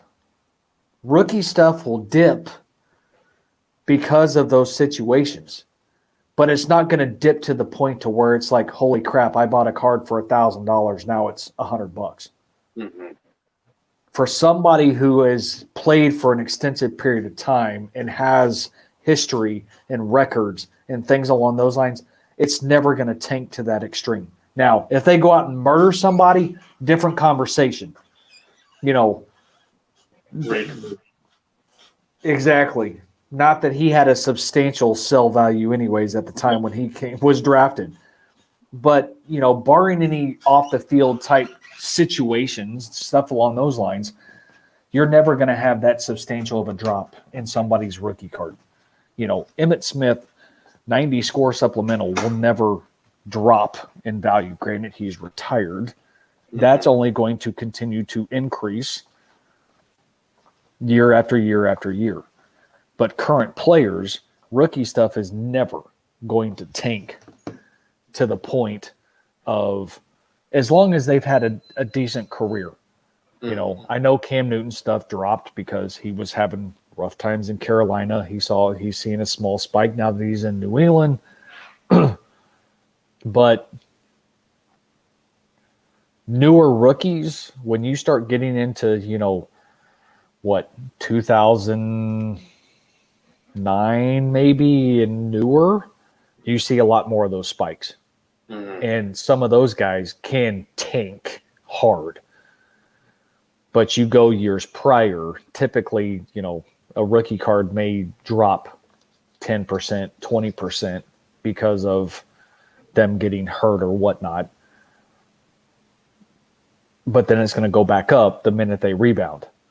And because they have tenure and they're still a decent player, the value is never going to tank to the point of where something can happen in baseball.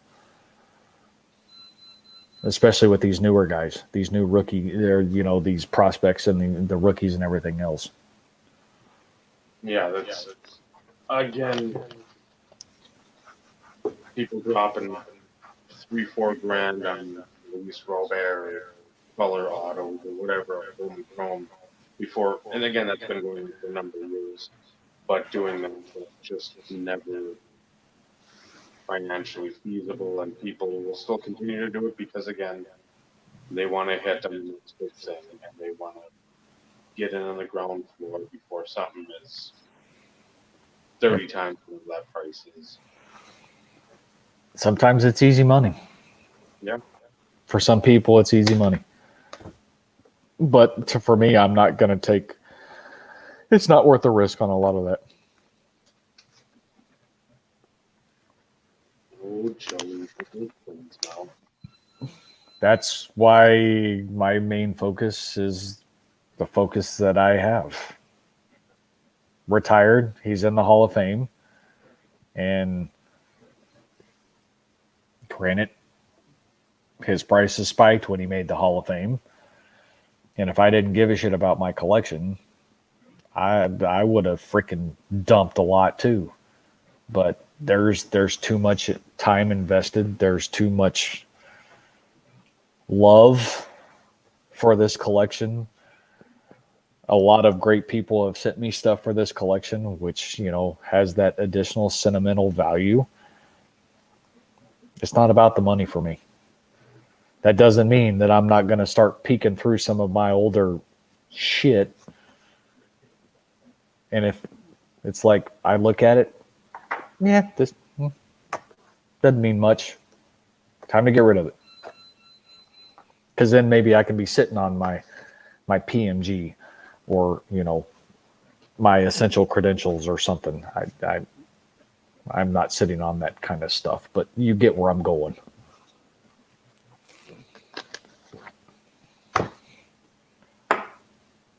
So that is true. Well, it depends. There still are some roller coasters, especially for some of the higher sought after inserts and parallels. Just throwing that out there. Yeah, I think that'll always be the case. And then again, some of the patch stuff, depending on a product, the National Treasures, so the 06, 7, 8, that stuff's always something that it won't be cheap, but again, it won't be astronomical unless you somehow have one of these new bloods come in and start pumping that up. But hopefully that doesn't happen. I don't want to sell any of that stuff. That's all nice stuff. Yeah, well, and because you enjoy it, there's reasons behind it. You purchase that stuff because of doing it because you like them. You enjoy it. You love them. So it still follows the mantra.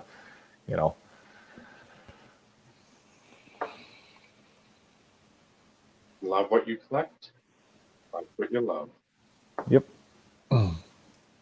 I suppose 10 minutes from 5 hours, we gotta wrap it up. I'm gonna wake up and under 4 hours for work. Do that and then be on the way. So it's gonna be a fun day. Fun. A travel day. Could always be worse. I know. shouldn't be working at all, but I don't trust anybody up there to do my job. Not like I'm doing a tremendously difficult job, but I've seen the team running without me, and it's not very good. Yeah, well, still take your time off and don't worry about it. Oh, It's I know. It's not your problem at that point in time. I It told may a be couple- when you get back, but I dread that, but I told a couple people, I said, you text me with work problems, I'm blocking the number. good for you. I'm Good for you. No, good for you. So next week, nothing. Tomorrow, I'm off on a vacation. So you'll have plenty of content in the first 3 episodes to watch. But other than that, it was a good episode of fan Well, all our super fans, the premium fans up there. All the viewers, great interaction, loved it. And that's why it goes longer each time, it seems. Yeah, Absolutely. conversation. Absolutely. We got the 3 main topics we wanted to hit home on, and then some. So Like always. Yeah. I'm about to fall asleep. I'm that tired. But again, power through, and